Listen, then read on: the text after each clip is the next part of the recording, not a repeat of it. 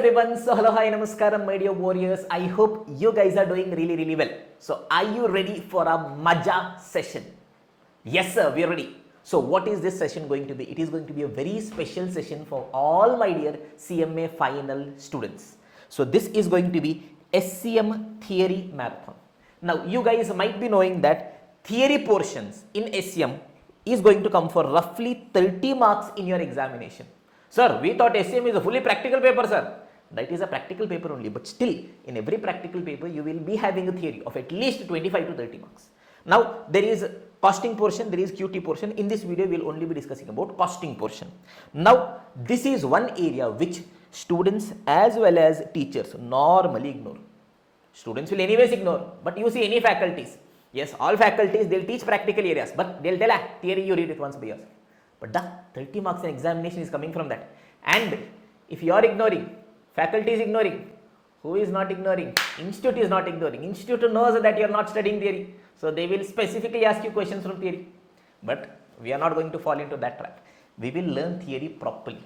Yes, the advantage of learning theory properly is, say for example, any practical question is difficult, you need not worry, you have that theory in option. Point number one. Point number two, practical questions are big, lengthy. Theory, you can write it quickly. And practical question may be difficult. Theory question will always be simple for you guys. So keeping this on the back of our mind, we have to give good priority to theory topics. And trust me, if you watch this marathon alone, yes, almost all the theory portions, we will do it in the lowest possible time for you guys. Trust me on this and you will understand, you will remember. That is my guarantee, that is my assurance for you guys. Happy? Happy alle? Set alle? Maja is coming? Okay. Now understand for you guys, yes, what we are going to give is, yes, for practical portions, you already know, you guys have seen our marathons, you know the quality. Yes, we understand the entire subject without having the need to by heart even a single formula. You know that. Sir, we know, sir, for practical you are the best. Trust me, for theory also, yes, even 50-60% of what I am giving it to you guys here, you will not be getting even in the regular class. Trust me on this. I am telling this because so much effort has gone behind. Okay, so this is going to be one of the best marathons for CMA Final SCM theory. With that, so much effort has gone behind the preparation of theory notes. You see, everything is beautifully arranged. We will be going further, you will understand. With that, to help you guys to revise the entire theory in 15-20 minutes, we have created summary charts also. Okay, I am just showing it to you guys, wherein entire one unit will be covered in one page. Yes. Now, if you are a student who has purchased our classes, great, you would have got access to all these things. People who are watching it on YouTube, don't worry. For you guys also, I will make it available absolutely free of cost. Yes, that is marathon anyways is there on YouTube. Yes, the notes for theory, we will be making it available for you. Summary charts also will be making it available for you. Sir, what we have to do, sir? Yes, simple. Yes, go to our Telegram channel, Think with Davish. Okay. So there you can check for CMA Final SCM theory notes. You will get the theory notes. Yes. With that, summary charts will also be available there. So please do download. Yes, now itself, take a printout and then start watching the classes. Yes, I've told already for practical revision, it is already uploaded on YouTube. You guys have given us enormous love and support. Thank you so much for that. We have also uploaded something called as a rocket revision of SCM, wherein the entire costing portion we have uploaded in 3 hours. So that you can keep listening to it. One day before exam also you can listen to it. So all these resources are available. And if you or any of your juniors want to purchase, yes, a logical best classes for CMA Final, SCM or SFM, you guys know where to go. Go visit our website www.thinkwithtabish.com. The best classes without having the need to even by heart a single formula, in the most fun way we are going to learn. Sir, what sir? This was supposed to be marathon. 1 minute, small. Okay. Okay. Yes, everyone. Yes, so I have told about the notes. It is available on Telegram group. And if you find this video useful, only if you find the video useful, one small help now. Yes, please do like, do share it to 3-4 friends of yours, share it in the CMA groups, and do put a comment. Put a comment, Maja is coming. Put a comment how this video was, because we have put in a lot of efforts behind that. Point number one. Point number two is, say a new student comes across this video. How will he or she get to know that this video is beneficial? Will they watch the entire video? No. They'll just watch 1 or 2 minutes and they'll see the comments. If they see good amount of comments, students are telling that this is adding value, then they'll go ahead to watch. So only if you take benefit, everyone should take benefit. So if you have loved, only then please do put a comment. It will really mean a lot to us. And if you want me to come up with a video on any other topic, do let us know. We are always available for you guys. So that's all. So with this, let us start with our theory marathon, my dear students. Yes, everyone. So the first unit you are going to start with is going to be benchmarking. Sir, what exactly is benchmarking, sir? Yes, in very simple terms, benchmarking means copying. As simple as that. Remember your good old childhood days when you were a small boy or a small girl, a small baby. Yes, you tried to copy your dad or your mom. Yes, say in the morning your dad is getting ready, he is combing his hair. You also go behind, you also try. Dad is trying to do insert, you also used to do that. Or the way mom is doing, you also try. Yes, you will be playing some games at home wherein you will tell, I'll become mom, I'll cook food. Yes, what basically you are trying to do? You are basically trying to copy. Same thing is benchmarking. You are basically copying someone. Yes or no, everyone? Or when we grow up, we come across heroes. We come across cricket stars. So the way they do, we try copying that. So people who are following cricket, no, the way Virat Kohli bats, he holds the bat, he turns it. Yeah, every time we play cricket, yes, we get that Virat Kohli going. We also turn the cricket bat. Yes, or we all know Shah Rukh Khan. Yes, the way Shah Rukh Khan opens his arms. So suppose you are in a love, you want to propose, you try doing this. She'll slap and go. No. Okay, focus on studies. So what basically you are trying to do? You are trying to copy. So in simple terms, benchmarking means what? You are copying. Now let us come to business organization. Say for example, imagine. Yes, I decided that I am going to stop teaching. Why, sir? What happened, sir? No maja only in life. Then what you want to do, sir? I decided we'll do something crazy in which we get maja. I decided we'll start a car manufacturing company. I had a childhood dream, car we have to manufacture. Sir, what is the name of the company, sir? MG. Sir, MG is already there, sir. This is other MG. Sir, what's the name of this MG, sir? Yes, this is MG, which is a Maja Gadi. When you are drawing, Maja is coming. Yes or no? So I decided we are going to start a car manufacturing company, which is MG. MG means Maja Gadi. Now tell me, students, I decided I am going to start a car manufacturing company. Yes, when I decide to start a car manufacturing company, I will look at my other competitors. What all good things they are doing? I will try to copy that, replicate that, and implement that in my business. In simple terms, that is benchmarking. Say for example, I tell that Hyundai has a good design. Car designs for Hyundai are normally good. So I will try replicating, understanding how exactly they are manufacturing that way. What special features are there? I will try implementing that. Tata Mahindra, they have a good build quality. Their cars are very strong. I will try implementing that. When it comes to Maruti, yes, their mileage is good. Yes, resale value is good, as well as their maintenance cost is less. I will try ensuring that whenever I go for value cars, I will try implementing that. So in simple terms, what we are doing, we are looking at another entity, maybe a competitor, maybe some other person, and whatever good they are doing, we are trying to replicate that so that we can also get similar success. Is this clear, everyone? So in simple logical terms, I have told you. Now let us try reading the meaning of this. Yes, what is benchmarking? Beautiful notes we prepared for you guys. I have told you it is available on the Telegram group. You guys can get it from there. Benchmarking is a continuous process. What is it? Continuous. Is it that I am doing it only one time? Continuously you are doing what? Continuous process of measuring PSA. What is it? Continuous process of measuring PSA. PSA means product, services, activities. What all you are measuring? Either I am measuring the product. Suppose we are MG, Maja Gadi.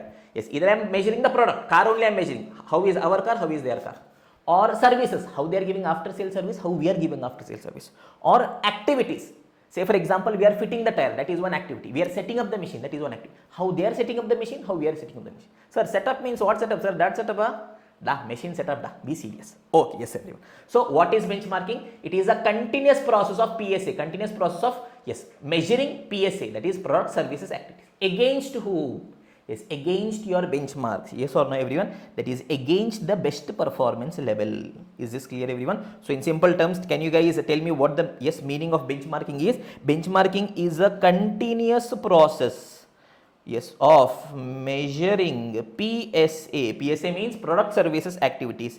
Yes, against, yes, best performing, yes, activities or best performing organization, best performing levels. Is this clear, everyone? Perfect. Now tell me, why on earth am I comparing it with the best performance levels? So that I can improve myself and reach to that level. Yes or no, everyone? So these benchmarks can be found within or outside the organization. Where do I find the benchmarks? Either within organization or outside organization. We'll explain this in detail.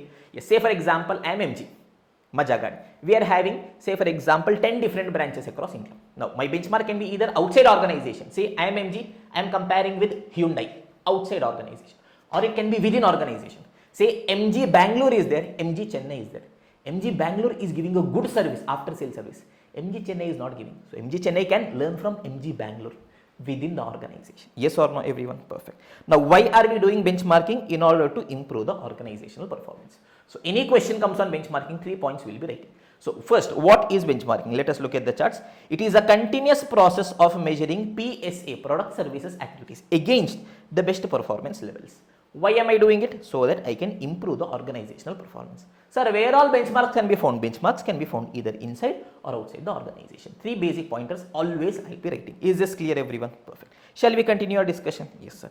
Now, next we are having different types of benchmarking. Very important, can come in your examination for a 5-mark theory question. Now, there are 6 different types of benchmarking. Quickly, let us try understanding. First one is the product benchmarking.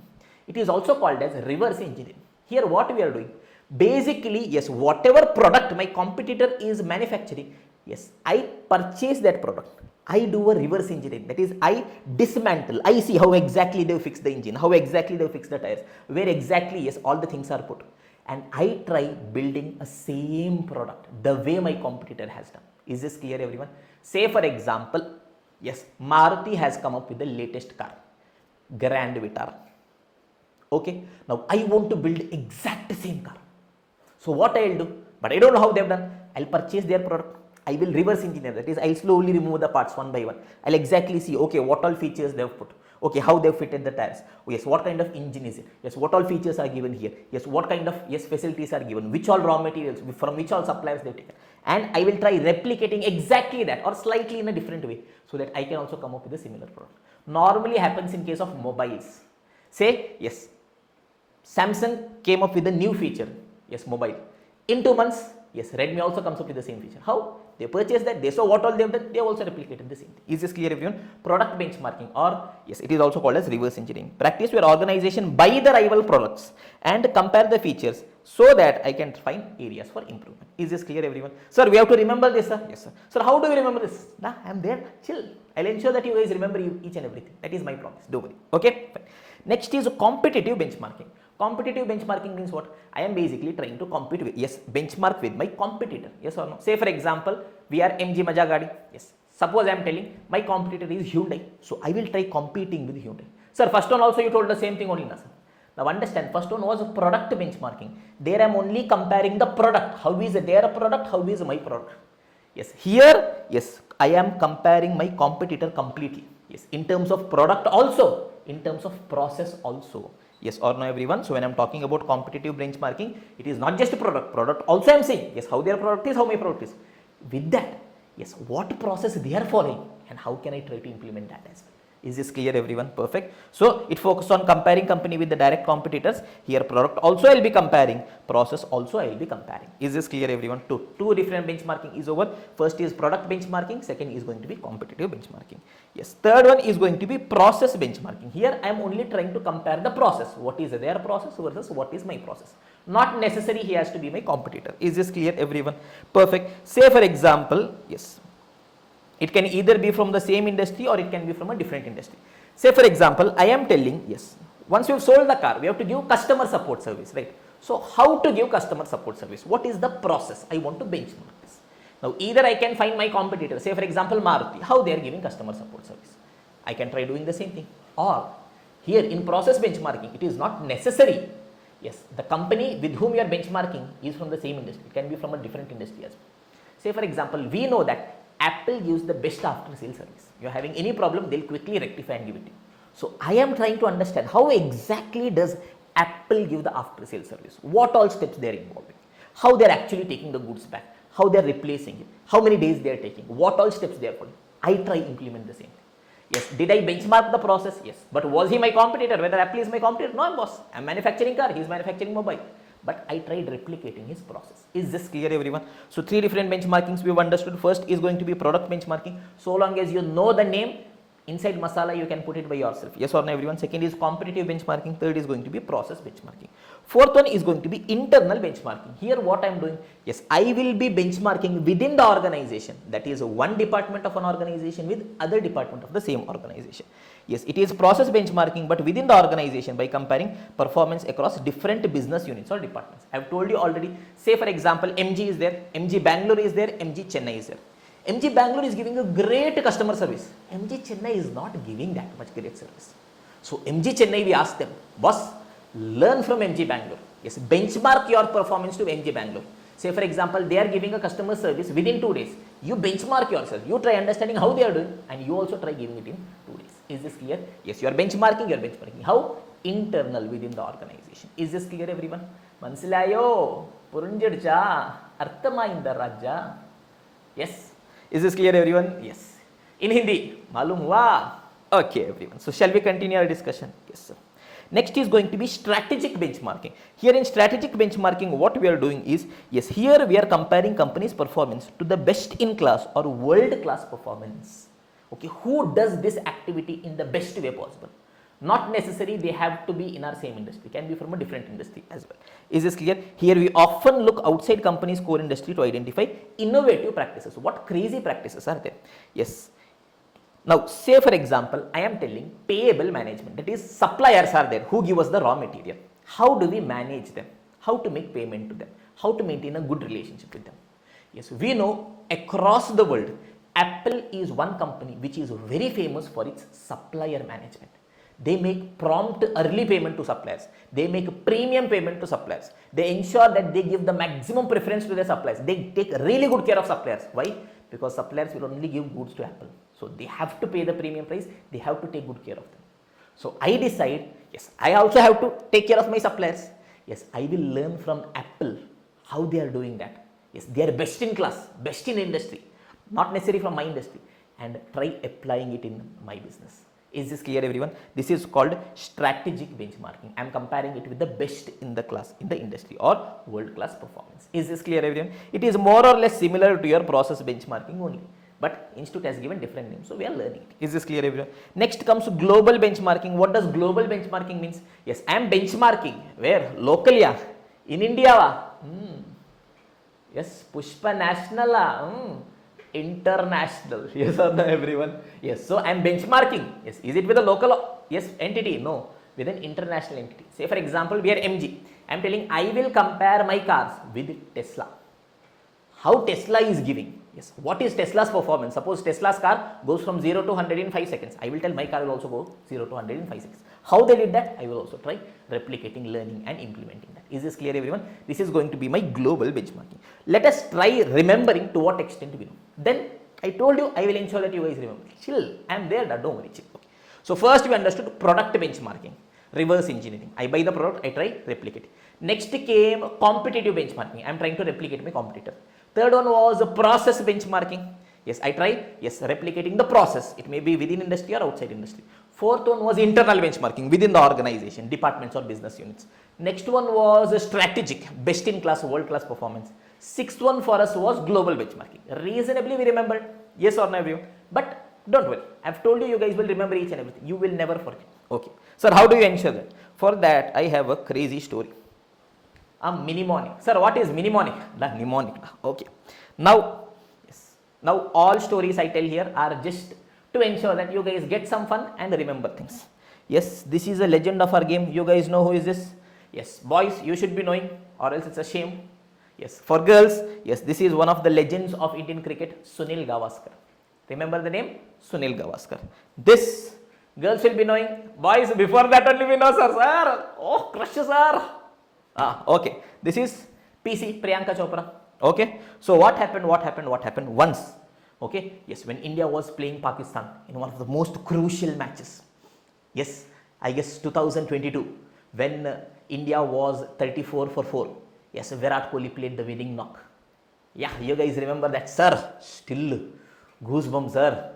Yes, whoever has seen that match live T20, we know. Okay, so what was happening? India-Pakistan match was happening, and that day, what was special that day? Sunil Gavaskar and Priyanka Chopra were together watching the match. So, yes, what is happening? Sunil Gavaskar and Priyanka Chopra went to see the India-Pakistan match. Now, look at this. Sunil Gavaskar and Priyanka Chopra went to see the India-Pakistan match. Sunil Gavaskar, SG, yes or no everyone? Sunil Gavaskar, SG and Priyanka Chopra, PC, went to see India-Pakistan match, IP. Yes, Sunil Gavaskar, SG. S stands for strategic benchmarking. G stands for global benchmarking. Priyanka Chopra, P stands for product benchmarking. C stands for competitive benchmarking. Yes, went to see India-Pakistan match. I stands for internal benchmarking. P stands for process benchmarking. Oh my God! Will you ever forget this?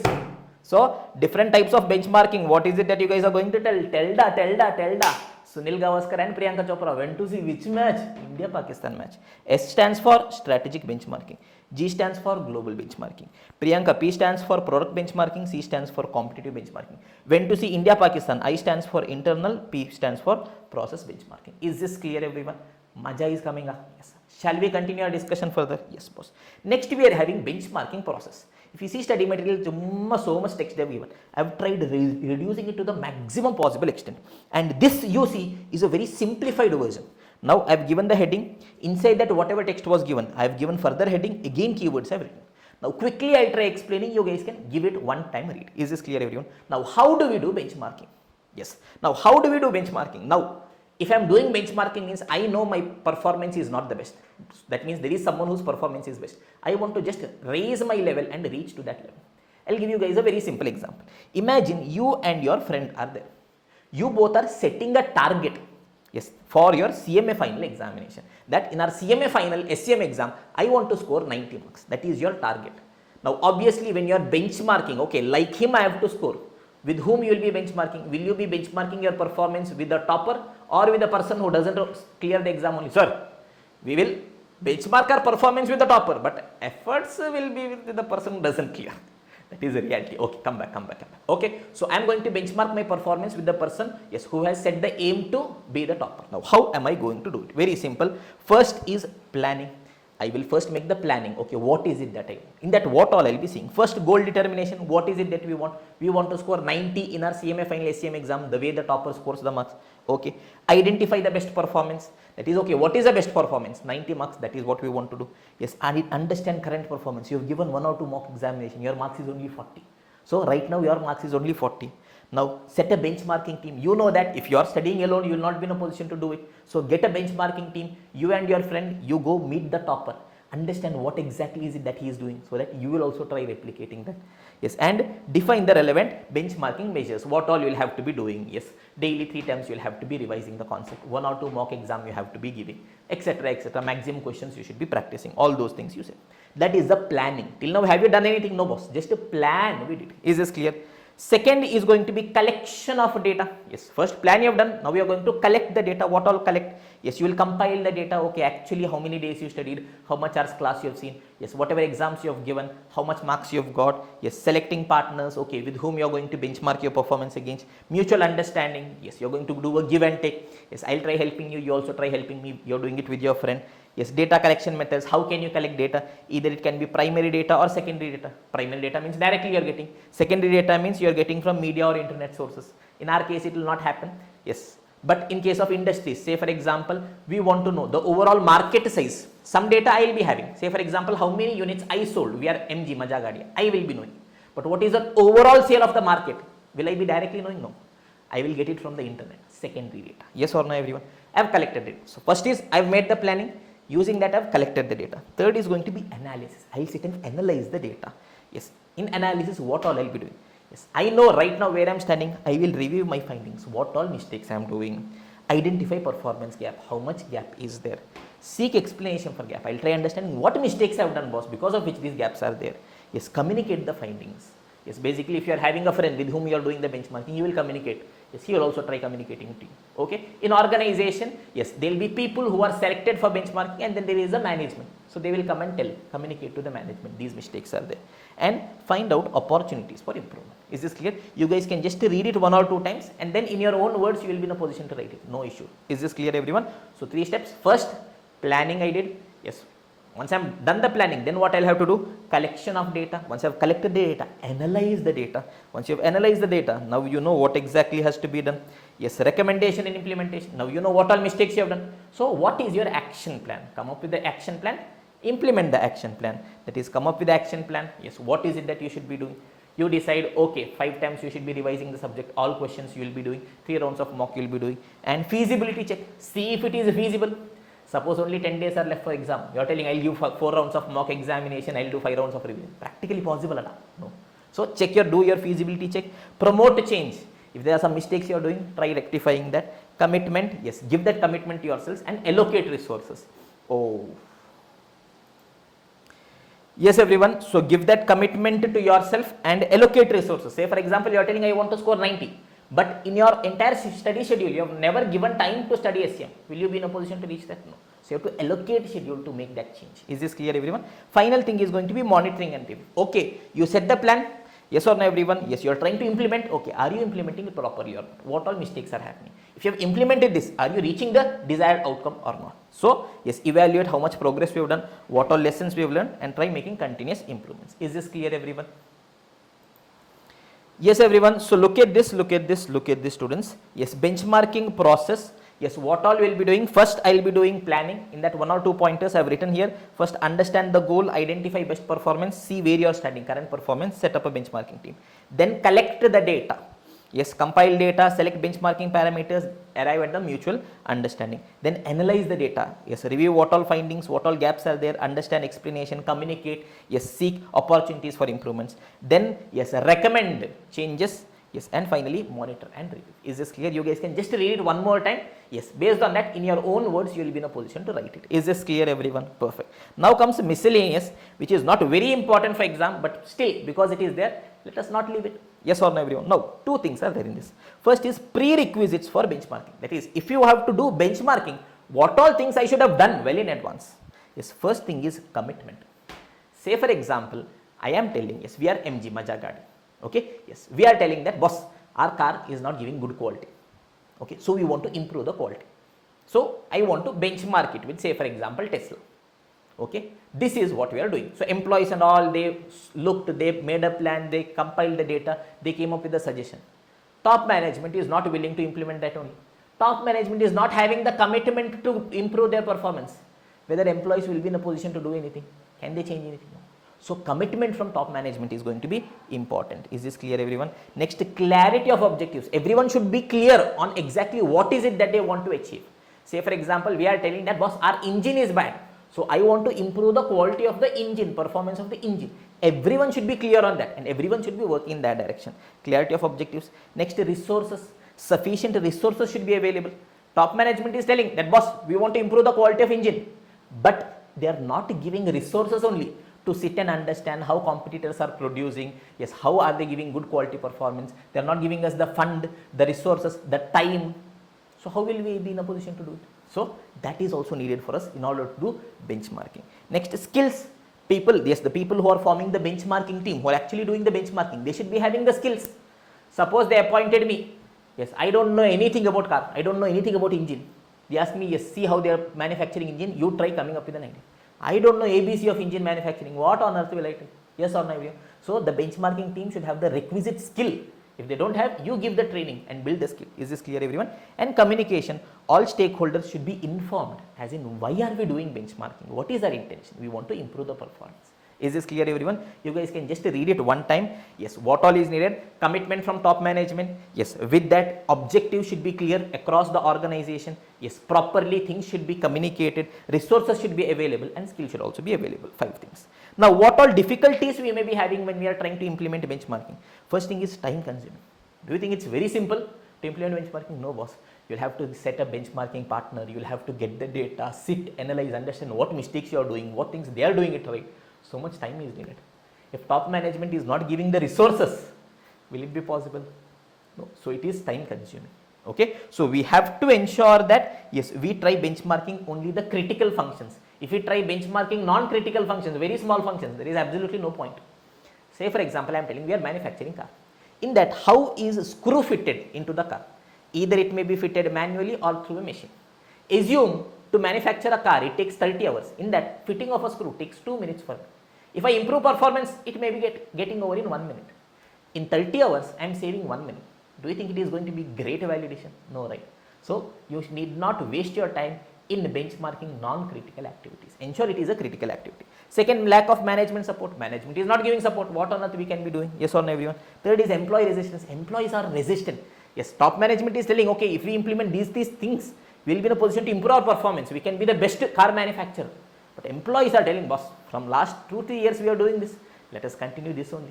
Suppose you would have done articleship. You know that, okay, boss, so many changes have come. We'll have to adapt ourselves. We'll have to use AI, yes, advanced versions of Excel. But we are happy using the current versions. Employees are resistant. They are not willing to change. Will you be in a position to improve your performance? No. Next, copy-paste attitude. Yes, just because someone implemented step 1, step 2, step 3. Yes, you will have to see how your organization is. Say, for example, there is a defense company in US. They manufactured something, step 1, step 2, step 3, they did.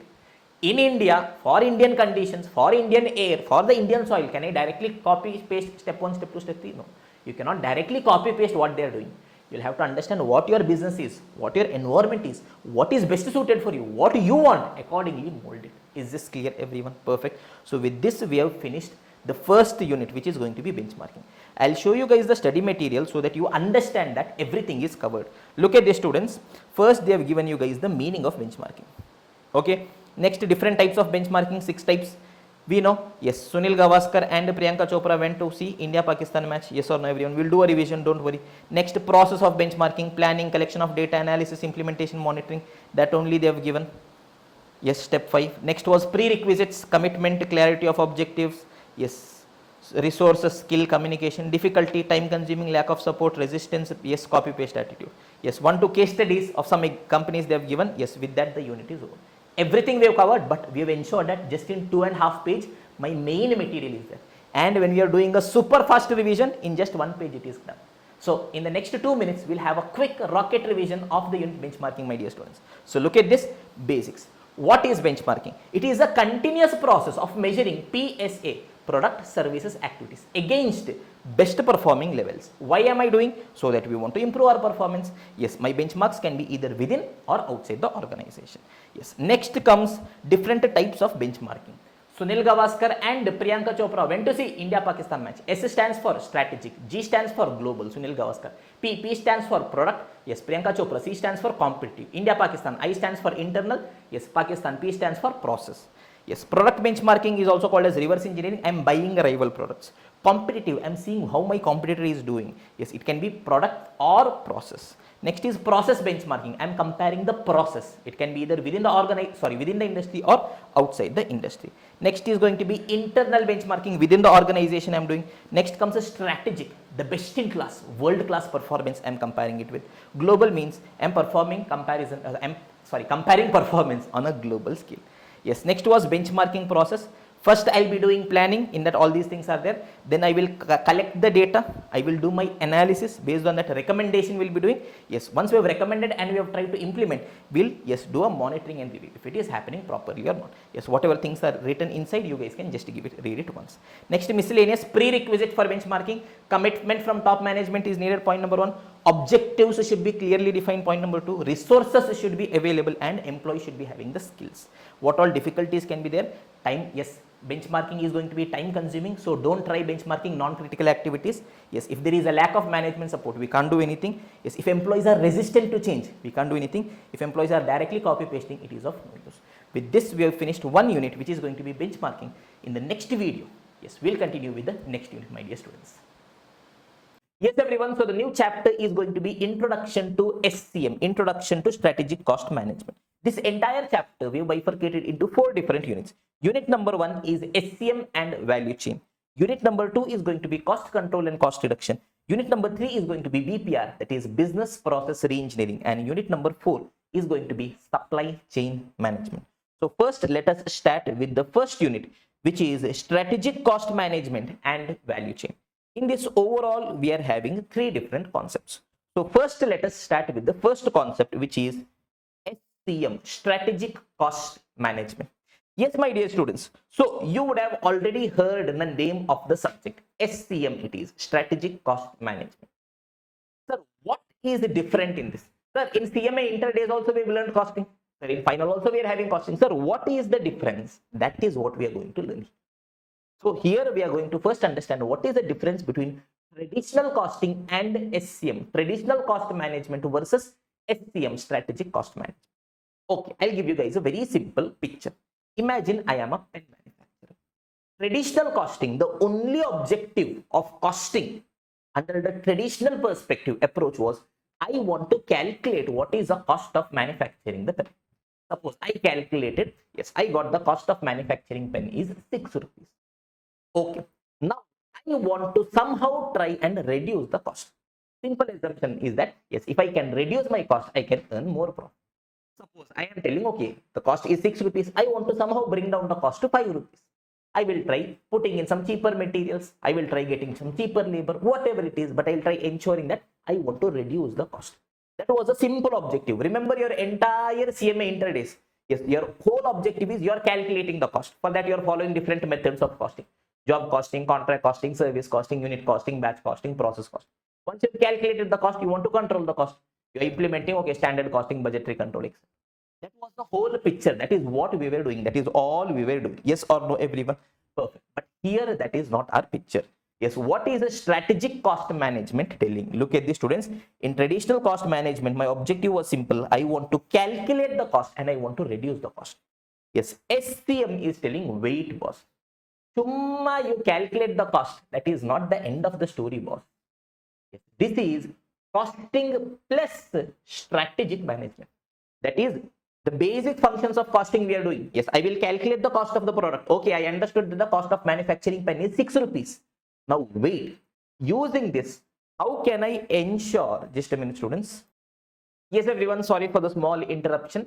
So in strategic cost management, the basic costing I'm doing, I will calculate the cost of the product. I understood that cost of manufacturing pen is 6 rupees. But wait, my story doesn't end there.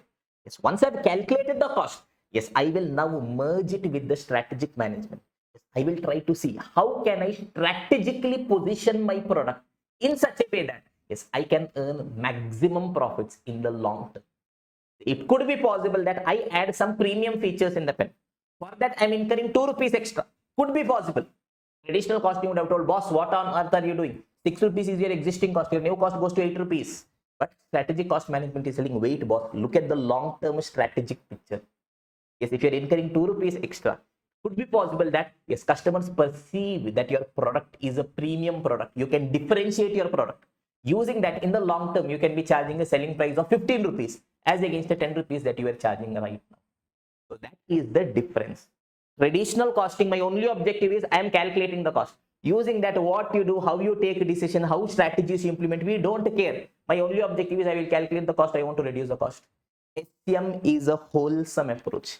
It's telling I will calculate the cost. Using that cost information, yes, using that information, I will take strategic decisions so that I can take the strategic decisions in a better way. Is this clear, everyone? I'll give you some very simple, quick examples, my dear students. Pay attention. First example is of Nokia. So somewhere in the year 2006-07, Nokia already had its own inbuilt operating software, yes, which is the Symbian OS. Now, what they were doing is they were just implementing the traditional costing. Yes, first when Google came up with Android, they first approached Nokia. They told, boss, you are the biggest player in the market right now. Yes, we are building an ecosystem. So you come, you accept this ecosystem, you be a part of that. Okay, but Nokia did not accept. Why? In the short term, they already had their Symbian operating system. So if they switch it to Android, they will be incurring higher costs. So they just looked at the cost. Okay, right now, suppose random numbers, right now my cost is 100 rupees. If I switch to Android, my cost will become 150 rupees. I don't want to do that. Traditional approach, short-term approach. They did not see where the market is going. They did not see the overall strategic outlook of the market. What happened? Just in a span of 1 or 2 years, the entire market of Nokia wiped off. After that, they tried coming back, but there was no scope. What we are telling, Chumma calculation of cost is not sufficient, boss. This cost calculation, yes, with that, you have to strategically implement strategies in your business so that you can maximize your profit. Is this clear, everyone? One more example is of Kodak cameras. Now, long back, before digital cameras were there, when we were having those reel-based cameras. So some of you guys or most of you guys in your childhood, when your photos were being clicked, okay, reel-based photos were being taken. Okay, Kodak was the #1 operator in the market. Now what happened is, somewhere in 1975, Kodak had only invented digital cameras. Think of it. Kodak, they themselves invented digital cameras, but they did not launch it into the market. Why? They had already made a huge investment in their existing film-based, that reel-based machinery equipment. So they thought, if they now switch to digital cameras, this huge fixed cost is already incurred. This becomes a waste. Again, more infrastructure cost I'll have to incur. Why should I do that? Let me try to reduce the cost. Short-term picture. Somewhere around 2008-9, Kodak had to file for bankruptcy. Why? They did not go in line with the strategic outlook. They did not implement strategies. Their only objective was, in the short term, I want to reduce the cost, so that if I reduce the cost, my profit will be more. Short term, they had profit, but there was no long-term sustainability. Yes, one more example is of Jio. Before 2016, if you guys can remember, yes, for 1 GB data, we were paying 349, 350 rupees. I still remember in my childhood days. Okay, not in my childhood days, when I was doing my CA inter-examination. For 1 GB, I was paying 350 rupees. There comes Jio. They gave unlimited data for free for the first 6 months. Suppose you are implementing traditional costing. People who are doing costing in their organization would have committed suicide. Why, boss? Yes, previously, assume random numbers I'm giving. Yes, the cost of 1 GB, suppose randomly, say 200 rupees. You are giving unlimited data. Your cost is going up. With that unlimited free calling, 100 messages per day, all those features you are giving, your cost is going up. You are not charging anything. Traditional costing is telling it is such a nuisance of a decision.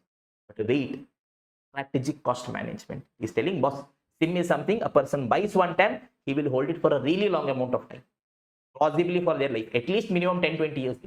Even if I incur cost for a year, I'll recover it over the next 20 years.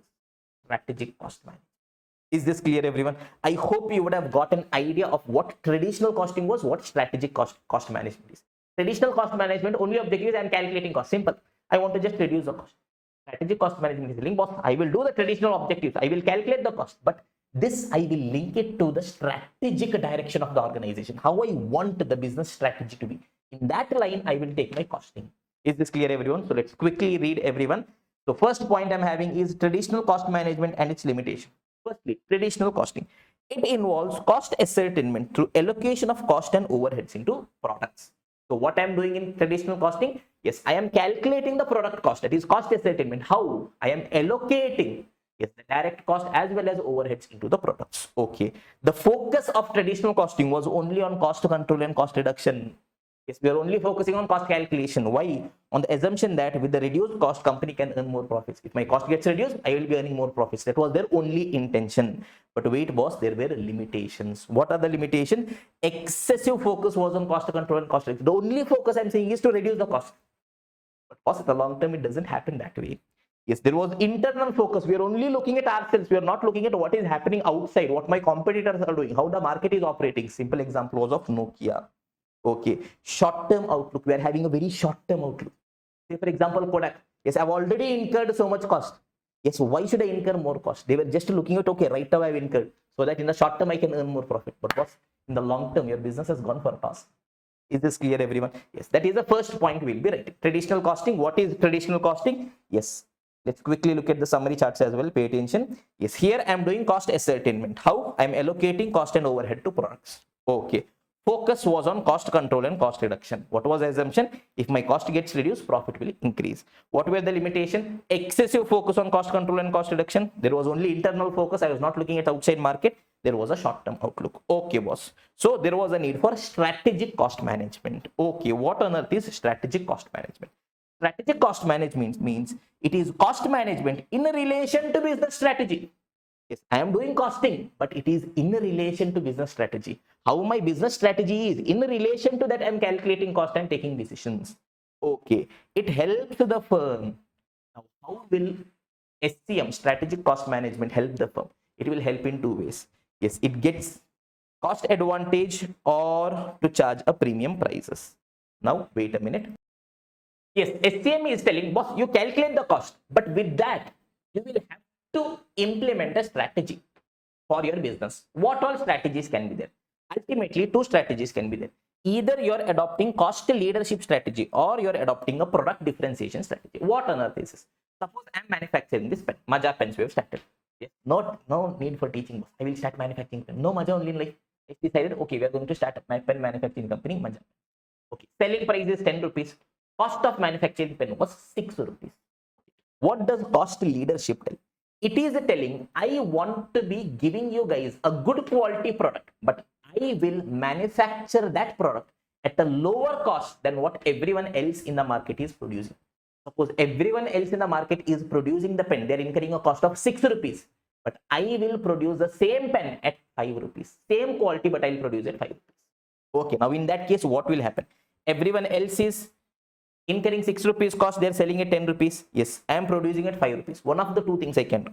Yes, either I can sell at 10 rupees only. In that case, I'll be earning a better profit margin, or I can reduce my selling price. I can sell at 9 rupees. Profit margin still 4 rupees I'll be getting, but because I'm selling at 9 rupees, I'll be getting a bigger market.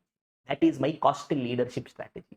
That is, I am producing the same product at a lower cost than what my competitor is doing. Okay, or else I can go for a product differentiation strategy. That is, I am telling I want to differentiate my product from what everyone else in the market is doing. Say, for example, everyone else in the market, they're producing the pen, they're incurring a cost of 6 rupees. They're selling at 10 rupees. I decided I will add some extra crazy features in the pen. Random, I'm telling.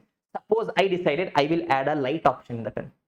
Okay, so that randomly, yes, you would be remembering, okay, in your school days, there would be a pen with a laser light. Okay, so randomly you guys are in your school, okay, you're randomly, yes, pinpointing to people, you're having a good feel of that.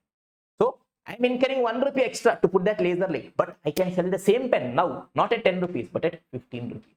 What have I done? I have differentiated my product from the market. Yes, I incurred some extra cost, but now my product is standing separate. It has become a premium product in the market. Is this clear, everyone? So what all type of strategies can be there? SCM is telling, boss, you'll have to be doing cost management in relation to your business strategies. Two business strategies can be there. First one is going to be cost leadership. What is cost leadership telling? It is telling we are offering quality products or service. Quality will be same, but at a lower price. Simple example could be Indigo, where everyone else is charging 10,000 fare. They are giving you the same at 8,000. Why? Their cost is low. That way they have done. Yes, all unnecessary features, all those things they've eliminated. So thereby they've reduced the cost. So they are charging a lower price. Or DMart. Suppose at a retail kirana shop you are paying 10 rupees. Yes, DMart will give you the same product at 7 rupees. Yes or no? Yes. Cost leadership advantage, low cost advantage. Yes or no, everyone? Or else it could be product differentiation. Yes, we are creating premium product or services with unique features. For example, yes, Apple it could be, yes, Royal Enfield it could be, Zara, etc. Yes or no, everyone? Perfect. Now, what all are the pillars of SCM? Not that very important, but still we'll have a quick understanding.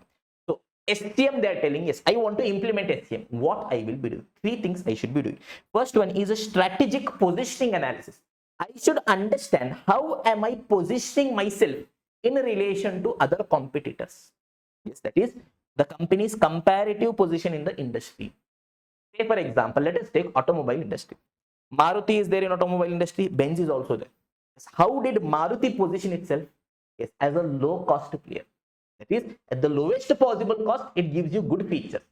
And wherever you want service station is available, yes, maintenance cost is this. That is how Maruti has positioned itself. So all their ads in that direction they're doing. Yes, everything they're doing it in that direction.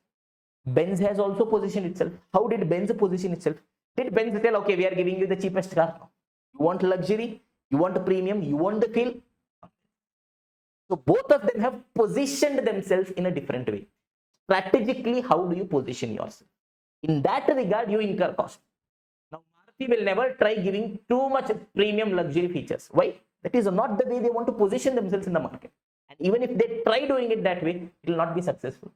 Maruti comes up with a premium product. It doesn't work that much in the market. Benz comes up with a low cost product. It doesn't work. Why? That is how they've positioned themselves. Strategic positioning analysis. Next one is a cost driver analysis. Yes, firstly, we are seeing how do we want to position ourselves. In that relation, I'm understanding how my cost is incurred, cost driver. Yes. In the chapter activity-based costing, we would have understood the term cost driver. It is the driver that drives the cost of the activity. Yes, that determines the cost of the activity. Say, for example, setup. Sir, what's the setup? Not that setup, the setting up of machines. What do you think? Only humans need setup, huh? Machine also needs setup. Coming back. Now, setup of machine. Say, for example, yes, we are having a car manufacturing setup. So there, yes, before we start manufacturing, we have to set up the machine. Say setup cost I have incurred in a year is say 10 lakh. Tell me, this cost is incurred. When will I be incurring setup cost? When I'm setting up the machine. Say for example, I have set up the machine 100 times. So that means I will be getting what is the cost per setup? I guess 1000 per setup. Yes or no, everyone? Yes, cost driver. Now, instead of saying, okay, 10 lakh cost I've incurred, 10 lakh cost I've incurred, how do I reduce the cost? Yes, look at the cost driver, the factor which is driving the cost of the activity. Tell me, students, how is the cost of setup incurred? It is incurred based on the number of setups. If I have to reduce the cost, what I have to do? I have to try reducing the number of setups. Yes or no? Or I have to reduce the cost per setup. That way I'll be in a position to reduce the cost. Is this clear? That is my cost driver analysis. So first I'll see how do I want to position myself. Then I'll see how cost is incurred, so that how do I try to reduce my cost. And the next thing is going to be value chain analysis. Here I identify the entire chain through which product is created and identify which all activities are value added, which all are not value added. That is what we'll be discussing in the next concept, concept number 2, which is going to be value chain analysis by Michael Porter.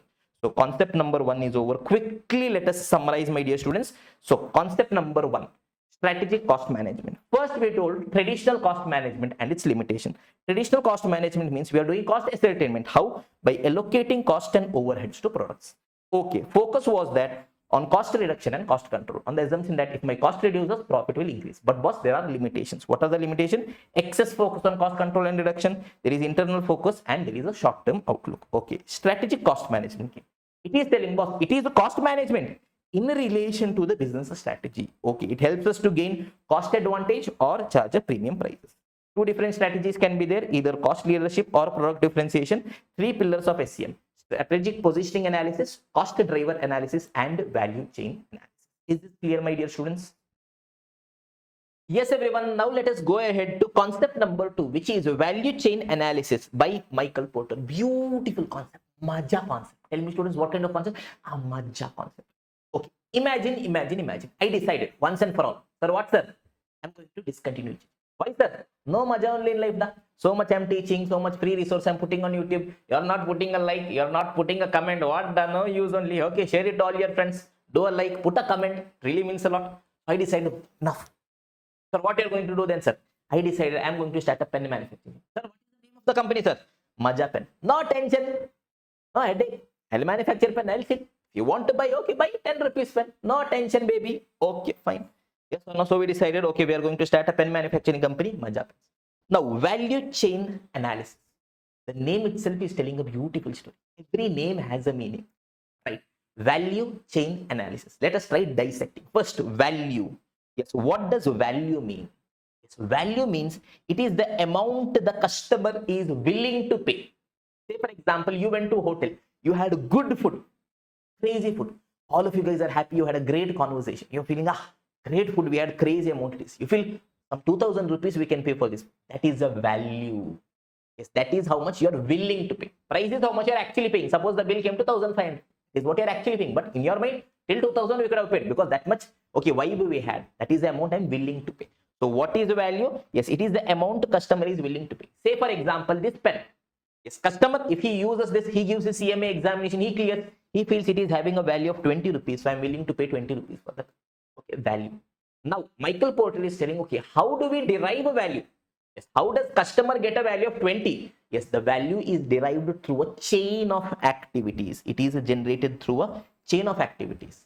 Just directly whether 20 rupees value is generated, no boss. First, the pen body should be there. Next, the, yes, what is it called? Nib should be there. Next, good quality ink should be there. Next, a proper comfortable grip should be there. Next, it should be in a proper marketable box. Next, it should be there in the nearest shop. Yes, next, any issue is there, support service should be available. Only if all these things are there, all these activities are there, you are willing to pay 20 rupees. Yes or no? So what is telling? Value, it is the amount customer is willing to pay. When are we willing to pay 20? It is generated through a chain of activities. When all these things happen, okay, I'm having a good quality body, yes, good nib, yes, good quality ink with that proper marketing, it is available in my nearest shop, plus any support is needed, they are giving. Only then I'm willing to pay 20. Now, what Michael Porter is telling is value, amount customer is willing to pay, it is generated through a chain of activities. Now he is telling, let us analyze these activities. Value is generated through chain of activities. Let us analyze each of these activities. So once we analyze these activities, we will understand that some activities are value added, some activities are non-value added. Some activities are value added. Value added means they're adding value to customer. Customer feels, very good. If the activities are adding value, what we have to do? We have to continue those activities. Plus, we have to make an effort to make them better. So if we can try to make them better, it gives us a product differentiation advantage. Say for example, I am telling the quality of ink.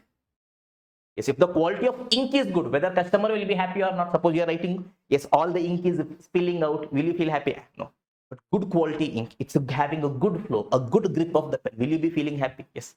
Is it a value added activity? Yes. So is it needed? Yes. So Michael Porter is telling, boss, it is a value added activity. Point number one. Point number two. Now you try, put in efforts to make this better. Try giving a better grip, better quality, so that you can create a differentiation advantage. Okay. There can be some non-value added activities. Some activities which are actually not adding any value to customer, whether it is there or not there. For customer, it doesn't make a difference only. Say for example, yes, for those activities we should eliminate so that we can reduce the cost. Simple example, I am telling, we are putting a very quality plastic in the refill. So inside the pen we are having a refill. In that we are putting top premium quality plastic, yes, which is having a life of 10 years. Tell me, is it of any use? Whether the refill will be used for 10 years, maximum 1 month will be using. So even if a moderate quality plastic also is sufficient, so long as it doesn't spill out, it is sufficient. Whether you will go out telling, this pen inside this refill now, quality plastic, 10 years it will come. Will you go on telling? Even if it's a slightly lower quality, will it make a difference? It doesn't make a difference. So that you eliminate. Thereby you can get a cost advantage, cost leadership advantage. Say for example, storage of raw material. Yes, you purchased raw material, you're storing in your warehouse for 1 year. So when you're storing in your warehouse for 1 year, you're incurring the storage cost. Warehouse you want, rent you want, some goods will get wasted, all those things. Now tell me, is it something which is adding value to the final customer? Where the final customer will tell, this pen that I've purchased now in the warehouse, they've stored it for 2 years. Will it add any value? Eliminate that. Thereby you can reduce your cost. That is what Michael Porter is telling. Is this clear? Value, it is the amount customer is willing to pay. It is generated through a chain of activities. We'll analyze those. Is it value added? Non-value added. Value added means I will continue and I will try making an efforts to do it in the best way possible so that I generate differentiation advantage. If it is not adding any value, eliminate them and get the cost leadership advantage. Is this clear, everyone? With this on the back of our mind, let us try seeing the basics. Look at this, everyone. What is value chain? Yes, value chain is a powerful tool to break down a company's activities and identify sources for competitive advantage. How can I get advantage, differentiation, or leadership? Okay. Meaning, it is a set of activities that organization carries out to create value for the customer. Yes or no, everyone? Series of activities that I'm doing to generate value for customers. Okay. It helps companies to reduce cost or increase differentiation. Okay, I've told already. Yes, company's value chain is a part of a larger system, including upstream as well as downstream. So it is telling you will have to analyze your upstream as well as downstream. Upstream means my supplier. Company is there. I want raw material. From where I'll be getting? Upstream, from my suppliers. Yes, this entire thing from my suppliers I'm getting raw material. This entire thing is called upstream. In supply chain management will be learned. Yes, once I've received the raw material, from that I've produced the finished goods. Finished goods I will be selling it to customers. Yes or no? In the value chain they'll be coming below us. So it is called as a downstream. So this entire all transactions I'm analyzing, I'm understanding, is it adding value? It is not adding value. Is this clear, everyone? Yes, not very important, but because it was there, yes, I've just informed. Okay, now next thing is, okay, beautiful, formula for value creation. It is telling how do I create value for the customer. Yes, it is telling my profit margin. They are telling how do I calculate profit. They're telling very simple, boss. Your profit margin is nothing but value created minus cost of creating the value. Suppose this pen is there. I've given you this pen. You gave your CMA examination, you cleared, you have a very sentimental value for it. So you're willing to pay, say for example, 30 rupees for this pen. So what is the value that this pen has given for you? 30 rupees. That means how much I can charge you? I can charge 30 rupees. Okay. Now what is the cost of creating the value? This pen I would have produced, distributed, sold, given you after sales service. For all these things combined together, for all these activities combined together, how much cost I incurred? Say for example, I incurred a cost of 15 rupees. That means how much profit I would have earned? 15 rupees. Is this clear? This is how they've defined the profit margin. They are telling, yes, basically it is sales only. Yes, sir. How much value I'm creating, that much I can charge. As simple as that. So they are telling profit is nothing but value created minus cost of creating the value. Is this clear, everyone? So if I can create more value, means I can charge a higher price. That means I'll be getting a higher profitability. Therefore, I'll be having a bigger competitive advantage. Is this clear, everyone? Yes. Elements in Porter's value chain analysis. Okay. This let us try understanding properly. Now, okay, let me just give you a full value chain of pen manufacturing. Assume we are in the pen manufacturing business. What is a full chain? From start to end, what all activities I'm doing? Yes. Step number 1, yes, raw material I have to be purchasing. Yes, what all raw material I want? Yes, plastic I want, ink I want, yes, spring I want, packaging material, etc. I want. Yes, I've purchased the raw material from the supplier. From my supplier to our warehouse, to our stores, goods should be received. So that transportation will be there. Yes, here what will be doing? Operation. I'll be manufacturing pen. Yes, so raw material will be converting into finished goods. So all these things I'll be doing. Yes, once my pen is ready, will I be keeping them in the factory only? No, I'll transport them to the warehouse. So I'm having outbound logistics from my, yes, company. I'm transporting them to the warehouse. So I'm packaging pen into the boxes, putting into box, keeping it in the warehouse, etc., etc. Then chumma, if I manufacture and keep the pen, is it sufficient? No, I have to create a demand, marketing I'll be doing. Yes, with that, after sales support service also I'll be providing. Is this clear, everyone? Okay, now Michael Porter is telling, boss, you identified all the activities. Yes, they're telling all the activities we can bifurcate into 2 main categories. Either they are going to be primary activities or they are going to be support activities. This is going to be important for us from the examination perspective. We are asking, boss, what is primary activity? He's telling these are the activities which are directly involved. What? Directly involved in transforming my raw material into finished goods. Okay. Here directly I'm transforming my raw material into finished goods. Is this clear? Support activities. Here am I directly converting raw material into finished goods? No, but I'm giving some support service for it. Is this clear, everyone? So 5 primary activities are there, 4 support activities are there. Sir, should we remember them? So how do we remember? Hilda, we'll remember it, don't worry. So 5 primary activities are, first is inbound logistics, next is operations, next is outbound logistics, next is marketing and sales, next is service. 4 support activities: procurement, human resource management, technological development, infrastructure. Sir, nothing you're understanding, sir. Don't worry, chill, I am there. 5 primary, 4 support. Yes or no, everyone? Quickly, we'll just quickly see. Yes, elements in Porter's value chain. He has bifurcated activities into primary, support. Yes, primary means directly involved in transforming raw material into finished goods. Support means they are providing support. Yes, primary activities 5 are there. Let us try understanding. Simple. In our case, Maja pens, we are manufacturing pen. What is a primary activity? These are directly involved in transforming raw material into finished goods. That is, once I'm having raw material, till the time I produce finished goods, whatever is happening is going to be my primary activity. Okay. Suppose you are the supplier.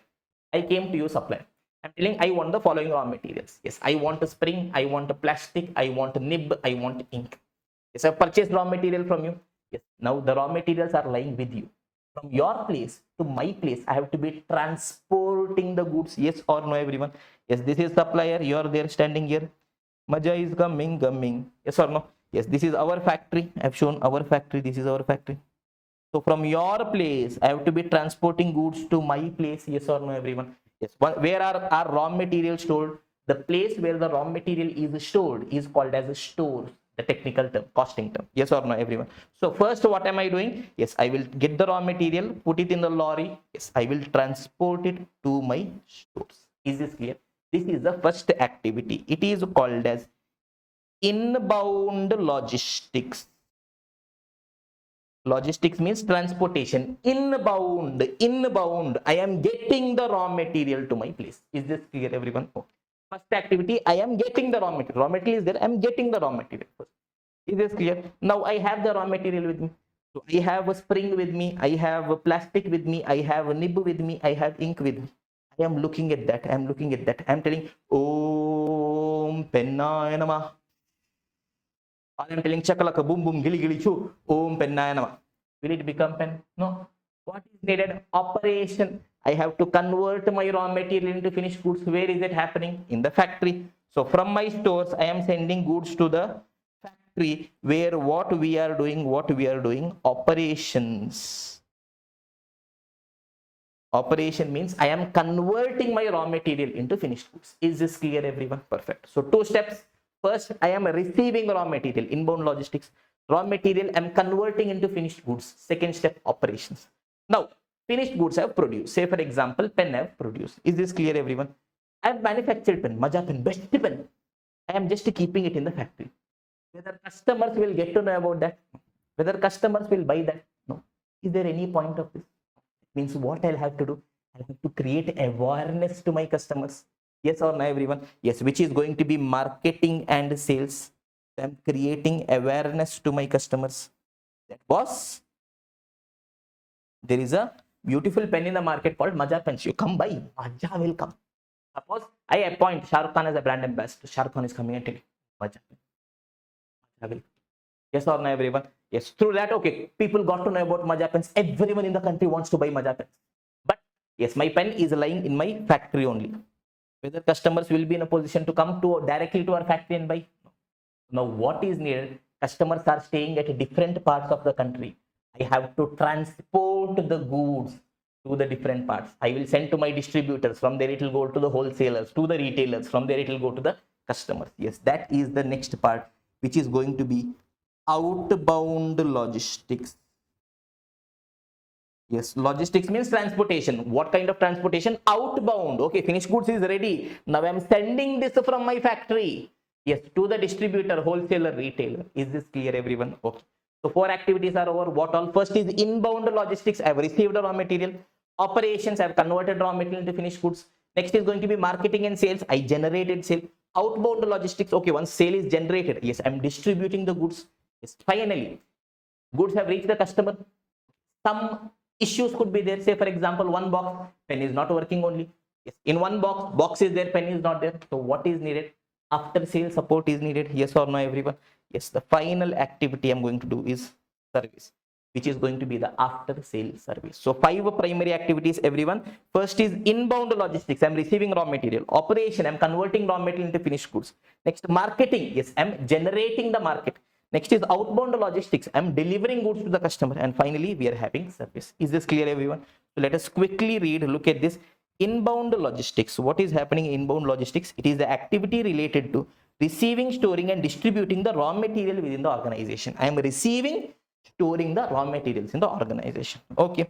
Next, I'm having operations. Operation means here I'm converting my raw material into finished goods. Okay. Next is going to be outbound logistics. Okay, boss, I'm having finished goods. It should reach customer.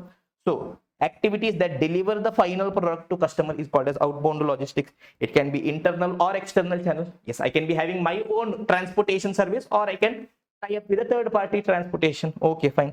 Marketing and sales. I am attracting customer and generating sale. And service, it is after sales service. Is this clear, everyone? Perfect. Now, Michael Porter is telling, okay, boss, these are the main activities. But to do this, you want some support functions as well. What are those support functions? 4 support functions are there. Yes, first one is going to be procurement. Next is going to be human resource management. Next is technological development. Next is going to be infrastructure, which is a firm infrastructure. Tell me, students, yes, you will convert raw material into finished goods. For that, first, what we have to do? We have to purchase raw material. For that, I want the purchase department. Yes or no? They will be purchasing raw material. Yes, that is not the primary activity. Yes or no? Just because I purchase raw material, it will not get converted into finished goods. But that is needed. That is a support. Only if raw material is there, I can convert. Yes or no, everyone? That is a procurement. Yes, I have to be purchasing raw material. Good quality raw material at the correct price, at the correct time, I should be getting. Next is human resource management. Yes, raw material we are having in our organization. Yes, employees are only not there. For employees, we are not paying properly. Yes, we are harassing our employees. We are not treating them properly. Will employees work? No. Can I convert raw material into finished goods? No. So for that, what is needed? Yes, properly human resource have to be managed in the organization. Is this clear, everyone? Yes, next is going to be technological development. Okay, we are still producing pen the way we are producing in 1950s. No technological development only, nothing is there. Will it work? No, boss. Technologically, we'll have to keep advancing ourselves. Research and development will have to be doing. Yes or no, everyone? Next, we want the overall infrastructure. I'm telling I purchased the raw material. Employees are also there, but I'm not having a place only. I'm not having machines only. How will I produce? So that overall firm infrastructure That is, the finance is needed, place is needed, yes, management is needed, all those things are also needed. Is this clear, everyone? So I'm trying to explain it quickly. Yes, support functions, they're giving support. Yes, procurement, that is purchasing. I'm purchasing raw material and other consumables. Human resource management, I'm recruiting, training, giving compensation and retaining my employees. Technological development, yes, we are doing research, innovation and IT management. Infrastructure, yes, it is the organizational framework and essential support systems. The overall infrastructure should be there. Yes, using that only will be in a position to produce goods or services. Is this clear, everyone? So what all we have discussed till now, just a quick understanding. First, I have told basics of value chain. Then we told Michael Porter has bifurcated activities into two. Yes, primary activities, support activities. So we have understood value chain. Now coming to the last term, which is value chain analysis. Yes, this I have already explained. Yes, value chain analysis. Michael Porter told, boss, you understood value chain? Yes, the entire value chain. I bifurcated into primary support. He is now telling analyze. Analyze each and every activity. You will identify that some activities are value added. That is something customer is valuing greatly. That you continue. That you try doing it in a better way. That gives you the product differentiation advantage. Say for example, ink, good quality ink, customer will value. That you try doing it in a better way. Or the comfort, the grip of the pen, you try doing it in a better way. Yes or no, everyone? There will be some non-valued activities. It is not adding any value to customer. Why you are doing and wasting your money? Yes or no? Eliminate them. Thereby I can reduce the cost. I will be getting cost leadership advantage. Yes or no, everyone? I have told you costly plastic refill. No need. Storing of raw materials. No need. Yes, sir. So all those things are non-valued. So it is better to eliminate. Is this clear, everyone? That is what they've told here. Yes. Identify primary and support activities which are adding value. Yes, that I will continue. Thereby I will increase differentiation. Whichever is not adding value, I will eliminate that. Is this clear, everyone? Perfect. They've told steps to develop value chain analysis, not needed, but still you can read it one time. Yes, first identify all the activities. Calculate cost of each activity. Yes, look at what customers perceive as value. Yes, in all these activities, which all customers perceive is value added. That only you continue. Yes, you see also what your competitor is doing. Based on that, try getting a competitive advantage. Not needed, but still one time you guys can read it. Is this clear? With this concept number 2, value chain analysis is also over, my dear students. So quickly, shall we revise? Yes, sir. So value chain analysis by Michael Porter. Firstly, basics of value chain. So value chain, what is value chain? It is a set of activities that organization carries out to create value for the customer. Then they have told the profit formula. Yes, the value created minus the cost of creating value gives me the profit margin. Okay, how will my value chain analysis help me? It helps me to reduce the cost or increase the differentiation advantage. How did Michael Porter bifurcate activities? Primary activities, support. Primary activities means they're directly involved in transforming raw material into finished goods. Support means they're giving support to the primary activities. Yes, primary activities, inbound logistics, I am receiving raw material. Yes, operations, converting my raw material into finished goods. Marketing, yes, and sales, I'm attracting customer. Outbound logistics, I'm delivering goods to the customer. And finally, services, which is after sales service. Support activities, procurement, I'm purchasing raw material and other consumables. Human resource management, recruitment, training, compensation, and retention of employees. Technological development, technologically IT management, I'm doing. Infrastructure, which is the organization framework. Yes, what is the value chain analysis? Yes, we are identifying how each step is adding or subtracting value. Yes, I'm going to bifurcate my activities as value added, non-value added. Value added means I will continue and I will find ways to do it better so that I can create a differentiation advantage. Non-value added means I will eliminate, thereby arriving at cost leadership advantage. Is this clear, everyone? Perfect. So we are having one final concept number 3, which is going to be red ocean versus blue ocean strategy. I'll just a sip of water. You guys also take a break. Let it sink in. Then we will continue our discussion, my dear students. Yes, everyone. So we are having concept number 3, which is going to be red ocean versus blue ocean strategy. Sir, what on earth is this, sir? Sir, blue color ocean we've seen, sir. Red color we have not seen only, sir. What is this, sir? Sir, nonsense and all that speaking, sir. Read it, give me 2 minutes. Okay. Suppose I am telling we are starting a new product or a new company. Sir, give an example, sir. Imagine, yes, I am telling we will start a new pen manufacturing company, Maja Pens. Now, there are 2 different ways I can start it. Now, either I can produce a product which is already there in the market. Say, for example, normal writing pen. Yes, ball pen. Everyone else is producing, selling. So many companies are there. I also produce the same. Tell me whether competition is there or not there. Yes. That is called as red ocean strategy.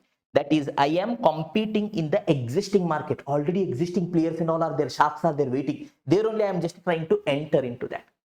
Tell me they will come and try killing me. Yes, or no, the entire market is now segregated. That is red ocean. Or else I have a blue ocean strategy. Yes, I try creating a new product altogether. I decide I will come up with a pen. Yes, in which now, if you write, okay, yes, it will be used for writing purpose. And whatever calculation you are doing, suppose say for example you are doing 2 into 3. Yes, it will automatically tell you the answer is 6. I need not even touch calculator. Okay, if you want to turn it into a pencil, just you press a button, it will turn it into a pencil. Suppose your friend is disturbing you.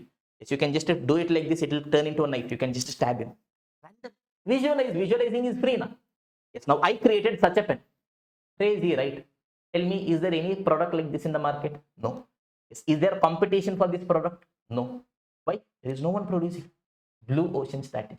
I'm creating something which is crazy, out of the box. There is no competitor only. No one will come to try and kill me only. Yes. Blue ocean strategy. I'm creating a new market altogether. Is this clear, everyone? Yes or no? So simple example. Yes, Oyo was there. Yes, back in 2015-16 when Oyo was trying to start, they had different options. Either they could have just started a lodge the way every other player will start. Yes, open a lodge in one city. Yes, give it a name Oyo. People will come there. Okay, people will pay for the room. They will go back. But Oyo decided, no, we are going to change the strategy.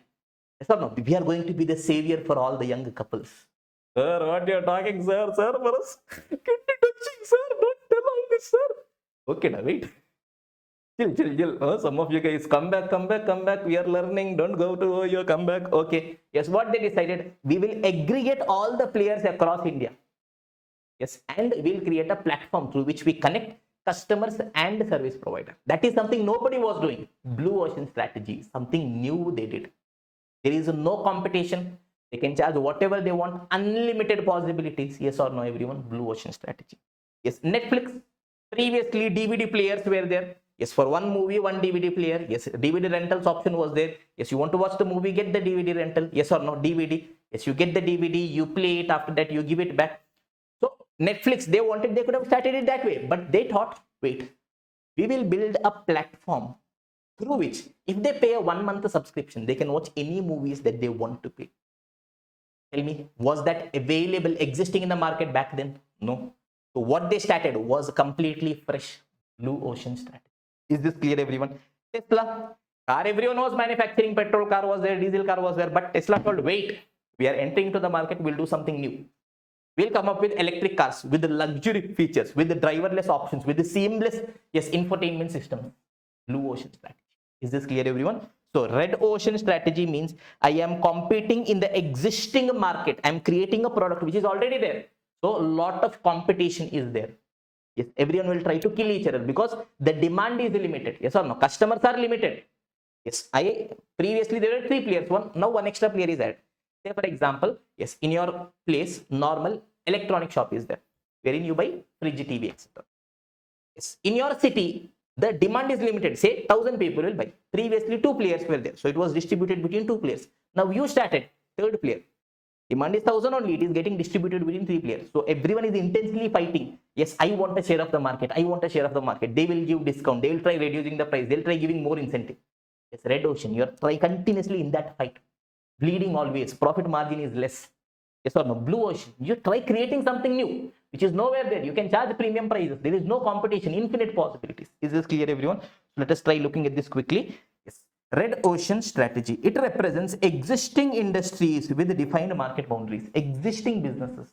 Okay. Companies focus on outperforming rivals to gain a larger share. I have to get a bigger share means I have to do better than my rivals. Yes, intense competition is there. It leads to bloody red market scenario. Everything is bloody red. Yes or no, everyone? Blue ocean strategy. Yes, it represents new, unexplored industries where competition is non-existent. There is no competition only.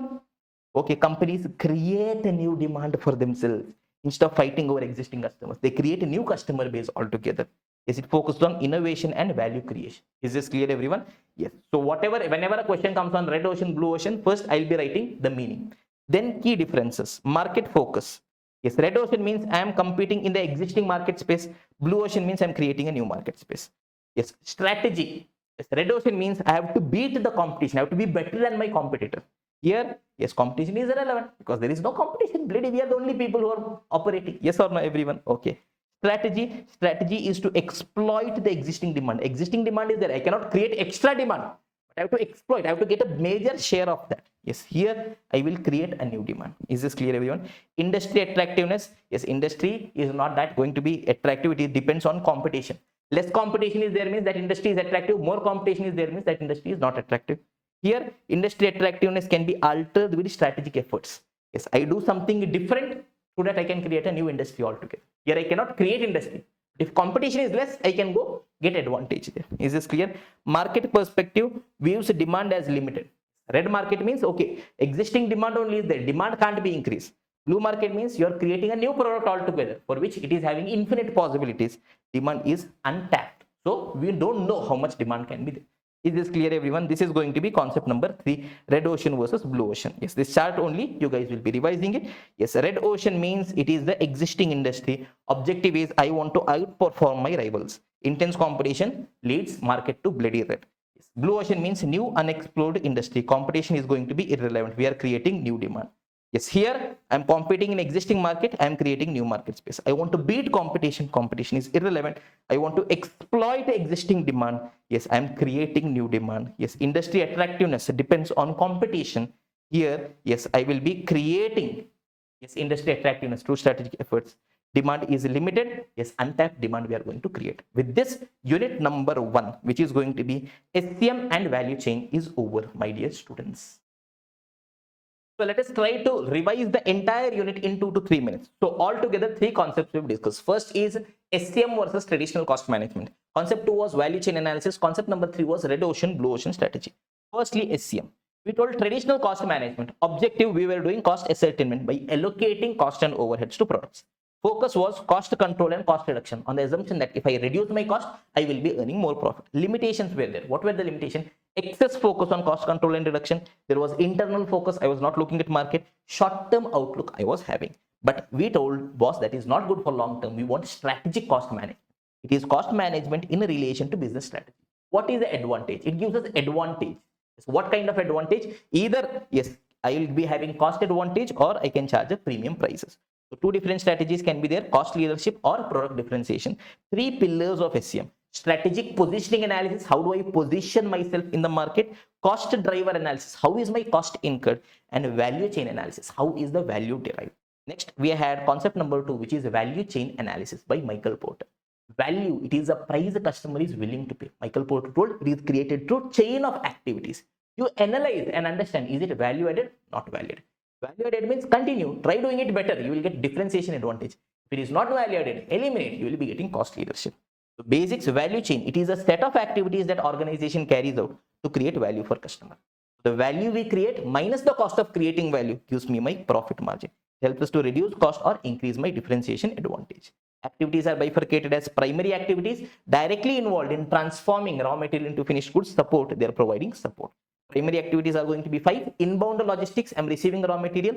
Operations, converting raw material into finished goods. Yes, outbound logistics, yes, ensuring that my goods reach customer. Marketing and sales, I'm generating demand. And finally, service, which is the after sales service. Then I'm having 4 support activities. Procurement, purchasing of raw material and consumables. Next, I'm having human resource management. Yes, here I am going, yes, recruitment, training, compensation and retention of employees, technological development as well as firm infrastructure. Is this clear, everyone? Next, we told value chain analysis. Here I am telling, yes, all my activities I will analyze and I will bifurcate into value added, non-value. Value added, you continue and you find ways to do it better so that we get differentiation advantage. Non-value added, we'll eliminate. With that, we'll be getting cost leadership advantage. Is this clear? Finally, we had red ocean, blue ocean strategy. Red ocean means I'm competing in existing market. Blue ocean means I'm creating new untapped market altogether. Yes, existing industry objective is I want to outperform my rivals. Yes, intense competition makes a bloody red in the market. Yes, blue ocean, new unexplored industries. Competition is not there only. I'm creating a new demand. Focus is on innovation. Okay, here I'm competing in existing market. I'm creating new demand. I want to beat competition. Competition is anyways irrelevant. Yes, I want to exploit existing demand. I will be creating new demand. Here, demand is limited. Untapped demand we are going to create. With this, unit number 1, yes, introduction to SCM is over, my dear students. Yes, everyone. So now let's go ahead to unit 2, which is going to be cost control versus cost reduction. A small unit it is. On that, a question may come, state the differences between cost control and cost reduction may come for 5 marks. So let us quickly try understanding. Now, let me try explaining with the help of a simple example. Imagine. I decided, what sir? Maja is not coming in life. So I'm going to stop teaching. Sir, then what you're going to do, sir? Why, sir? What happened, sir? No Maja only in life. So much we are explaining. We are uploading marathons on YouTube also. Students are not putting feedbacks only. What the students? Put the comment. Share to friends. Put Maja is coming. Now only. So, sir, what you are planning to do, sir? We decided we are going to start a car manufacturing company. Maja Cars. Now, I want to exercise cost management. So, what all I can be doing? So, step 1, I will be calculating the actual cost ascertainment. Now, I want to try and reduce the cost. Two techniques can be there. Yes, one is cost control, one is cost reduction. What all? I'll try explaining. Yes, first, Maja Cars. Yes, in that we are manufacturing. Yes, we are purchasing a component. Steel we are purchasing in order to manufacture cars. Yes, cost control. What is cost control? Yes, I would have set my standard. So, I will calculate the actual cost. I want to somehow ensure that my actual cost comes down to my standard cost. Somehow. For that, quality may be compromised. Yes, whatever may happen, but I want my actual cost to come as close as possible to my standard cost. Simple example. Yes, to manufacture one car, the standard cost of steel was 1 lakh. Last year, the cost of steel was 1 lakh. So, yes, in our mind, we are having a standard for one car, steel cost should be 1 lakh. Yes, actually, when we manufactured car, yes, the actual cost of steel came to 1.2 lakh. Tell me how much cost extra I have incurred. Sir, 20,000 extra I have incurred. Now, what is cost control telling? Cost control is telling, boss, yes, I want to bring my actual cost as close as possible to the standard cost. What was the standard? 1 lakh. What is actual? 1 lakh 20,000. How much extra is there? 20,000. So, I want to eliminate this difference. What we can do? They'll do anything, but I want to ensure that the actual cost of steel should be 1 lakh only. I tried looking for an alternate supplier who gives me a lower quality steel but gives me at 1 lakh rupees. I told okay. Why? Because my objective is to bring my cost to 1 lakh. As simple as that. Yes, I purchased a cheaper quality raw material. In the short term, did not make a difference, but in the long term, quality became impacted. The brand value of the company became impacted. So my long term profitability got impacted. Is this clear, everyone? That is a small example of cost control. I am having a standard. I want to ensure that my actual cost comes to my standard. Yes, for that, whatever is needed, I'm willing to do it. Sometimes quality may be impacted as well. But cost reduction, it is a long-term, permanent, real reduction in cost. It is a real, long-term, permanent reduction in cost. Here, what we are doing, say for example, yes, our actual cost is 1.2 lakh. I am seeing, is there a way for me to reduce the cost without compromising on the quality? Cost reduction, the biggest goal is I want to reduce the cost without anywhere compromising on the quality. Say for example, right now when I'm manufacturing car, what we are doing is whatever raw material we are buying, right, steel, I will buy it 6 months well in advance. I will store that.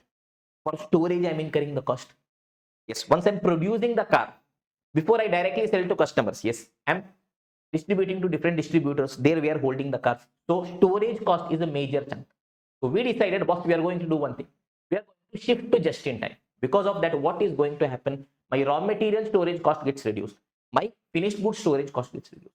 What kind of savings in cost is this? It is a real long-term permanent reduction in cost. It is not just a one-time reduction. And is there any impact on the quality? There is no impact on the quality. Is this clear, everyone? So we decided we will go for just in time. Is this clear, everyone? Or else, one more example. Amazon warehouses are there at different parts of India.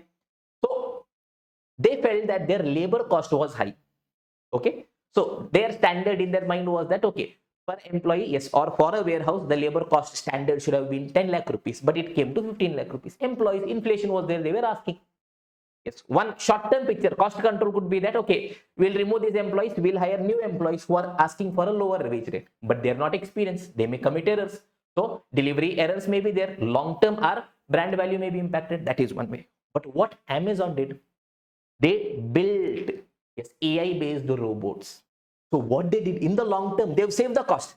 Initially, they've incurred infrastructure cost, investment they've incurred, but in the long run, they have tried to virtually eliminate that cost. Yes or no? So they automated that entire process using robots. So cost control, it is a short-term picture. It is telling this is my standard. I somehow want to ensure that my actual comes down to standard. I am not looking beyond the standard. Standard cost is 10 lakh. I don't want to see if I can bring it down to 9 lakh, 8.5 lakh. I'm not thinking only. I somehow wanted to bring it to 10 lakh. Point number.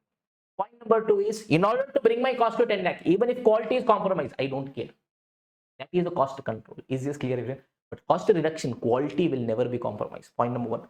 Point number 2, I do not believe in a standard. I always believe that the standard can be improved. I will always try to improve one by one step at a time to see which all can be eliminated without compromising on the quality. I hope you guys got a small idea. So based on this, let us try reading what is given here. Yes, cost control. So in the organization, sir, which is good, sir? Cost control or cost reduction? You will tell, sir, cost reduction is good, sir. Ideally, a mix of both is needed. Yes, cost reduction we should do. Using that, we'll have to ensure that, okay, long term, whatever reduction we can do, we will do. But with that, cost control is also needed, I guess. Okay, so quickly, let me try reading. Cost control. Here, what we are doing, here I will compare the actual cost with the standard. I will compare the actual cost with the budget, so that I want to regulate the actual cost temporarily. I can just do it temporarily, not on a permanent basis. Yes, it ensures that cost do not exceed the target level. Now, coming here to cost reduction. It is the real and permanent reduction in cost of goods without affecting the quality. Oh, Maja is coming. Here, quality is not impacted. Is this clear, everyone? Okay. So, key differences, yes, 2 to 3 we'll remember.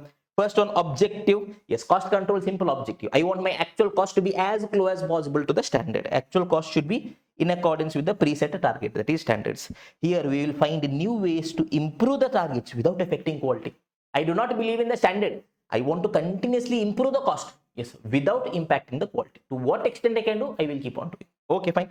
Time frame cost control is always a short-term picture. For this period, let me do. Next period afterwards, I'll think. Yes, cost reduction. One time I improve this. For the long term, I'll be having the benefit of long-term approach. Okay, emphasis. Yes, the emphasis is on the past. Now tell me, how am I setting the standard by looking at the past? Last year cost was 1 lakh, so this year cost also should be 1 lakh only. Okay, using past data, I'm setting the standard. Here, the emphasis is on present and future. Right now, what is the cost? Yes, if I implement a change, yes, in the long term, in the future, what can be the cost? That is going to be the difference. Okay, assumptions. It assumes the existence of certain standards. Cost control cannot be implemented if there is no standard. Suppose it's a new organization. I don't know what is the standard cost of raw material. Can I try to control the cost? No, because I don't know the standard. Only if there is a standard. Yes, everyone, sorry for the small interruption. Now, cost control, it can happen only if a standard exists. Say, for example, I don't know the standard cost. Yes, can I tell to what extent I have to reduce the cost? In cost control, no. But in cost reduction, it is a real permanent reduction. I do not just define myself to the standard. I want to see to what extent actually I can reduce the cost without compromising on the quality. Even if standard is not there, still we can do cost reduction. Is this clear, everyone? Techniques, here we'll be using, yes, the traditional techniques, standard costing, budgetary control. Here we'll be using all the modern techniques. Yes, I will go for value chain analysis. I will go for just in time. I will go for business process reengineering. I will go for benchmarking. I will go for value analysis. Is this clear, everyone? Quality. Sometimes when I try to reduce the cost, yes, quality is not a guarantee, but in cost reduction products, quality utility will always be retained. Is this clear, everyone? So quickly, let us revise. Yes, cost control. Here, what I'm doing, I will compare actual cost with the budgeted cost so that I can regulate the actual cost temporarily. Okay. Quality may be compromised. Okay, cost reduction, it is a real permanent reduction without affecting the quality, my dear students. Key differences, objective. Here the objective is to ensure that my actual cost is as per the standard. Point number 1.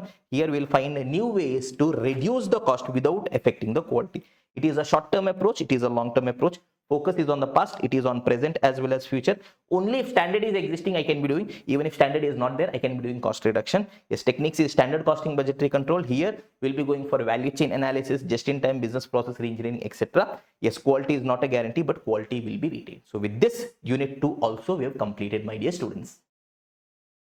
Yes, everyone. So now let's go ahead to unit number 3, which is going to be business process reengineering. A beautiful Maja concept, my dear students. In this, we have altogether 3 concepts.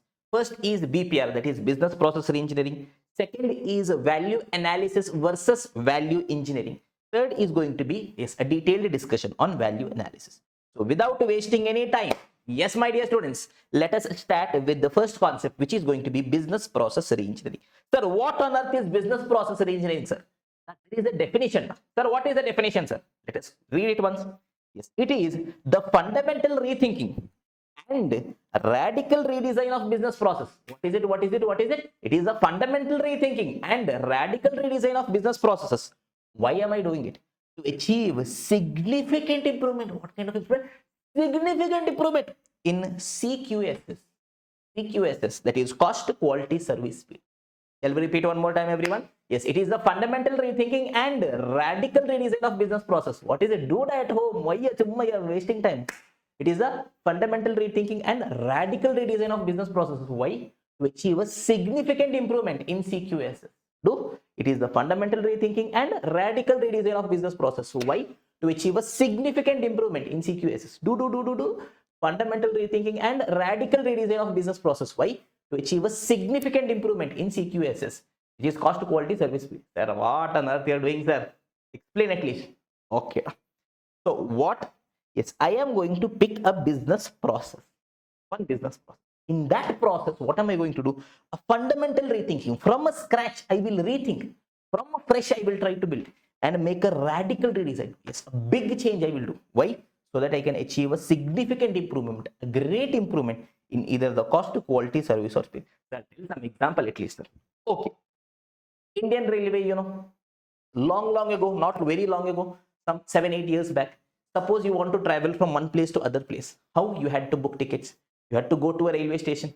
You have to wait in a long queue. Sometimes if you want a tatkal, yes, late in the nights you'll have to be waiting. Yes, your parents, grandparents would have told you, in our time we used to wait nights together, days together, 2 days we waited, 3 days we waited.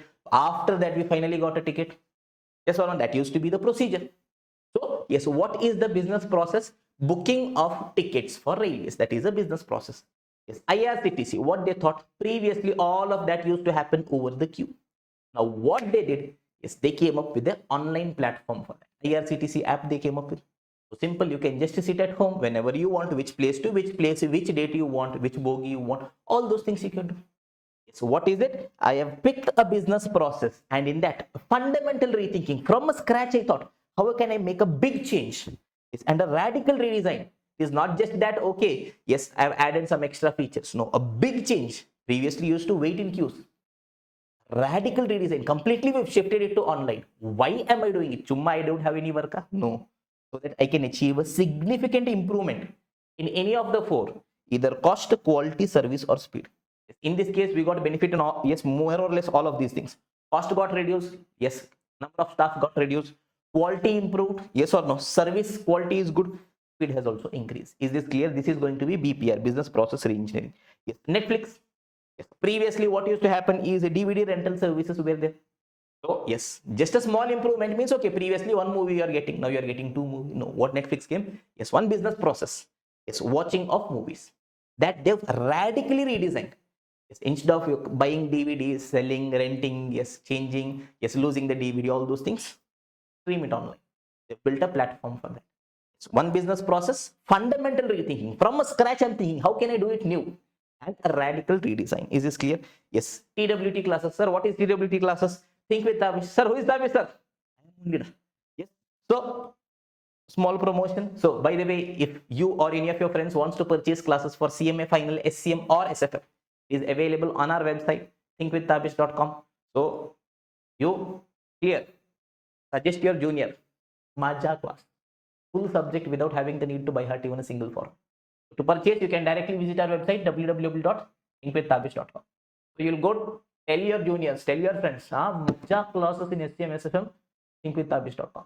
Okay. So previously, how things used to happen is, suppose you are a student, you want to purchase our classes. You will drop a message on WhatsApp, okay, to our team. They'll send you the details. You watch the demo lectures. If you are interested, you will ask how to make payment. We'll give you the phone pay number. You will make the payment. Yes, you'll get this. You will share the screenshot. Team will verify whether payment has come. After that, we'll ask you the mail ID. You'll give the mail ID. After that, what we are going to do is, yes, send a mail with the serial key. All this lengthy procedure was there. Now we have come up with a website where everything is automated. You just go, log in, you enter the details, you make the payment. The moment you make the payment, thunk, you've made the payment, thunk, you get a mail, thunk, you start watching class. Maja, seamless experience. So now what is this? Business process reengineering. The process of purchasing classes, completely we have re-engineered for you guys. Is this clear? Similarly, ITR GST filing. Suppose you are previously doing your GST filing, reconciliation, GSTR 2A, 3B, all those things using Excel. So much work. Yes, that one process. Suppose an application comes. There are so many applications. Saral, Winman, etc., etc., etc. Using this, most of the things are getting automated. What is it? Business process is being re-engineered. Is this clear? Now makes sense. So what we are doing, we'll take a business process. We are going to make a big change, big significant change in that process. Why? Because I want to improve the cost, quality, service, or is this clear, everyone? So what is going to be the definition? Definition is going to be very important. Yes, it is the fundamental rethinking and radical redesign of business process. Why? To achieve a significant improvement in CQSS, that is cost, quality, service, or speed. So that is going to be the first thing we are going to write. Fundamental rethinking, radical redesign to achieve significant improvement. Okay. It is a complete process redesign. Completely we are redesigning so that we can improve the efficiency and effectiveness. Okay. Key features, what all we are doing? Dramatic improvement. It is not that I'm doing just a small change, one feature. A dramatic, a big change I'm bringing. Okay. Blank sheet approach. Yes. From scratch we are thinking. One approach is, yes, existing this base is there. One small change I can do. What is from scratch, from base I'm building. Okay. The case of IRCTC, they're telling, okay, long queue is there. Either they can tell, okay, one extra staff I'll add so that queue gets split. Small improvement. From scratch, we'll build it on online platform. Blank, from scratch we are developing. Okay, that is going to be BPR. Okay. Next, eliminates unproductive activities. What all non-valid activities are there? We are trying to eliminate that. Yes, encourages customer-focused value system. We are going to see which all activities customer is feeling it is good. Only that we are retaining. Others we are trying to eliminate. Is this clear, everyone? Yes, it requires cross-functional team. Now, characteristics, just one time you can read, not very important. Yes, several jobs are combined into one. Yes, instead of looking at it as a several jobs, say in case of Think with Tabish. Okay. Yes, class purchase. Say student is sending us a message. First, we'll send the demo lecture link. Job number 1. Job number 2, okay, they'll ask payment procedure. Yes, job number 3, okay, we'll send them the scanner. Job number 4, they'll make the payment, send us the screenshot. Job number 5, we'll verify with the bank. Job number 6, we'll ask for the email of the student. Job number 7, we'll send. So instead of looking at these as individual jobs, job 1, 2, 3, 4, 5, 6, 7, we are looking at the entire process. Yes, purchase of class. We're looking at that entire process. That how can I do it better? Is this clear, everyone? Yes, workers can be taking decisions independently because they know better how work is happening. Okay, steps are performed logically rather than sequentially. Yes, what is the best logical flow through that work is being performed? Quality is built in rather than inspected later. That is first time only when you are doing the work, we should ensure that it is a perfect quality rather than unnecessarily inspecting it, because it is unnecessarily going to be a waste of time. Is this clear, everyone? Just a one-time read of features. Yes, meaning has to be clear. Yes, features we'll have to be remembering. Is it clear? So let's quickly revise BPR. So what is BPR? Yes, I hope now all of you guys are in a position to tell me, students. It is a fundamental rethinking and radical redesign of business processes. Why? To achieve a significant improvement in CQSS, cost, quality, service, and speed. Okay, that is, it is going to be a complete process redesign. Features, there will be a dramatic improvement. Yes, we are going to take a blank sheet approach. We'll eliminate all unproductive activities. Sometimes we'll also fumble. We are also ultimately humans only. Okay. Customer focused value system we are going to generate, and we are going to develop cross-functional teams. Is this clear, everyone? Give me a confirmation. Yes, everyone. So now let's go ahead to concept number 2, which is going to be value analysis versus value engineering. Now in SCM, or as a business person, when we are producing goods, we will always make an active efforts to try bringing in a reduction in the cost.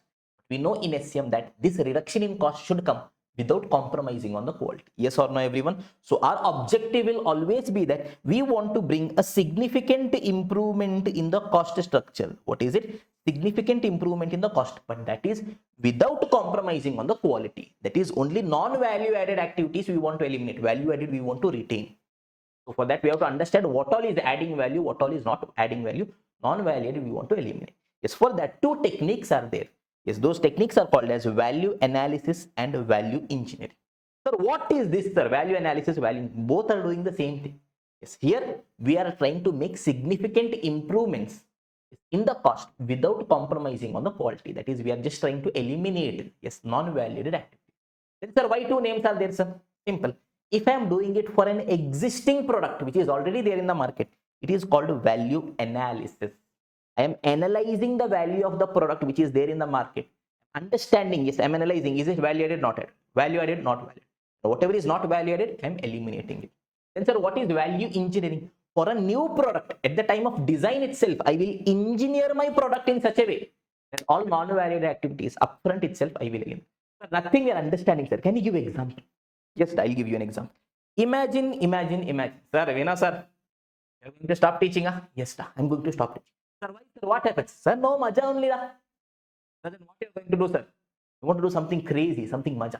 So we decided, okay, boss, I'm going to stop teaching. We'll start a mobile manufacturing company. Sir, what is the name of the company, sir? Maja Mobile. Now, imagine we came up with the first variant of our mobile, Maja 1. Sold in the market, was a big hit. Crazy. Everyone wants to purchase. You want to purchase? We have to purchase. Okay. So all of them have purchased. Now, after a year or so, yes, I'm trying to launch a new version. Maja 2 is there. I'm planning to launch it. Maja 1 is anyways there in the market. Now, after some time, I realized. Now, what happened is when I initially came up with Maja 1, I felt all the material should be the best. So what I did for the mobile, whenever I was using plastic, I used unbreakable plastic, which is having a life of 20 years. It is till 20 years, nothing will happen to that plastic. Yes, I used batteries, which have a life of 25 years. Yes, all crazy quality items I've used. But after a year, my cost went up significantly. And I felt that, okay, my customer will feel happy about that. But nobody is appreciating the quality of the plastic that I've used. Why? Because today, for how long you'll use a mobile? Relationships only in a year they'll change. Yes or no? Today's generation, you know. Sir, but for us, we are not getting now, sir. What to do, sir? Sir, we also want to change, sir. Even one we are not getting, sir. Now come back. You'll get. Don't worry, chill. Yes, everyone has a day. Okay? Don't worry. Chill. Now focus, steady. Okay, sir. You're telling we'll get one day. One day we'll get a girlfriend. Okay, don't worry. So now don't deviate. Okay, fine. So unbreakable plastic. We thought, okay, customers will be very happy with us because we went for unbreakable, the best quality plastic, the best battery which is having a life of 20-25 years. But after a year, nobody is appreciating. Why? Mobile we are using hardly for a year, maximum 2 years, 2.5 years, 3 years. Beyond that, I'm not using only. So what is the point of keeping a battery which is having a life of 30 years? No use. What is the point in having a plastic which has a life of 20 years? Absolutely no use. Yes or no, everyone? Perfect. So I understood that, okay, this is something I can try to reduce my cost by using normal plastic, normal battery without compromising on the quality. Yes, customers will not feel bad about it. Now, if I'm making that change in my existing product, which existing product I already had with me, Maja 1, is it already there in the market? Yes, it is already there in the market. Yes, after some time I analyzed, I understood that, okay, boss, unbreakable plastic is not needed. So I changed the quality of the plastic. I am making a change in the existing product. What is it called? It is called value analysis. That is, I analyzed the value of my mobile. I understood that unbreakable plastic was not needed. So I eliminated that. Is this clear, everyone? Now, once I've learned the lesson, Maja 2, I was about to engineer my product. I was about to start the design, the development of the product. Tell me, in my Maja 2 phone, will I be going for unbreakable quality of plastic? No, sir. Why on earth will I be going? I know customers are not going to value that. So I'll use normal plastic only. So tell me, in Maja 2, at the time of engineering the product itself, at the time of designing itself, I have ensured that I have designed the product in such a way that non-valued activities I eliminated, thereby cost I reduce. That is called as value engineering. That is at the time of design, engineering the product itself.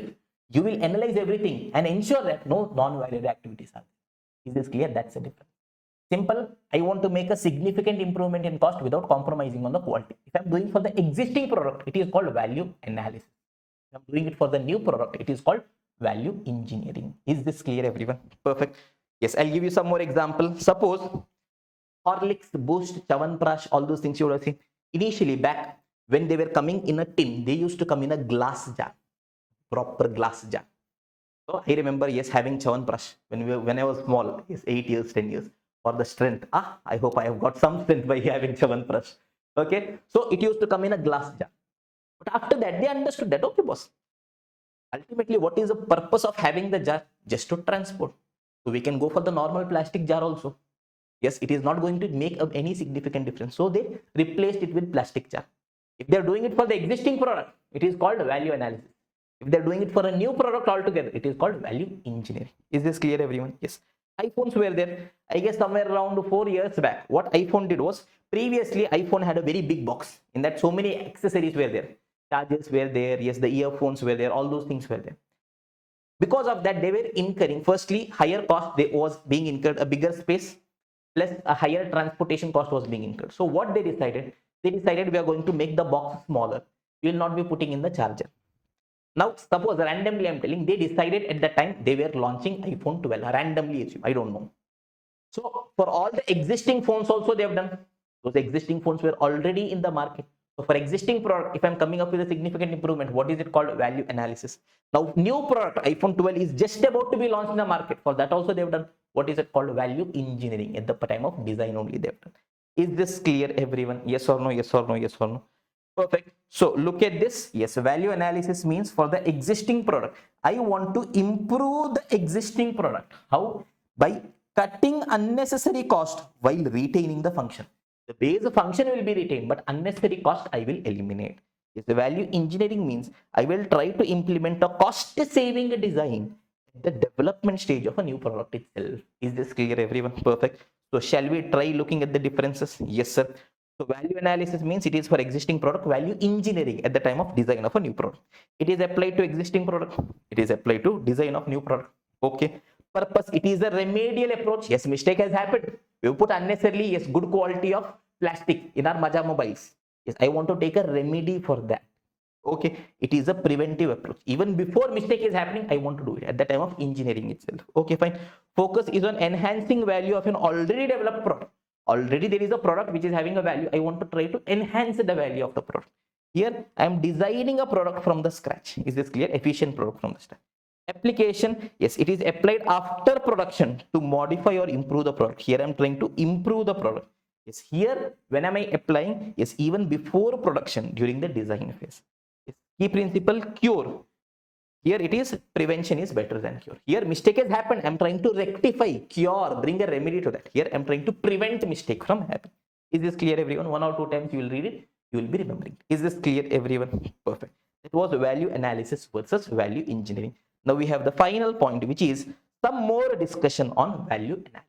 Are we ready, everyone? Give me a confirmation. Yes, everyone. So value analysis. Yes, I will just first try writing. Yes, here we are trying to bring in significant improvement in the cost without compromising on the quality for the existing product. We will try to improve the existing product by cutting unnecessary cost while retaining the function. Okay, so basic things are there. Yes, one of the important techniques for cost reduction. Okay, scientific approach wherein function, yes, is carried out at the minimum cost without compromising on quality. We establish a monetary value for the function. Okay, objective, all these things are fine. Okay, now phases of value analysis. This may come not very important, but still, because it was there in the study material, let us try understanding. 7 phases are there. First one is origination, information, functional analysis. Yes, next is innovation, evaluation, choice, implement. Sir, nothing we are understanding, sir. Don't worry, I am there. Don't worry. Okay. So imagine we are a Dabur Chyawanprash. Okay, it gives you the strength. Do everyone at home strength. Okay, fine. So what we were doing is previously we were manufacturing Chyawanprash and we were putting it in a glass jar. You can take it for Horlicks, Bormita, all those things also. Now we are thinking, shall we try to reduce the cost, replace the glass jar? So first step for us, that is our project. So first I will decide the project, identify a project for which value analysis should be done. It is for which project I want to reduce the cost. Suppose I name my project. Yes, project is for glass jar. Is for glass jar. I want to reduce the cost without sacrificing on the functionality. Okay. Yes. What are all problems I'm having in glass jar? Firstly, it is expensive. Yes. Secondly, it is prone to damage while transporting. Thirdly, high logistics cost, because firstly, it is heavier. Thirdly, it has to be more care has to be taken. Yes or no? These all challenges were there in a glass jar. Point number 1. So I have identified the project. Origination, I have identified the project.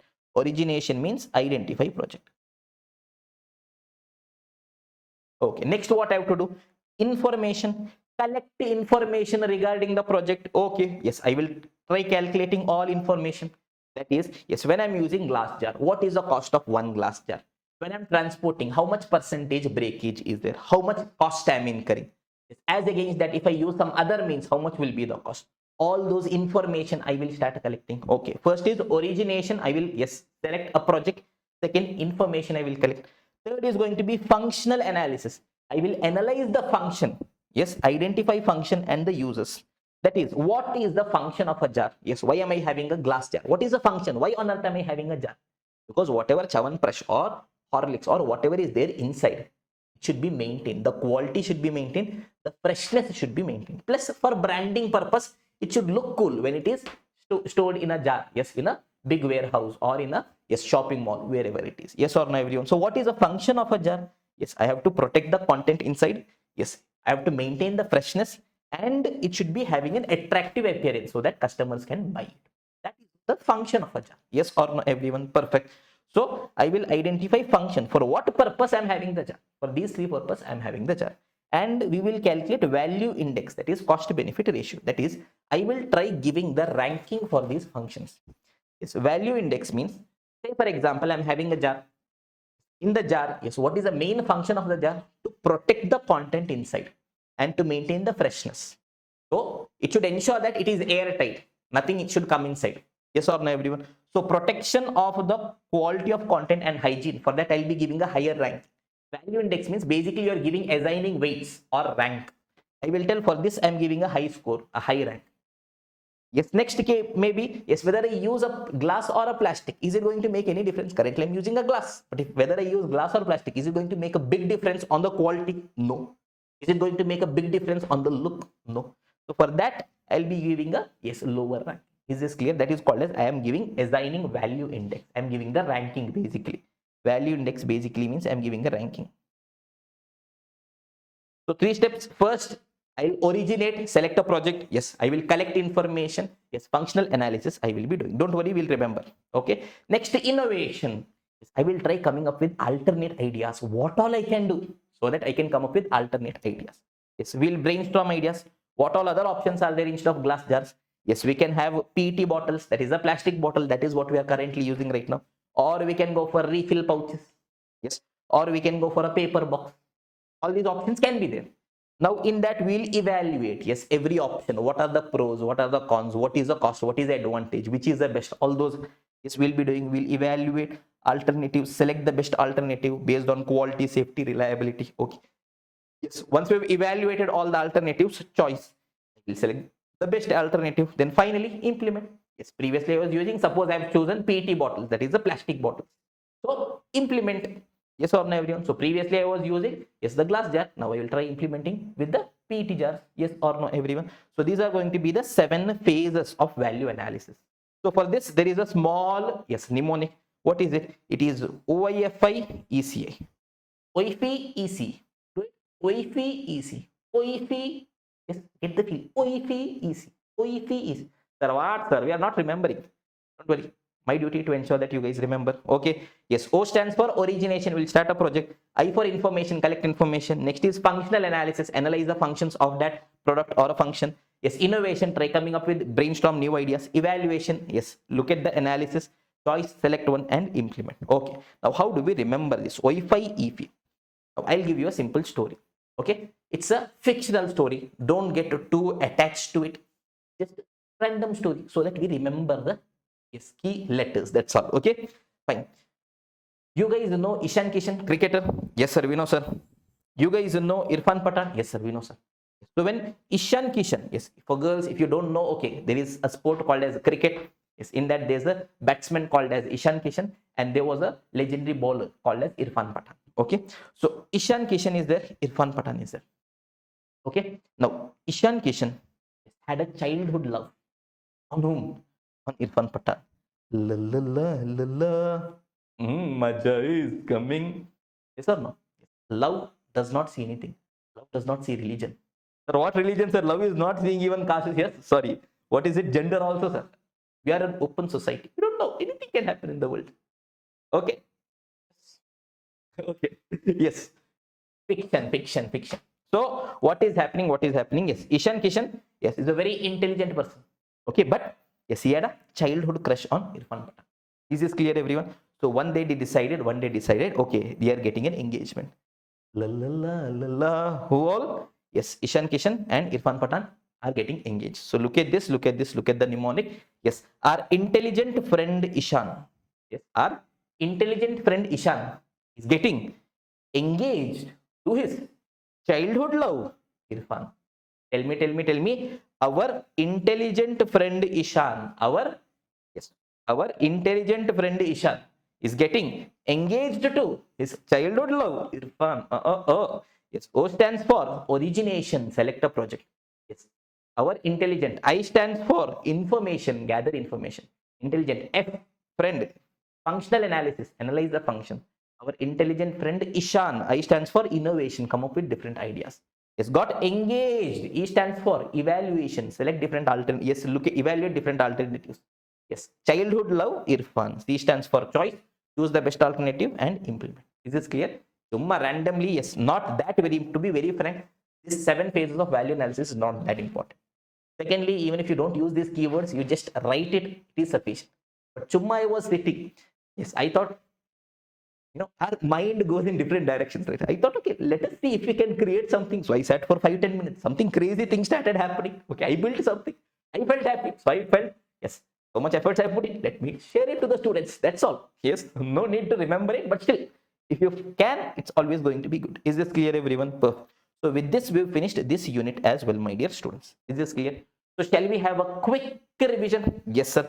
So unit number 3, which is going to be business process reengineering. In that business process reengineering, what is it? It is a fundamental rethinking and radical redesign of business process. Why? To achieve a significant improvement in CQSS, cost, quality, service, and speed. That is, it is a complete process redesign. Yes, features, dramatic improvement we are going to do. Blank sheet approach we are going to take. Yes, we are going to eliminate unproductive activities. We are going to create customer-focused value system, and we are going to build cross-functional teams. Next one is value analysis versus value engineering. We want to create a significant improvement in cost without compromising on the quality. That if you are doing for existing product, now it is called value analysis. That if you are doing at the design of a new product, now it is called value engineering. So value analysis is applied to existing product. This is for during design of a new product. Yes, it is a remedial approach. Mistake has happened. I'm just trying to create a remedy. It is a preventive approach. Okay. Yes, here we are focusing on enhancing the value. Here we are designing, yes, a good product from the start itself. Okay. It is happening. Yes, after production, that is one time goods have produced. After that, I want to enhance the value. Here, it is before producing at the time of design itself. Yes, this is cure, this is prevention. Is this clear, everyone? Next is a value analysis. That means we are improving the existing product by cutting unnecessary cost without, yes, eliminating while retaining the function. 7 phases of value analysis. What was the acronym, my dear students? Our intelligent friend Ishan got engaged to his childhood love Irfan. Yes, our O, intelligent friend Ishan got engaged to childhood love Irfan. O stands for origination, that is identify the project where we have to do value analysis. I stands for information, collect or gather information. F, functional analysis, identify the functions and uses. Next is innovation, come up with innovative ideas. Next is evaluation, all the ideas you evaluate the pros and the cons. Choice, choose the best alternative. And finally, I stands for implementation. If you have loved the mnemonic, yes, do put it in the comment section. Is this clear, everyone? So with this, unit number 3, business process reengineering, is also over, my dear students. Yes, everyone. So now let's continue our discussion and go ahead to unit number 4, which is going to be supply chain management. Beautiful Majja. But here we are going to discuss only from the perspective of CMA examination. Now understand, supply chain management, beautiful concept. If you go for MBA colleges, you can be doing a 2-year MBA program only on supply chain management. When I was teaching for CA Final, I used to be teaching the SCM theory for 4 hours. Each and every point, the history, how it has come, how it is important, how it is useful. Yes, push model, pull model, upstream, downstream. Yes, different steps, different phases. What will happen if the supply chain is good? What will happen if it is bad? Practical case scenarios, everything. But here, that much is not needed. If it is not needed, why too much should I be wasting time? So from the examination perspective, quickly in the lowest possible time, let us try understanding supply chain management. So first, let me try reading the meaning. Yes, what is supply chain management? All activities associated with flow and transformation. The flow and transformation of from raw material to the end user is called as supply chain. Sir, what nonsense is this, sir? Okay, let us come here. Let us try understand. In very simple terms, if I'm telling supply chain, what is supply chain? It is the journey of a product from the starting till the end. That entire journey is called as a supply chain. Is that chain of activities which is needed from the raw material till the end stage is called as that chain is called supply chain. Give you guys a very simple example.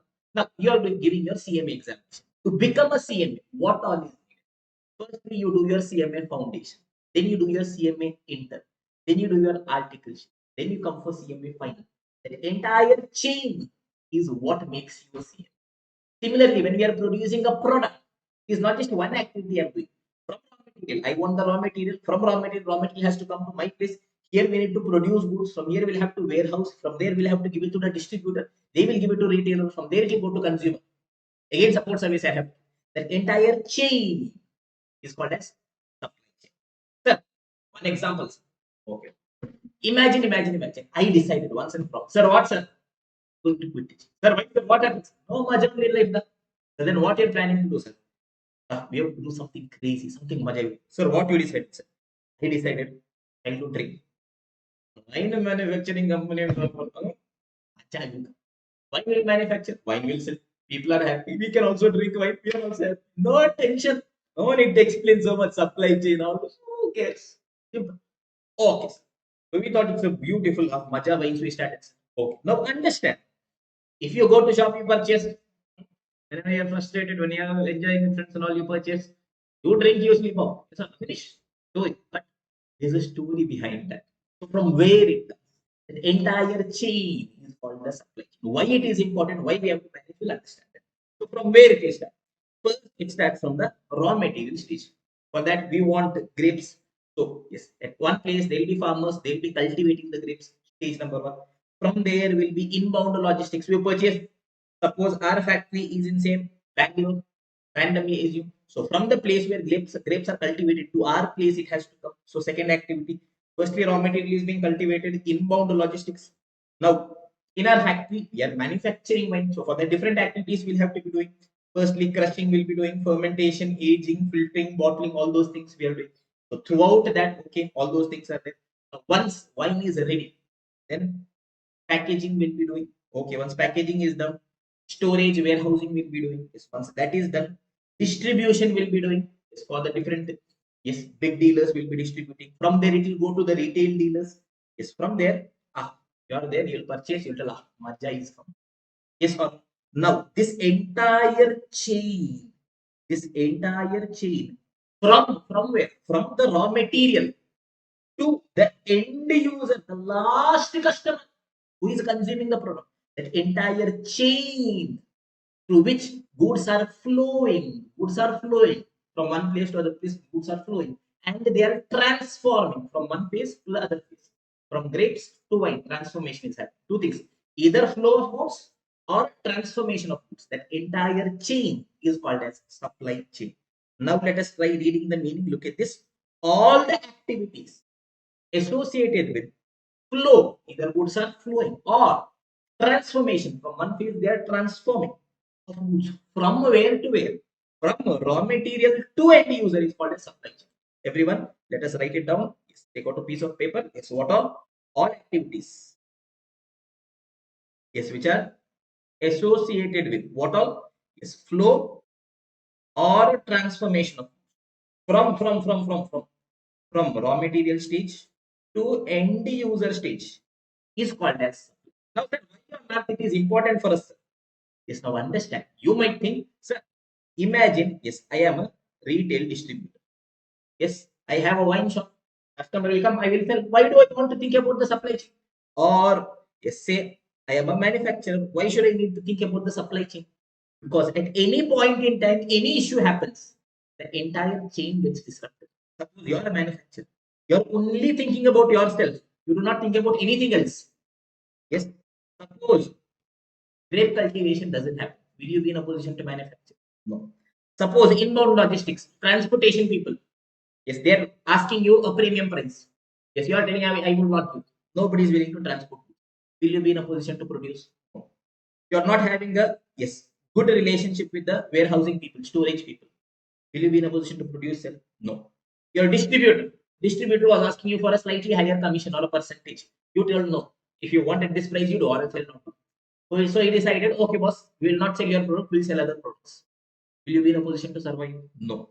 Retail sales customers. Say, for example, in one state, government decided to ban. Yes. So you're not in a position to say, will you be in a position to whatever you produce is without any. So, yes, what this concept is telling is supply chain. Yes, whatever value we are deriving, whatever business we are in a position to do, yes, it is due to the chain of activities that we are doing.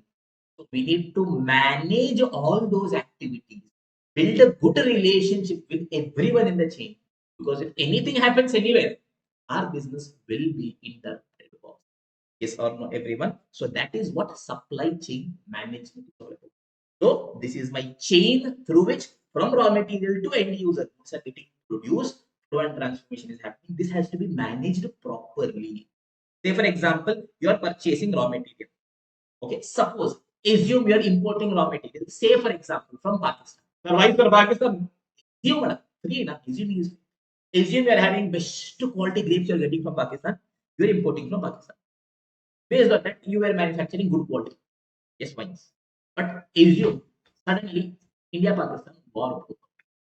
Now tell me, will you be in a position to do anything? For that, what you should be having? You should be having a backup. Yes or no? That managing everything. Yes, you're managing your supply, you're managing the transport person, you're managing is the things that are happening in your factory, you're managing your distributor, you're managing the retailers. All those things you're managing so that yes, we are in a position to do our business. That is what supply chain management is the simplest thing. Is this clear, everyone? Now, you might be telling, okay, chain of activities. Sir, we are somewhere else also heard this concept of chain of activities. Where, sir? Value chain analysis.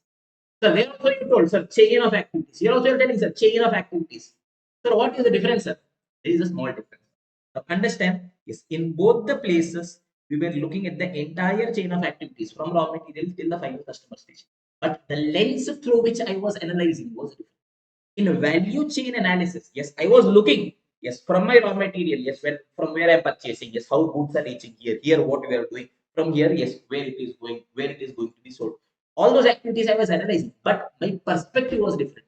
I was looking at every activity, like, is it value added? Is it not value added? If it is value added, I will continue.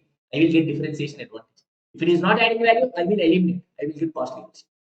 That was my lens through which I was seeing. That was the objective. I wanted to see, is it adding value? Is it not adding? In supply chain also, I'm looking at the entire chain. But here my intention is different. Here I am telling I have to manage that supply chain. If in case any problem occurs at any point in the supply chain, I should be having a backup. I should be in a position to give the best quality goods to the customer at the best possible prices with the best quality. For that, I need to manage this entire chain. Is this clear, everyone? Yes. So, what is the objective of supply chain management? What is the objective? Yes, we are trying to manage the entire supply chain in a very smooth way so that we achieve three things. As a customer, you buy anything. Say, for example, you purchase CMA Final SCM classes. Suppose you purchase from me. What is it that you want? Quality, sir, we want best quality. Price, sir, we wanted the best price. And whatever delivery, sir, what delivery, sir? Books you are purchasing. Yes. Is it okay if I give you the delivery of books after 2 months? Fastest way. So anything in the world you buy, customers' requirements are three. Three things they want. Best quality at best prices, delivery should be fastest. So supply chain management helps us to manage this. Say, for example, I give you guys the best quality classes. But the person who prints books for me, he is printing worst quality. Will you be happy with the overall program? I am teaching best. That is printing. What I can do, I am not printing. You have to manage your supply chain in such a way that the final customer gets the best quality product at the best possible price in the lowest possible. Say, for example, I am a manufacturer of shirt. We prepare the best design. Like this design, you will nowhere get in the world. But the supplier from whom I'm buying the raw material, they sometimes give us no quality raw material. Can I tell you, you supply what I can? It is ultimately your responsibility. Or say, for example, you placed an order online, best quality shirt, best possible price. But the person who is taking care of the delivery is giving you delivery after 2 months. Will you be happy? But the entire supply chain has to be managed properly. And in the 21st century, some beautiful, crazy businesses have been built just on the basis of the supply chain management. Yes, Amazon. What do you think Amazon is all about? Yes, Amazon, whatever money they are minting, is it because they are having an application? Tell me in India, crores of people can build an application. It is not the application. How they've managed the entire chain. Like they're having thousands of suppliers. How are they managing those suppliers? Yes, from which supplier, at which point, at which price do you? Customers are there, transporters are there. How they're managing this entire thing so that yes, the customer sitting in any corner of the country in 2 to 3 days will be getting the goods delivered. That is the magic of Zomato. You're staying at somewhere. Assume it is raining heavily. You placed an order on Zomato. There are hundreds of people, yes, drivers who are riding. Okay, yes, for which driver it has to do, yes, when he has to pick up. From there, how, in which direction he will come, so that yes, you can get the best quality goods at the best possible prices in the lowest possible. Supply chain management. That is the beauty of supply chain management. Yes. Now, if supply chain management is bad, what will happen? I've given you some simple examples. One more example, let me try giving it to you. Yes, this is a real life case scenario. In CA Final, when I'm taking classes, I give some 15-20 examples. Here, let me give you guys only one. KFC, very big brand. Okay, so in UK, in the year 2018, due to poor supply chain management, they had to shut down 562 KFC outlets out of 900 outlets in UK for almost 1 week to 10 days. You can Google it. I will tell you what exactly happened. Now, KFC, obviously chicken. You eat chicken, you don't chicken. This is just a case study. Okay, so there is a place where chicken is being grown. Okay, from there transportation happens to the different warehouses. Oh, sorry, different outlets. Previously, they were having their logistics partner, which was Bidwest. Now, Bidwest were having 6 warehouses. So, what they used to do is basically from the farm, they will keep it their 6 warehouses. From those 6 warehouses, yes, whichever nearest KFC outlets are there, they used to deliver. What KFC did in 2018, they changed the supplier. That is the logistics partner. They changed it to DHL. DHL was having one central warehouse. From that central warehouse, they were delivering goods to every location of KFC. No issues. Every day, fresh chicken was being delivered. But one day, what happened? Near the DHL's central warehouse, there was a fatal traffic accident. So, for almost yes 2-3 days, because of that fatal traffic accident, yes, none of the goods, none of the vehicles were in a position, and airports were also there near. Now, all their chickens are stored at this.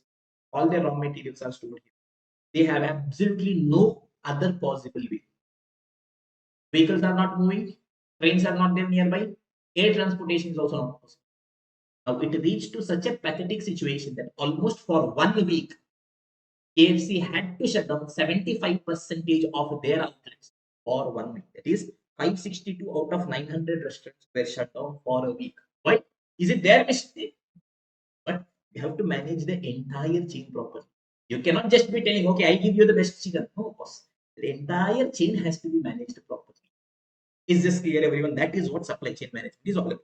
Yes, this much is sufficient. Now I can speak hours together. Push model, pull model, upstream, downstream, what all things are there in upstream supply chain management, what all is there in downstream supply chain management. Everything I can tell you. But if it's not there in the syllabus, what's the point? So move it to 10. Okay, sir, you tell what is there for us for exam, sir. Anyways, time is less. Okay. So let us try seeing first the meaning.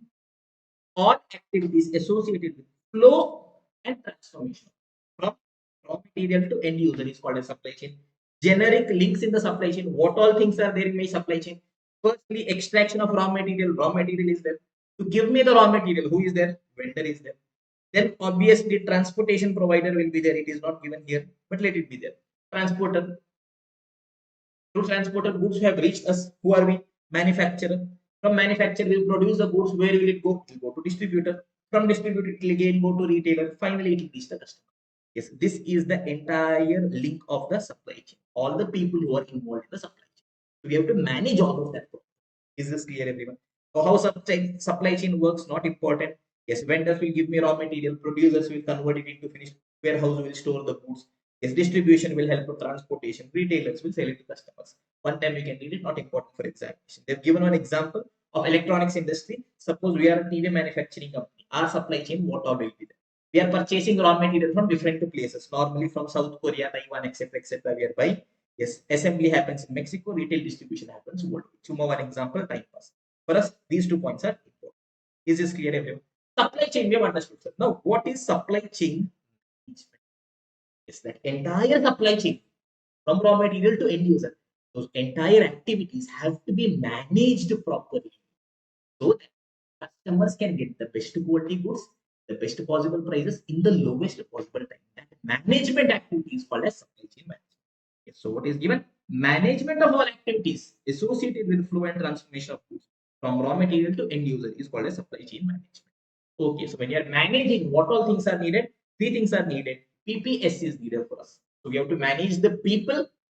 Yes, we have to build a proper process, and we should be having systems in place. Process systems are more or less same only, but they are given, we have written. Is this clear, everyone? Yes, you have to be managing all the people.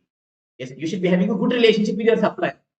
Yes, so you should be having a proper IT software to which seamlessly you will be in a position to communicate how many units are needed, which they are needed, all those things. Okay, for us in CMA Final, more of these things are not there. At CA Final, the theoretical concepts were more based on a case studies were there, so for that we are explaining more. Here it is not there. Abba means if in case it comes, it may come for a 3-4 mark theory question. That's all. That was straight. Explain supply chain management. That's all. So I'm not explaining too much. Is this clear, everyone?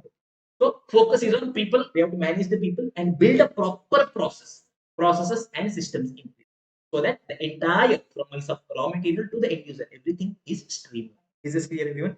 Yes. Why do we want the supply chain? What is the benefit? It helps us to deliver products better, good quality products, faster delivery, and cheaper at the lowest possible price. Is this clear, everyone? It is the key for success for companies like Dell, Toyota, Walmart, etc., etc. Why it is important? Boosts customer service. Customers will be getting good service, reduces the cost, improves our financial position. Obviously, cost gets reduced means our financial position improves, and it benefits society because they will be getting best quality products in the lowest possible time. Is this clear, everyone? Give me a confirmation. So let me just quickly see the summary. So look at this, everyone. Supply chain management. In that first, supply chain. What is supply chain? All activities associated with flow and transformation from raw material to end user is called as supply chain. What all links are there in my supply chain? Firstly, yes, extraction of raw material. For that, who is there? Vendor is there. From there to our place, transporter is there. Yes, then we are having manufacturer. Then logistics we have given, distributor, retailer.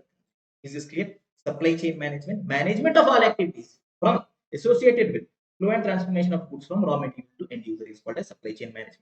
Focuses on PPS, people, process, and systems. Yes, what is the goal? It helps the company to produce better quality goods, yes, faster and at the lowest possible prices.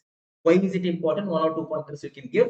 Yes, it helps customer service, reduces the cost, and obviously, if your cost gets reduced, your financial position will be improved. Is this clear? Everyone, give me a confirmation. Is this clear, everyone? Give me a confirmation. മനസ്സിലായോ? പുരിഞ്ചടിച്ചാ? അർത്ഥമായിന്താ മജ്ജ? Okay, all these, yes, in different regional language means, did you understand? You understood? You know what to do. YouTube comments, Maja is coming, and you have to share it to your friends. Is this clear? Now we have one small concept which is going to be cross docking. Cross docking. Is read it properly. Yes, do not mispronounce cross docking. DOC. Those who know, they okay. Now, what is this cross docking? Is there is a dock. Goods are not entering into the dock. Goods are just crossing the dock. Sir, nothing we understood. Sir. Give an example. Sir. Imagine. I decided wine and all as okay. When you're in your teenage and all, it's good. After it's not that great for health and all. So I decided teaching I'm going to shop. Sir, why is that? How much only life? So then what you decide? I want a restless job. So I thought I will do one thing. Milk distribution business I will take. Yes, in all your cities, villages, yes, there will be a person who is taking care of the business of milk distribution. That is early in the morning, yes, in a big truck. Yes, the entire milk will come to their place. From there, they'll distribute it to all the people. Simple, I don't want tension in life. Maja. Morning, you wake up, yes, milk will come, distributor, dealers will be there. I will give, yes, then I'll go back and sleep. No tension, no headache, only Maja is. This is what we want. Okay, you decided, okay, you started Maja Mix. Everywhere Maja is needed. Okay, so milk distribution business. Sir, where you started, sir? I started in the biggest city in the world. Sir, which place is this, sir? Yes, people who are watching marathon will not be knowing, but people who purchase the regular class will Bangalore, Chennai, Delhi. Yes, I am born in a big city, Upinangadi. History tells us that powerful people come from powerful places. History was wrong. Powerful people make places for. Upinangadi is so big a city that for the nearest theater you have to travel 70 km. Nearest mall 70 80. Nearest railway station 100 km. Okay, the day I cleared my CA examination, I was officially the first chartered accountant. Yeah, so it's a small village. But okay, so what I decided is in my place we'll start a milk distribution business. Now, normal process, normally how will things happen? Understand, and then I'll explain what is crosswalk. Normally, yes, this is a bus, yes, or the truck in which milk is carried. Yes, we'll be telling okay, daily this much liters milk we want. Suppose I'm telling okay, daily 1,000 liter milk. So what they will do? Suppose our supplier, assume Amul is our supplier. So Amul will give us 1,000 liter milk early on in the morning. Yes or no? So step number one, we will be receiving the milk. Okay. Step two, yes, the moment we receive the milk, what we will do? We will unload the milk from the truck. We will be having a dock. What is a dock? Dock is a place where goods are stored. So what we will be doing? Yes, dock is basically a storage center. So from the truck we will unload, we will keep it in the dock. We will keep it in the storage. So to store 1,000 liter, how much space is needed? That big a space I will take. I will store 1,000. Is this clear? Step two also. Step three. Now during the day at different points in time, some people will come morning 6 o'clock, 7 o'clock, 8 o'clock, 10 o'clock, afternoon, etc. etc. Yes, distributors will come, retailers will come, last consumers will come, all the people will become. They will come, they will ask. Yes or no? So we distribute them. Yes or no, everyone. Suppose there are 5 different distributors. At whatever time they'll come, we will distribute. Is this clear? So three-step process normally. We will receive milk in bulk. Step two, we will store the entire quantity in the dock. Step number three, then as and when they come, we will distribute it to the distributors or retailers. Is this clear, everyone? Yes. Now comes cross docking. Cross docking. Yes, goods will receive directly. They will go cross docking. Cross docking. Yes, they are not stored in the dock. Now understand what is this happening. So story is same. Early in the morning, 1,000 liter milk we have received in bulk. But here, what will happen? I will not unload the goods and keep it in my dock. I will not keep it here. Instead, what we will be doing is prior, very in advance, we will tell all our distributors. Assume we are receiving milk every day morning at 5 a.m. Yes, we will tell all our distributors at morning 5 a.m. we want you guys to be here, or 5:15, 5:30. We want you guys to be here because immediately the moment goods will be unloaded from the truck, they will directly be loaded to your truck or your vehicle. Why? See, two advantages will be having. Firstly, otherwise I'll have to unload from the truck, keep it in my place. Again, from here I'll have to take load it to the next truck. It's firstly waste of time, waste of cost, waste of efforts. Here, what I can do directly, we can unload from the truck and load it to the next truck. Is or point number one. Point number two. Yes, the storage space that I want. Previously, I wanted a space where I can store full 1,000 liter.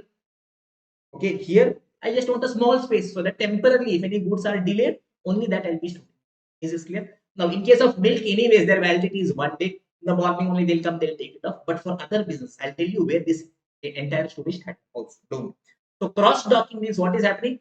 Goods I have received in bulk, 1,000 liter I have received in bulk. But the story here is I will not be storing in my dock. I will not be storing in my storage center. Directly it will be distributed to all the people. Immediately, the moment we receive the goods, we will be loading to distributors' vehicles without storing in the dock. Is this clear? So my warehouse is just a transfer point. It is not a storage space. In the first case, my warehouse was a storage space. Goods came, they were stored, then they were distributed.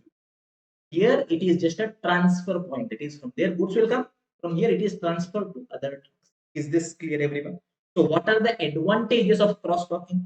Firstly, there is going to be a savings in time as well as cost. So how, sir?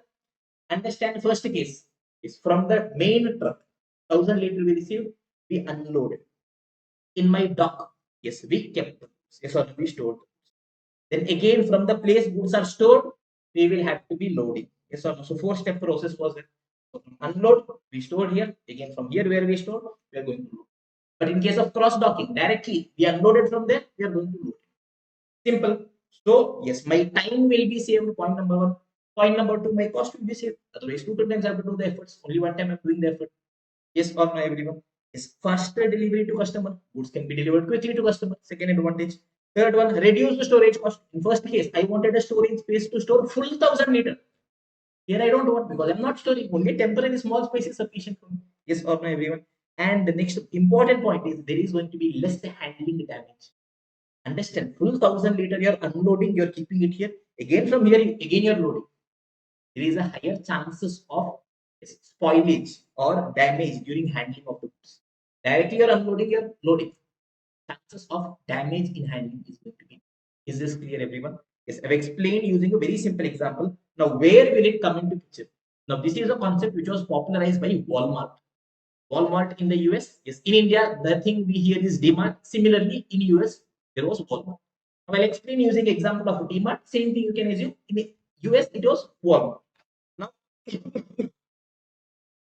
DMart is having a main distribution center in Pune. Okay, big distribution center. So whatever goods DMart will buy, DMart will buy in bulk from the manufacturer. Suppose I'm telling manufacturer number one, Parle. From Parle, assume DMart is buying different things. Say Parle, what all products we are having? Parle G we are having. Then we are having Parle hide and seek we are having. Then we are having Parle bourbon biscuits. Then other different things we are having. Chocolates we are having. Small chocolates, etc. So all the things what DMart does, it directly purchases from the manufacturer and places a bulk order. It will not tell, okay, for my that division you tell this 100 boxes here, 200 here. No. Directly place a bulk order.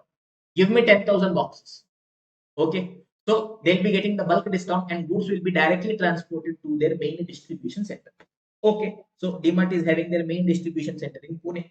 So supplier will be sending the goods. Yes. Firstly, DMart is having their main distribution center. Supplier will be directly sending the goods to the distribution center. Suppose Parle is there, Hindustan Unilever is there, HUL, they send soaps, shampoo, etc., etc. PepsiCo is there, they send Pepsi, etc., etc. Okay. So all these goods we are receiving, yes or no. Otherwise, what we will be doing is firstly we will store them here. So we will sort them separately. We will store for that big space is needed. All those things would have happened. Yes, after that, some yes, other retailers will come. Retailers basically different departments of DMarts. Yes, DMart is having some hundreds of branches across India. In Bangalore is there, in Chennai is there, in Mangalore is there. Say for example, in Hyderabad we are having, in different places we are having. But in case of cross docking, what will happen? Suppose we know that we are receiving the goods, say for example, randomly on 14th February. Sir, why is it 14th February? Okay. So what we will do is from here it will be distributed to the different locations, final distribution points. Yes or no? Suppose we are having a DMart in Delhi, from there one truck will come. Mumbai is there, Chennai is there. So here in cross docking, what we'll do? We'll tell that boss, 14th February we are receiving the goods. 14th February only will be distributing. Somewhere around afternoon will be distributing. So all these trucks will be ready. So what we will do is yes, from Parle, the truck has come. Oh, sorry, thinking. It only the truck will. Yes, the truck came here. Yes, from here we will unload the goods. Parle biscuits, Parle G biscuits. We unloaded. We will sort and segregate. For Bangalore, how much is needed? We segregated. For Chennai, how much is needed? For Hyderabad, how much is? For Mumbai, how much is needed? For Delhi, how much is needed? We segregated here itself. Directly, we will load it to the truck. Is this clear? Instead of taking all these goods to the warehouse, storing it there, yes, more people need it there. It will be stored, so I'll be incurring more storage cost. Directly, I'll be sending it to the respective place without storing it. So this is just a transfer point. From this truck, it is going to this truck. There is no storage happening. Is this clear, everyone? Perfect. So I hope this level of explanation is sufficient. Now look at this, everyone. Meaning, it is a logistics practice. Yes, that is the centerpiece of Walmart's strategy to replenish inventory effectively. So it's a logistic practice, transportation practice, which is a centerpiece of Walmart's strategy. What is meaning? Cross-docking is a logistics practice. It is a logistic practice where products are directly transferred from inbound to outbound transport without storage. Where products are directly transferred from inbound. Yes, I am receiving the products to outbound. I am sending the products without any storage. No storage is happening in the top. Yes, so in my example, yes, demand. Yes, inbound logistics. From Parle, I received the goods to the main distribution center. To outbound, from here we sent it to all the locations without storage in the main distribution center. Is this clear? It's a logistic practice where products are directly transferred from inbound to outbound transport without any storage between. So how does it work? We will unload the products from incoming trucks. From incoming trucks, we've unloaded the goods. Yes, immediately we will reload them to outgoing trucks. From incoming trucks, Parley's trucks, we unloaded. Outgoing trucks, different location truck was there. Yes, we reloaded the goods. There is no storage happening. Is this clear, everyone? Walmart's cross-docking strategy is being explained here. One time you can read. Yes, suppliers will be delivering to their distribution center. In our case, I've given you DMart example. Products are immediately sorted and transferred to store-bound trucks. There different stores are there. Their trucks we are transferring immediately. Goods will be spending minimal time at the distribution center. The distribution center goods will be there for the minimal possible time. So yes, they will also backhaul, return unsold merchandise. Suppose from Parley they've sent 1,000 for all the different people accumulated together, we wanted 900 only. 100 is their extra. We'll send it back to Parley. Then and there, okay, story over. Yes or no, everyone. So, what are the key benefits? Inventory cost is less because goods are not getting stored in the top. Faster delivery, goods reach, goods will directly go to the final store. Eliminates inefficiencies. There are no inefficiencies, handling or delay. Yes, lower transportation cost. Transportation cost is also going to be low. Is this clear, everyone? Yes or no? Give me a confirmation. Okay. So with this, cross docking is also over. So unit number 4, supply chain management, is over. We'll quickly revise with that. The chapter introduction to SCM is over, my dear students. Yes, everyone. So look at supply chain management. Let's quickly revise unit number 4. Supply chain management, two things. First is supply chain management. Next is cross docking. From any of this question, can okay. Right. Okay, let's look at this. First, supply chain. What is supply chain? All activities associated, flow and transformation of goods from raw material to end user is called supply chain. What all things are there in my supply chain? General links. Firstly, I'll be extracting raw material. For that, I want the vendor. From there to reach to my place, logistics provider. Here we are having manufacturer. From manufacturer, it will go to distributor, retailer, consumer. Okay, sir. Over. Supply chain management. It is management of all activities related with flow and transformation of goods from raw material to end user. Same definition only. Just we have added management. Okay. Focus is on PPS, people, process, system. Okay. Goal is we want to give the best quality goods at the lowest possible prices at the best possible time. That is, deliver products better quality, fast delivery, cheaper at the cheapest possible price. Why is it important? Yes, customer will be happy, cost will be less, profit will be more. As simple as that. Next comes cross docking. What is cross docking? Yes, it is the logistics practice where yes, goods are directly transferred from inbound transport to outbound transport without storage in between. Yes or no, everyone? Perfect. How it works? We will unload the goods from the inbound trucks. Yes, immediately they'll be reloaded to outbound trucks. There is no storage happening in between. Benefit is my inventory cost gets reduced. Yes, my transport cost gets reduced. Delivery will be faster. Inefficiencies will be eliminated. This logistics practice is the centerpiece of Walmart's strategy. So with this chapter number 1, introduction to SCM, fully will finish, my dear students.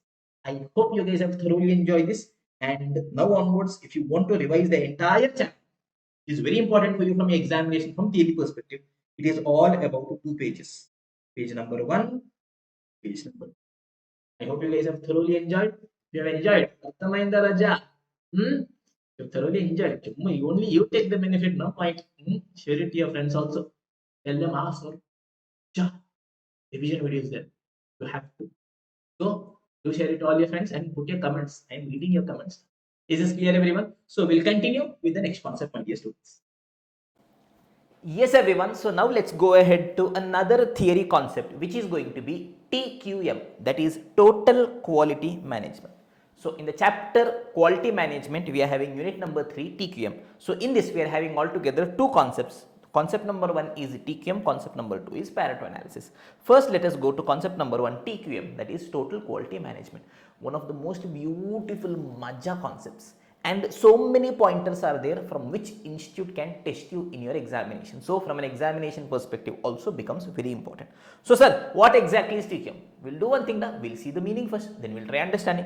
Okay sir, let's see sir. Meaning. It is a management philosophy which aims at improving the quality of products or services produced. How? By involving all employees and through continual improvement of internal practices and processes. Meaning we read, sir, nothing we understood. Sir, what to do, sir? Don't worry, na. I am there, na. Okay, so let us come here to the story. Now understand, students, the traditional business philosophy, how it was. Now imagine some 10 years back, 15 years back. Assume in your place, in your city, in your village, wherever you come from, you wanted to purchase a shirt. Okay. So back then 15-20 years back, there was no concept of online. Sir, 15-20 years back, we were very small. Yes, remember your good old childhood days when you were a small baby. You wanted to buy a cloth for yourself. Was there any concept of online back in 2000? No. So you had to go to a nearest shop and purchase. Suppose you went to a nearest shop, you purchase. Tell me, are there many shops available? No. So competition is less. So the traditional business mentality was they were not at all focusing on the quality. Why? There is no competition. They have no other option. They have to come here. Suppose think of electronics. Yes, maximum in a city one electronic showroom could be there. Max to max two could be there.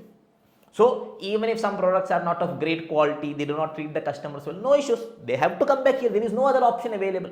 That was a traditional mindset. So the traditional business philosophy was quality was never given importance. Why? Because there was no competition. But slowly the modern business environment has come in. What was the biggest change in modern business environment? First is competition intensified. More players, online, offline.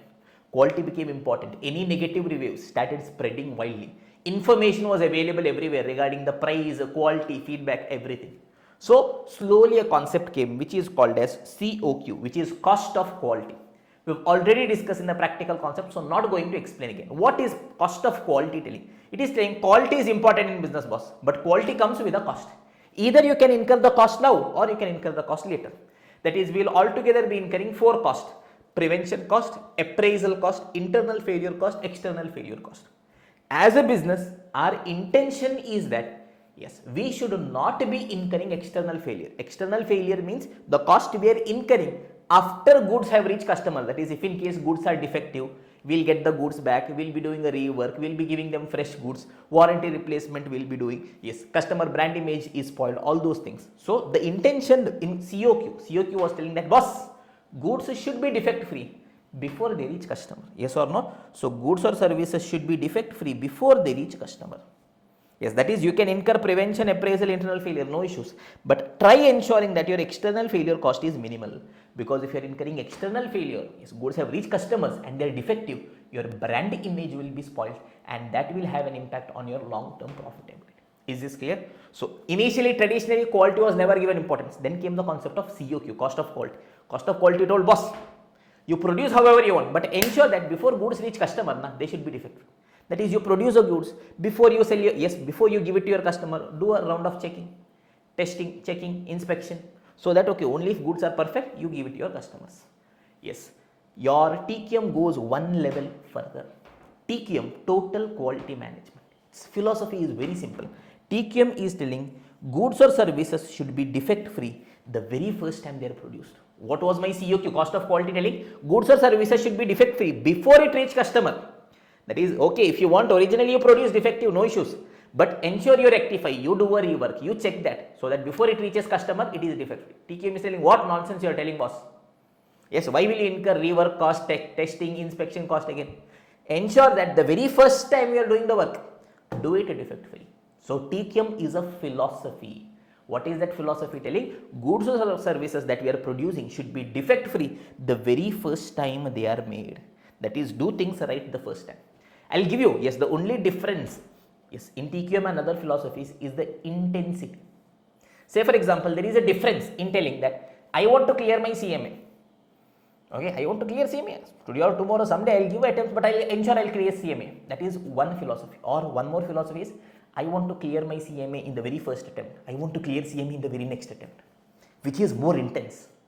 Yes, the second one is more intense, right? I will ensure that I do everything right. I listen to classes properly, I give my mock examination, I do revision, I select the correct faculties, and I will ensure that in the first time I give my exams, I crack. More intense. Second is, I clear this attempt or next attempt. Attempts will be there and I'll clear. Yes, that is the difference between TQM and other philosophies. TQM is telling, boss, anyways you are producing goods. Anyways, before reaching customer, it should be perfect. We'll do one thing. We'll produce. Yes, goods or services should be defect free the very first time they are produced, so that there is no headache altogether. Is this clear, everyone? Yes, that is my TQM. So now let us try understanding the meaning of TQM. Yes, I always tell every word tells a story. Yes, the meaning of TQM lies in the word itself. TQM, total quality management. So what is TQM? Management. So it is a management philosophy. It is a management style. Yes or no? It is a management style. So what is this management style talking about? Yes, what is TQM? What is management thinking about? Yes, what is management's philosophy? Yes, what is management focusing on? Management is focusing on quality. Yes or no? It is a management philosophy which is focused on quality, that is improving the quality of goods or services produced. Okay, so management philosophy, what is management philosophy? Their first main priority is quality. Sir, how do we bring quality, sir? Total. That is, we have to include everyone and ensure that everything that we are doing is defect free, is in the best quality. Yes, total. Yes, how do we improve quality? By involving all the employees. It is not just necessary that whatever I tell only should do. Yes, because every employee who is working in the last level, suppose an organization like Tata Motors, 10,000 employees are there.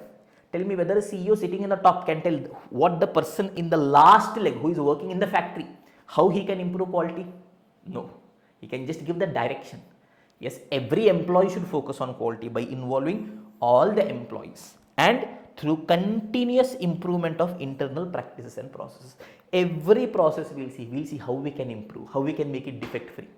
So we'll involve all the employees continuously. Our processes, practices will keep improving. Why? So that we can produce quality goods, defect free goods the very first time we are making it. This is what is the meaning. Now let us try seeing this, my dear students. Look at this. TQM, yes or no? TQM. So what is TQM? M. It is a management philosophy. Yes, what is management focusing on? Q, quality, which aims at improving the quality of goods or services produced. How? T, total.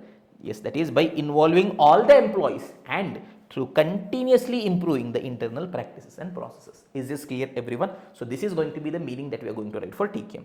Now basics is there. Now it's a philosophy wherein we are continuously improving the quality of products or processes. Yes, that is do things right the first time. First time only we are producing, do it perfect instead of rectifying, instead of need to fix the problems after they emerge. Basic objective is customer satisfaction. Customer should be happy. For that we are telling the very first time we are producing goods or services, produce it perfectly. Is this clear, everyone? Perfect. Now comes the next point, which is principles of TQM. Now again, TQM principles for you to remember, some 6-7 principles are there. We have to remember some 4-5. Yes, just the name itself will be telling you the principles. Again, you can just go for the name, TQM, Total Quality Management. First with this, I'll try explaining, then we'll try seeing the text also, no issues. Tell me students, total quality management. Yes, firstly, total. So whatever we are doing, yes, is it possible that only management is focusing on quality or all the employees in the organization should focus on quality? Yes, everyone should focus on quality. Yes, first one, total employee commitment or total employee involvement. That is, all the employees in the organization should be focusing on quality. How we can do the thing better? Say for example, we are Tata Motors. We are having 10,000 employees. Tell me, is it practically possible for the CEO to come to the very last leg of the factory and tell exactly how this thing can be done in a better way? No. They'll be having an overall idea of how the entire organization is working. They can give the strategic insight. But suppose I am the person, yes, the machine man who is working on this particular machine. In this particular machine, what is the issue we are facing? I will be knowing. How to rectify this? How can I do it in a better way? I will be knowing. So who has to focus on quality here? This employee has to focus. Yes, the top management can just give the strategic direction that boss, our first principle is going to be, first priority is going to be on quality. So yes, total employee commitment. So every employee should be committed on improving the quality.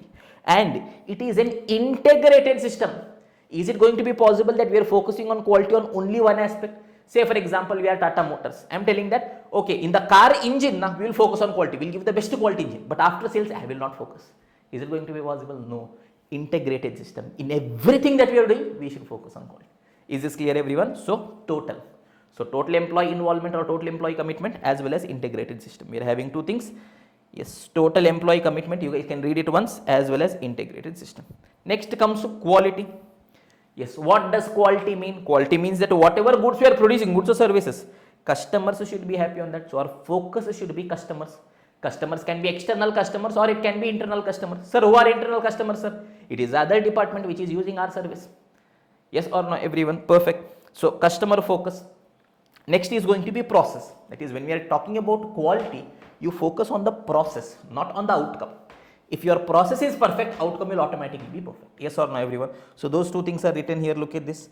Customer focus as well as process approach. Yes, quality is determined by customer satisfaction. Yes, understanding customer need helps us in aligning material, everything properly. Process, yes, output will be consistent if your process is Yes, consistent. So that is what is given here. Is this clear? So TQM principles, 4 things we have understood. Firstly, just try remembering students. 4 or 5 will have to be writing out of 6, 7. Yes, first one is total. Total means firstly, yes, total means okay, all employees are needed plus integrated system it is going to be. Next comes quality. In quality, what I told, customer satisfaction, customer focus, and the second thing I told is going to be process approach. Quality means you look at process, boss, not the outcome. Don't tell okay, outcome is fine. Perfect the process so that there is no need for you to check the outcome. Is this clear, everyone? Yes. Next is management. So as a management, what should our focus be? Yes, management philosophy. Management is telling boss, our focus is continuously improving. This time you've done, yes, next time better than this we should be doing. That is going to be management's style, management's objective. As well as whatever things are happening, it should be effectively communicated. Yes, what is our priority? We as an organization, our priority is to ensure that the students, I am telling from my perspective, yes, our customers get the best quality goods or services. So that communication should happen properly. Say they are not communicating properly. Yes, management, yes, employees think that, yes, management focus is on reducing the cost or maximizing the revenue. In that direction, they'll be working.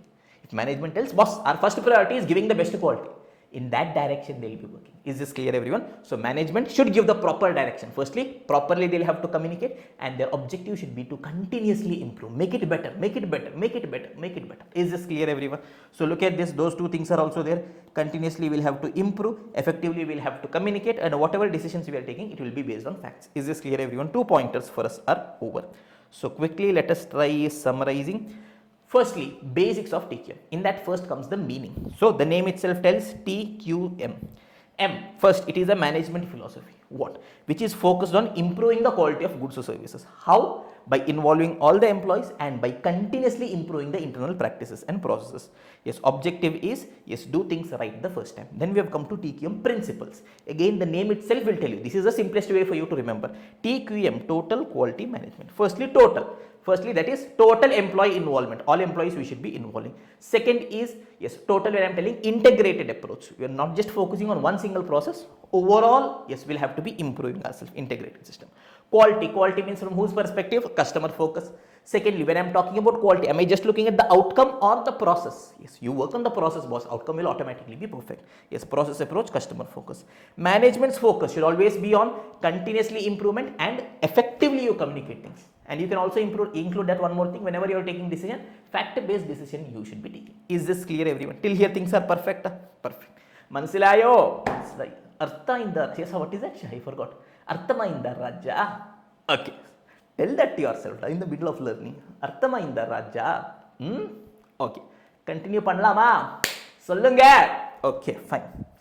Now, let us go ahead to the next point, which is going to be steps in TQM implementation. Let me just have a sip of water, then we'll continue. Yes, everyone, assume we are Tata Motors. We want to implement TQM. That means basically we want to improve the quality of the products. Tata Motors, what we are producing? Car. So basically we want to improve the quality of cars. How can I implement TQM? Some 6 to 7 step process is there. First, tell me, students, quality is from whose perspective? From customer's perspective. That means first what I should do? First, identify and understand the customer groups. Which all category customers are there? Let us try understanding. Suppose we are Tata Motors. So step 1 is identify customer groups. Tell me which all customers will be there for Tata Motors. Yes, firstly we'll be having individual buyers like you and me, we want to purchase a car. Or there can be corporate buyers. Say for example, we have a corporate. Yes, say for example, Delhi is there. Delhi is telling for our employees we want to purchase 100 cars together. Corporate buyer. Okay. Or dealers could be there. Yes, they are selling to dealer. Dealer will further sell. Okay, distribute region. Or there are some export markets wherein Tata is selling. Yes, somewhere in South Africa, African countries also Tata is selling. So these 4 category customers we have bifurcated. So first, yes, identify the different customer groups. Which all group is there? We bifurcate. Yes. Next, understand what is their requirement. What is it that they want? Yes. Step 2 is identifying customer expectation. What they want. Tell me, students, basically when a customer is purchasing a car, what is it that they will be looking for? Firstly, basically safety features should be there. Perfect. Plus, when an individual buyer is buying, okay, they'll be looking for a stylish look. So, say we are investing 20 lakh in a car, we will want that our car should be special, right? Boys know that emotion. Car is something else. So, it should be having a stylish look. Yes, plus latest technology should be integrated. Sunroof should be there, infotainment system should be there. Yes, mag wheels should be there. Whatever the latest technology is possible should be integrated in that. That will also be a customer's expectation. Yes, plus at the same time, pricing. We are Indians. We know conjugacy is there in our blood. Yes or no? So at the lowest possible price, we want all these features. Yes or no, everyone? Yes, sometimes students tell us, sir, whether your class covers all concept. Yes, sir. All questions maximum we will do. Yes, sir. Sir, mock exams also will give us. Yes. Revision also will give us. Yes. Sir, all this free in UK can give us. Sir. Papa people, we should also eat something. Yes sir, no? People who are watching revision, refer to your friends. Okay, Papa, you are only there. What did I feel touching? Okay, come back. Okay, serious. So, customer's expectation. 2 steps. Yes, quality is from customer's perspective. So, first step is identify the customer groups. Second, understand their customer expectation. Okay, now, third thing is, yes, understand how they take decisions. Yes, step 3 is identify customers' decision making requirements and product utilities. How they take decision and what all they want in a car. Now, I have bifurcated the customers into 2 different ranges. First is the category of customer who is going to purchase a value car. That is value for money. In less price, he want more features. Yes, that is basically he is looking to buy a car less than 10 lakh, less than 12 lakh or maximum within 15 lakh range. Or customer who is willing to buy a premium car. Okay, yes, their perspective of decision making will be different. Yes, a person who is looking for a value car, cheap and best car, what he will be thinking? He will be thinking firstly, boss, vehicle has to give me a good mileage. Secondly, when I am selling, it should be having a good resale value. Yes or no, everyone? Mileage should be there. Yes, after sale service should, yes, cost should be less. Yes, maintenance cost should be less. Resale value should be there. All these is what a value customer will be thinking. Yes sir, my cost should be less. Mileage should be more. Yes, maintenance cost should be less. When I am selling, resale value should be there. Yes, after sale service should also be cheap. Premium car, a customer is paying 40 lakhs. Is he thinking about small GGB mileage things? I don't know. He is looking at bigger things. Yes, how much? Yes, brand value that car is having. Yes or no? Yes. Tata is also having a Range Rover also with them, 4 crore car. So what is the brand value if I purchase that? Is the car having a brand value? What all special features is there? How stylish is the look? If I purchase that, what will be my perception in the market amongst my friends? Yes or no? So what all premium features are there? Yes, how is the sunroof? Is it good, bad? How is the infotainment system? How are the advanced features? How is the boot space? So all those things they'll be looking. Look wise, special features, all these things is what a premium customer will be looking at. Yes or no, everyone? So we have understood the first 3 steps. Before I try improving the quality, first understand everything about customer. Firstly, understand your customer, that is identify the customer groups. Next, understand what they want, that is identify customers' expectation. Next, understand how they take a decision, on what basis they take decision and what all product utilities they want, that is identify customers' decision making requirement and product utilities. Is this clear? Till now we are only looking at what my customer wants. Yes, who is my customer? Yes, what is it that they want, on what basis they take decision. Now I will shift my lens, yes, from my customer, yes, to our company. Okay, all these things my customer wants. Whether I am giving all those things to my customer or is there something lacking that I am not currently giving to my customer. Step number 4 is what all problems we are having in our company. Okay, Tata, you might be knowing if you have an idea of Tata Motors or motor vehicles in general. Yes, Tata is a good car, but their after sale service is comparatively poor. And they are having slightly lesser features when compared to their rivals like MG, etc. Yes, people are right now complaining that for the price we are paying for a Tata, the features are less. There are other companies like Hyundai, MG which will give you more features than what Tata is offering. And there are some complaints about their infotainment system also. Yes, these are, if you have an idea of automobiles, you would have heard this. Otherwise, leave, don't worry. I am telling you, listen to it. Simple, chill panunga. Listen. Okay, fine. So we understood what all problems we are having.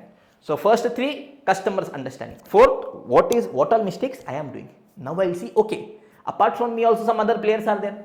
What all good things they are doing. I will try benchmarking myself with my competitor and see what all good things they are doing so that I can improve there.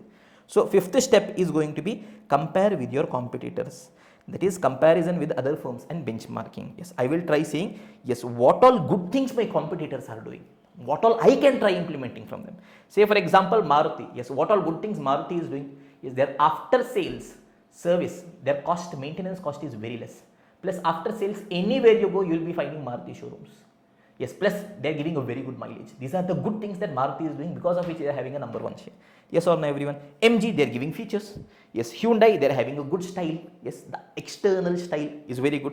Mahindra, the ruggedness for SUVs. When you're talking about SUVs, Mahindra comes first. Scorpio is there. Yes, then what is the other car? Thar is there. One more car I'm not getting.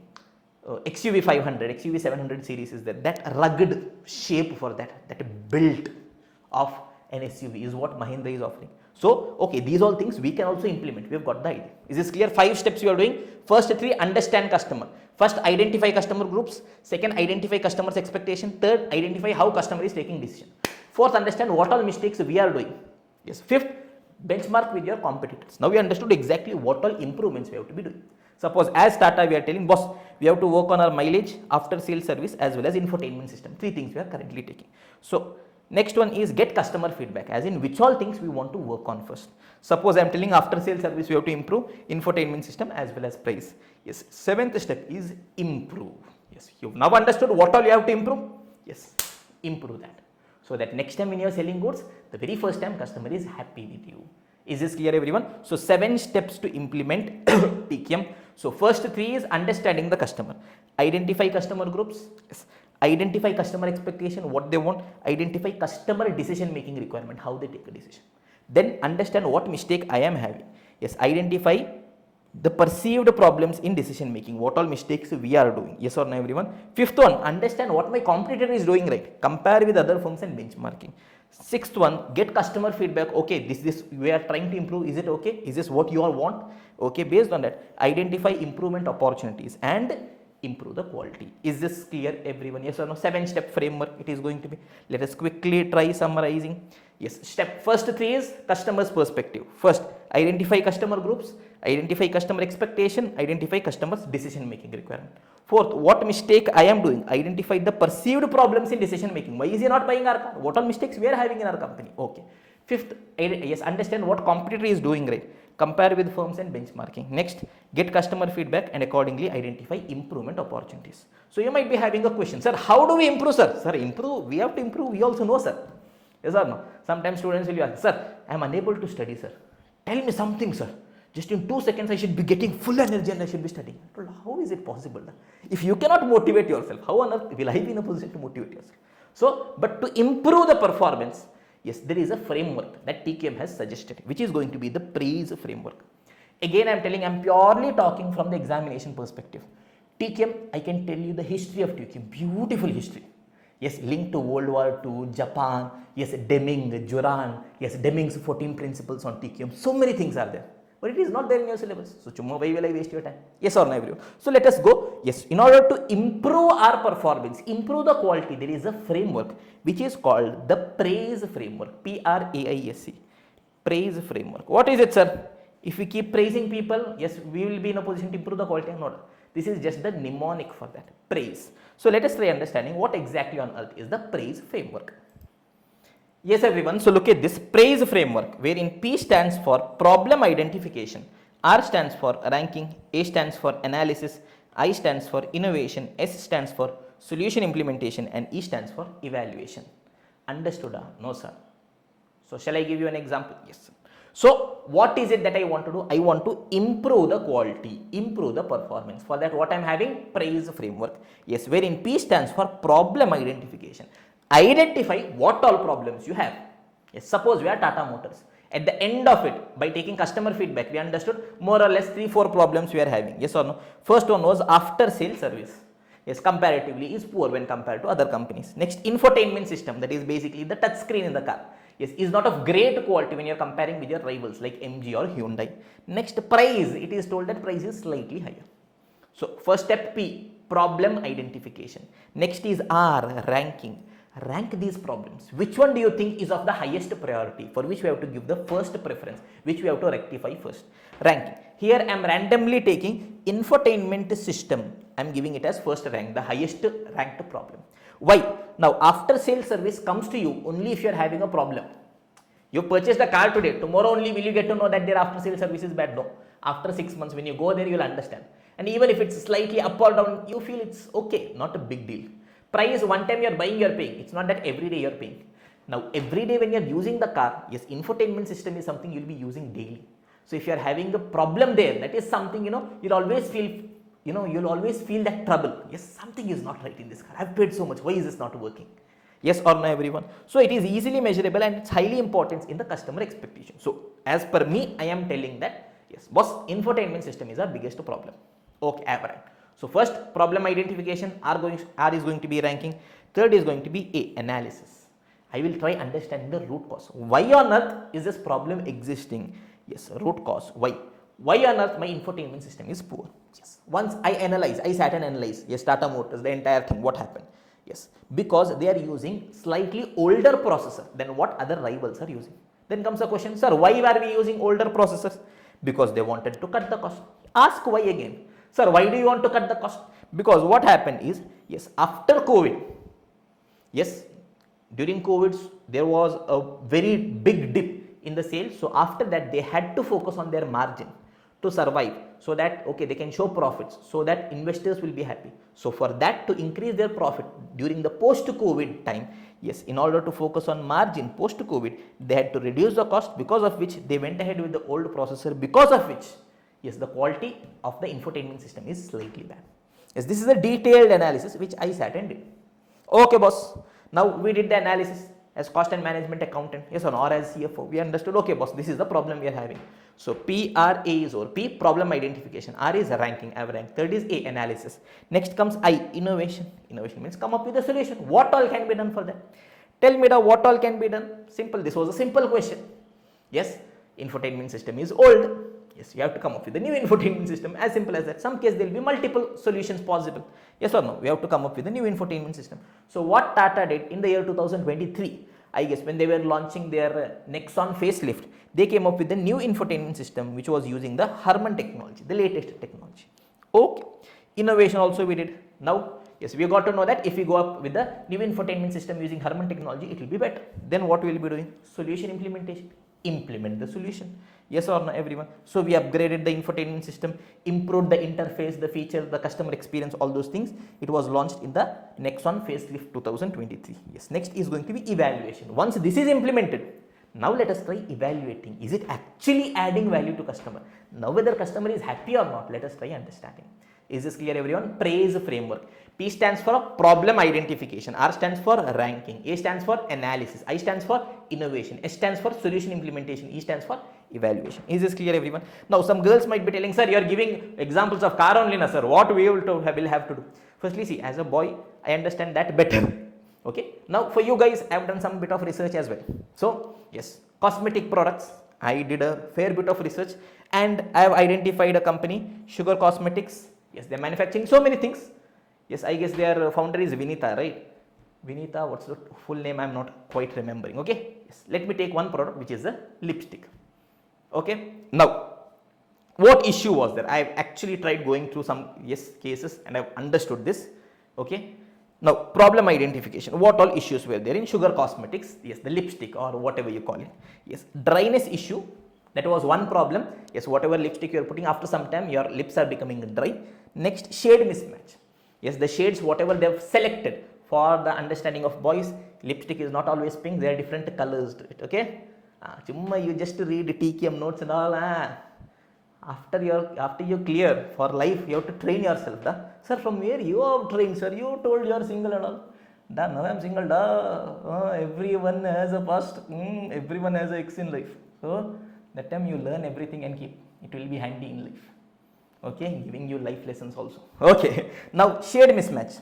That is, whatever shades they selected was mainly good for the European countries, but when it comes to India, it was not great. So these two issues they were mainly having 2-3 years back. Firstly, the lipsticks were becoming dry, shade mismatch. Now we'll give them a ranking. So yes, assume I am telling the dryness issue, we are giving it a first rank. Yes, why? Because it is affecting daily use. We are having a regular group of customers who are using our products. Yes, we want them to be using the products happily. So dryness issue is going to affect the daily usage. So problem identification, we understood, we have given the ranking. Yes, next comes analysis. Okay, why on earth is this happening? Yes, now why on earth is it happening? Yes, it is because we had used the matte formula. Yes, matte formula, there are two things. One is glossy, which is shining. One is matte, which is a dull. Boys, think of it as a car. In car also you will be having the glossy color, the matte color. Similarly, in lipsticks also you are having something called as glossy, which is very shining, the matte. Normally people will be going for the matte finish. Okay, but this matte formula is lacking the moisturizing elements. So if it is having moisturizing element, it will keep our lips moisturized, but it was not having moisturizing element, because of which it was becoming dry. Okay, so why was it not having moisturizing element? Because it was designed for all day wears. All this analysis, okay, we did. Okay, boys are telling, sir, what is happening in earth? We don't know, sir. Ignored. But one or the other day you will have to learn. If you tell I am going to ignore like this, you will be ignored. Okay, it is better you learn fast. Okay, some people learn the hard way, some people learn early, some people don't learn. If you don't learn, you will be single forever, single person. Yeah. Okay, sir, come back. Okay, so 3 things we did. Problem identification, what all problems are there? Yes, it was becoming dry, shade mismatch was there. Yes, next one was ranking. We gave the dryness first ranking. Third is analysis, why it happened. Yes, because yes, we wanted to, it was not having moisturizing element because it was used for all day. Yes, next comes innovation. What is it that we can do for that? Obviously, simple solution. Yes, include moisturizing element. Yes, introduce moisturizing ingredient. For that, what we'll be doing? Yes, partner with dermatologists. Yes, ask them. Yes, can we design it in such a way that it includes the moisturizing elements as well?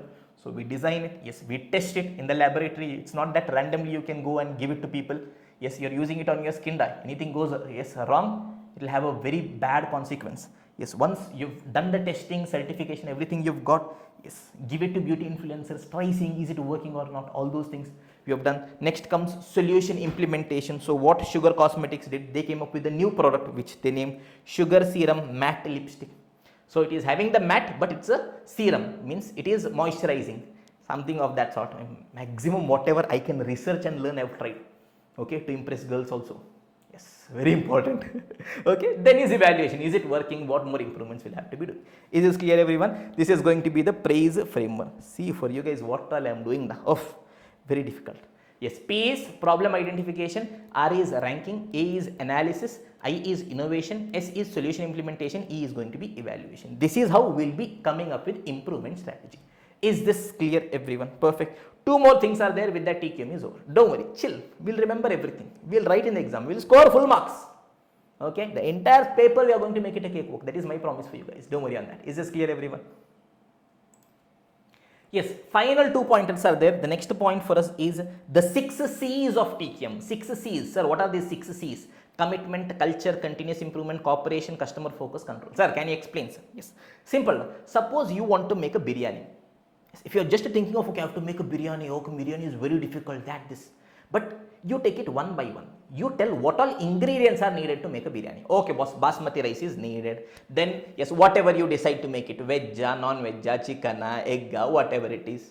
Yes or no, with that what you want, some cashew you want, onions you want, oil you want. So we can tell, suppose randomly, 1, 2, 3, 4, 5, 6, 7, 8, 9, 10. These 10 ingredients, you put them properly, you can make a biryani. Same thing, TQM, we have to improve the quality. Yes, what all ingredients are needed so that we can implement TQM successfully in an organization. That is what these 6 C's are.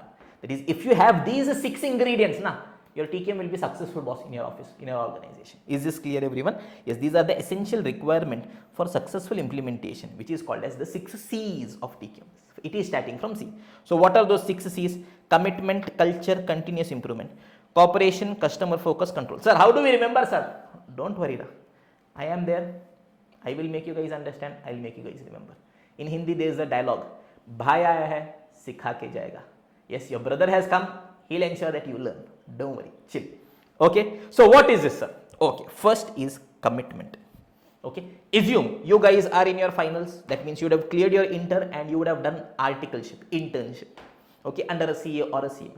Suppose in your office where you have done your articleship, they are telling, boss, we want to improve the quality. That is, whatever work we are doing internal audit, cost audit, ITR filing, yes, whatever work we are doing, we want to improve the quality. That is what top management is telling. Chumma, if they tell, yes, whether quality will improve, no. For that, first what is needed? Commitment is needed. Sir, from whom, sir? Commitment from girlfriend? No. Commitment from top management is needed. Yes or no, everyone? Top management's commitment is essential for developing a TQM culture. Imagine in your office. Tell me, yes, top management told one day that, okay boss, next whatever work we are doing, we have to focus on quality. Quality should be our first priority. Just chumma will not be filing ITR. We will ensure that whatever work we are doing it of the best quality. Next day they are calling you, they are telling, the file 20 ITRs today and give it to me. Yes, is there any sense in what they told and what they are making you do? No. So if we have to implement TQM in the organization, first, who should be committed to quality? Who should give the first preference to quality? Top management.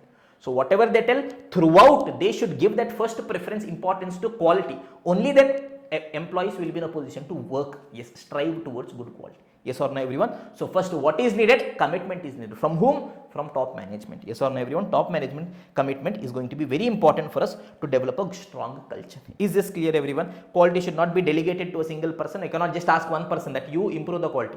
Yes, top management should be having that force, and we should ask everyone to focus on improving the quality. Is this clear? Okay. Top management is having that commitment that, boss, we have to improve the quality.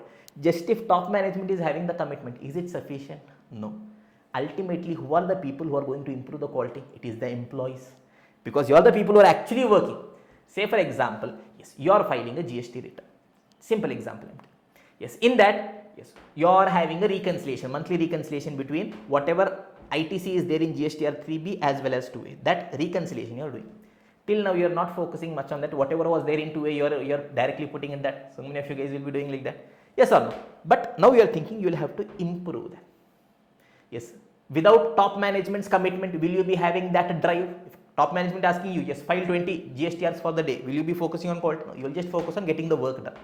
Yes, top management is having that commitment, but with that, we should create a culture in the organization, yes, wherein every employee is focusing on improving the quality in the work that they are doing. Yes or no? For that, what is needed? Training is needed. Yes or no, everyone? So look at this. Training is the key to changing attitudes. Suppose you as an employee, you have never really thought about that. All you are doing is directly you will see whatever value is there in 2A, you will directly put it as ITC, you will file, you will finish it off. You don't know exactly how to do a reconciliation. You don't know how to do a GSTR 1 versus 3B reconciliation. You don't know how to file a GSTR 9. I am assuming that you would have at least heard these terms, if not you have implemented in practical life. Or think of ITR filing, okay, whatever it is. Or whatever work you are doing, yes, you just know some basic things, that only you are doing. Unless they give you a training, they improve the quality and they bring that culture, wherein, yes, in every aspect of work, we improve the quality. Will it be possible that they can expect the quality, even though top management is having that commitment? No, boss. That means we have to create a culture where, yes, quality is given predominance and every employee is focusing on quality. So for that, we have to be coming up with a training program. Is this clear, everyone? So training is going to be a key in changing the attitudes, plus individual contributions should be encouraged. Every person is having some individual contribution. Say for example, I was filing a GST return. I found out something new through which our work can be reduced substantially. So that individual contribution, we should be encouraging that. Okay, you tell how we can do the things better. So through that only quality can be improved. Is this clear, everyone? So two things we have done: commitment, culture. Next is going to be continuous improvement. Tell me, one time we've improved, is it sufficient? No, boss. It is a continuous program. Yes or no? So TQM is a continuous process, not a one-time program. One time you improve, not sufficient. Continuously you need to keep improving yourselves. That is what TQM is all about. Yes or no? Continuously you are improving. Is this clear, everyone? Next is cooperation. Yes, boss, we want to implement quality in the organization. Just one employee is doing the work, is it sufficient? Just one employee is focusing on quality? No. Cooperation of all the employees and their on-the-job experience. Because every employee who is doing the work, they would have had some experience. Okay, this is the issue we are facing. This can be the solution. Say for example, sometimes while you guys are filing the returns, you might have faced some issue which only you know about. Yes, but when other person is doing, he doesn't know, okay, how to actually come up with a solution for that. So whatever on the job you've got the experience, you should be sharing it to other people. Only then, yes, we'll be in a position to improve the quality overall. Yes or no, everyone? Total employee involvement is needed and employee involvement is necessary in developing improvement strategies. Okay, next is customer focus. Tell me, whatever quality improvement measures we are doing, it is by keeping whom in our mind? By keeping the customer in our mind. Yes, things should be better for the customer. For customer, how can we make things better? Cheaper, give value addition. Yes or no, everyone? That is what we'll be focusing. Yes, focus will both be on the external customer as well as internal customer. Now say internal customer, suppose you have done an audit, cost audit. Yes, you have done your audit, yes, which will be reviewed by your manager. Now manager, he is also a customer, but he is an internal customer. Whatever work you have done, he will be referring. So things should be simple for him to refer. And whatever review he'll be doing, that finally will be going to the external customer. Yes or no, everyone? Yes, finally control. So whatever things we've understood, whatever policies we've implemented, that should be documented properly, and best practices should be documented so that it becomes a process. Say for example, we are telling when you are doing a GSTR, yes, 3B versus 2A reconciliation. 5 steps I should be doing. Step 1, 2, 3, 4, 5.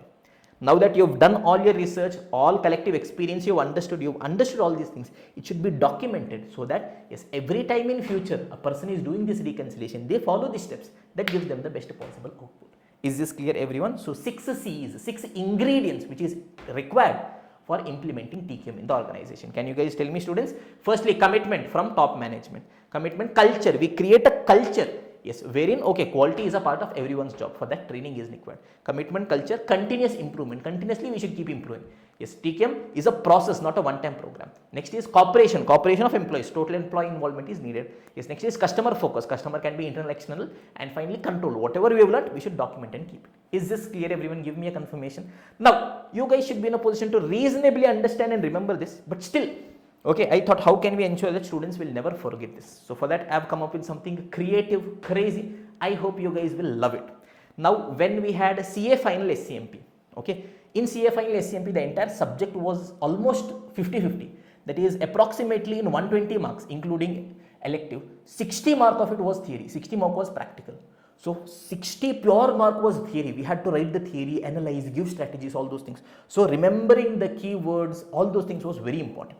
Here it's not that important. So in an attempt to ensure that students remember all the key words, all the key phrases, everything, we have done so many creative, crazy things. Okay. Yes. In that, one thing that we had done was creation of some songs. Sir, are you, yes, what do you call composer? Yes, I have composed some music. Okay, some 6, 7, 8, yes, different songs we have created. Okay, when CA Final SMP was there. Here, whatever is relevant for you guys, I will be giving it to you as well. In that, one was on how to remember this 6 C's of TQM. Yes, I guess there is a movie MS Dhoni. In that there is a song. Firstly, I am pretty bad at singing song. Okay, so I will not be singing, but I have created a video. You guys can listen to that. Yes, that song is Jab Tak, something on that lines. A romantic song. If I sing, it will not be romantic. It will be a horror song. Jab Tak Tere Paas Mein. On those lines, you guys remember the track somewhere. Yeah, using that line, we have created a song for you through which you can remember the 6 C's. Okay. It was created somewhere around 2 years back, so you guys can listen to it. It will help you guys remember. Okay, so I'll just try playing that for you guys. I'll try playing the song. I hope you guys listen to that, and using that track you will be in a position to remember the 6 C's. If you have loved it, you'll have to share it to your friends and all. Okay, and tell in the comment section, Maja is coming. Okay, Maja way for us to remember things. Okay, so I'll just try playing.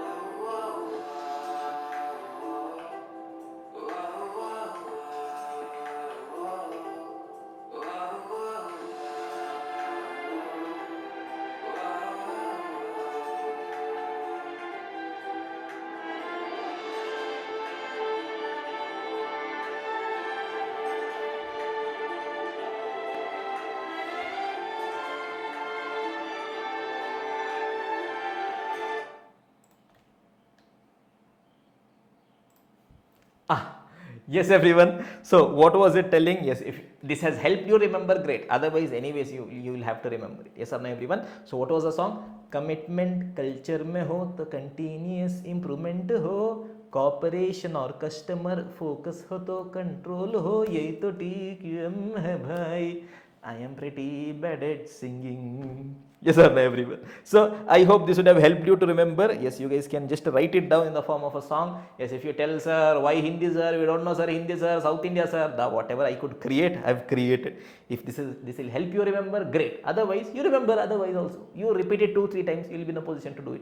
Commitment, top management commitment, we'll have to create a culture. Yes, continuously we'll have to improve. Yes, cooperation of all employees is needed. Yes, we'll have to look at the customer focus, and whatever we have learned, document, that is control. Is this clear, everyone? Okay, 6 C's of TQM is also over, my dear students. Yes, then the final point, which is 4 P's of TQM. Yes, that is basically, yes, how are we going to go from problem? Okay, once we have, yes, these 4 P's basically means, yes, 4 things we'll have to be doing in TQM. So different things, different mnemonics they have created and kept, it is our duty to remember. Yes, and the praise framework was there, 6 C's of TQM was there, 4 P's were there. Now for us, only these things are there. Yes.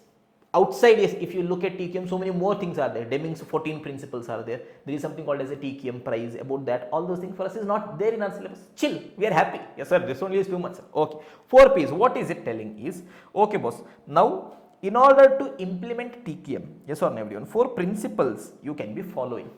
Okay, instead of looking at too many things. First is problem. First, identify a solvable problem. Identify what problem you are having. Yes, then we'll come up for a solution. Okay, once you have identified a problem, then what you'll have to do? Get the people, get committed people, yes, who are proactive, who are looking for coming up with a solution. Yes, then preparation, prepare them, give them training, tell them what the issue is. Yes, prepare them to find solution, that is, give them a broad understanding of the process and give them additional training. Yes, once they have come up with a solution, yes, create it as a process so that everyone can implement in the organization. I'll give you guys a very simple example. Suppose I am telling, yes, we have to do a GSTR 3B versus 2A reconciliation. Yes, it is the problem for us. We don't know how to do. So many mistakes are happening. Yes, one supplier is there here, but it is not there. Here it is there it is not there. Number mismatch is there, month mismatch is there. So many things are there. How to do, we don't know. So first, how do you improve the quality? First, problem you identify. Yes or no, everyone? Problem, identify solvable problem. Next, people. Tell me, yes, suppose you would have worked for articleship.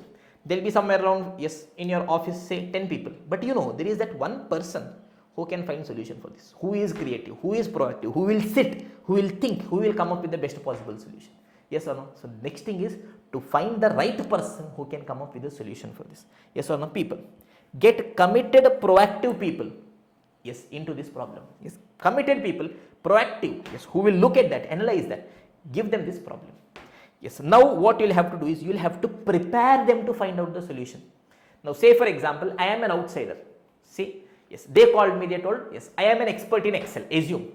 Yes, they called me, they told, boss, we want to come up with a, yes, statement through which we will be in a position to do a GSTR 2B versus 3B versus 2A reconciliation. Now so many tools etc. are there, but still I am telling, I am an Excel expert. I can find out the solution for you, but I don't know what on earth is 3B. I don't know what on earth is 2A. So first, yes, we'll have to prepare those employees. Yes or no, everyone? Give them a broad understanding of process. Okay, what is happening in 3B? What is happening in 2A? Yes, why on earth we want the reconciliation? Yes, if there is a difference, then what will be considered? Give them a complete understanding of the process and give them additional training if required, so that they will be in a position to come up with the solution. Suppose, yes, I was a selected employee. Yes, they gave me full training of what the process is, how we are currently doing. Yes, what is it that they want. They gave me additional training so that I can do all those things. Yes, I sat, I understood, I came up with the solution. Great. We got the solution. Now, one time I got the solution. Is it sufficient? No. Now, every other person in the organization who is doing a 3B versus 2A reconciliation should be doing it that way only. Now, create it as a process for everyone to follow. Process. Now create it as a structured process for everyone to follow. Is this clear, everyone? So if they ask you what are the 4 P's of TQM, first, problem, identify a solvable problem. Yes, people, get committed, proactive people into that. Next, preparation, prepare them, that is, give them a overall understanding of the process and give them additional training. And finally, once they've come up with the solution, create it as a process. Is this clear, everyone? With this, TQM is over, my dear students. A very important concept. So many things were there, almost 5-6 pointers were there from which question can come. We've tried understanding everything, remembering every keyword. Trust me, now just a 1-2 minute revision for you. Yes, you are ready to go enter the examination or rocky examination. I hope you would have thoroughly enjoyed this. So let us quickly try seeing TQM. Yes, everyone, look at this. TQM, firstly, basics. Meaning of TQM. The name itself tells her total quality management. So what is TQM? Yes, it is a management philosophy. What is management focusing on? Yes, which is focused on quality, that is focused on improving the quality of goods or services produced. How? Total, by involving all employees and through continuously improving the practices and processes. Is this clear, everyone? Objective, yes. What is TQM objective? Do things right the first time. First time you are doing, only do it the best way possible. TQM principles, again the name itself is telling TQM, total. So total employee involvement is needed, and it should be an integrated process. Two things. Quality. Quality means customer focus. I am going to look at customer, and process approach. Look at the process, not the output. Yes. Next, management. Management focus should always be on continuous improvement as well as effective communication. Is this clear, everyone? Perfect. Next came steps in TQM implementation. First, customer. Yes. Three things from customer perspective. Yes. First, identify the customer. That is, identify customer groups. I understand what they want. Identify customers' expectation. Yes. Understand how they take decision. Identify customers' decision making requirement. Then understand what all mistakes we are having in our product. Yes. Identify the perceived problems they are facing in decision making. What all problems they are having in our product. Then understand what my competitor is doing right. Yes. Compare with other firms and benchmarking. Now get customers' feedback. Accordingly, yes, try improving. Identify improvement opportunities. To improve, we are having the praise framework.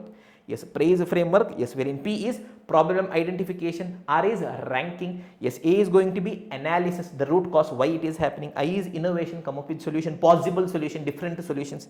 S is solution implementation, best one will implement. Next is E is evaluation. Okay, if it is working properly or not. Next comes 6 C's of TQM. These are the essential requirement for successful implementation of TQM. Yes or no, everyone? Commitment, culture में हो तो continuous improvement हो.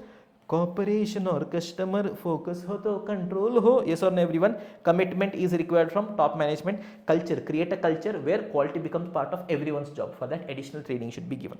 Continuous improvement, it's a continuous process, not a one-time program. Yes, cooperation of all the employees is needed, that is total employee involvement. Customer focus, customer can be internal, external, and control, document the best practices, processes. Is this clear, everyone? Okay, and finally 4 P's of TQM, that is first, problem, identify solvable problem. Next is people, get proper people into that, proactive people.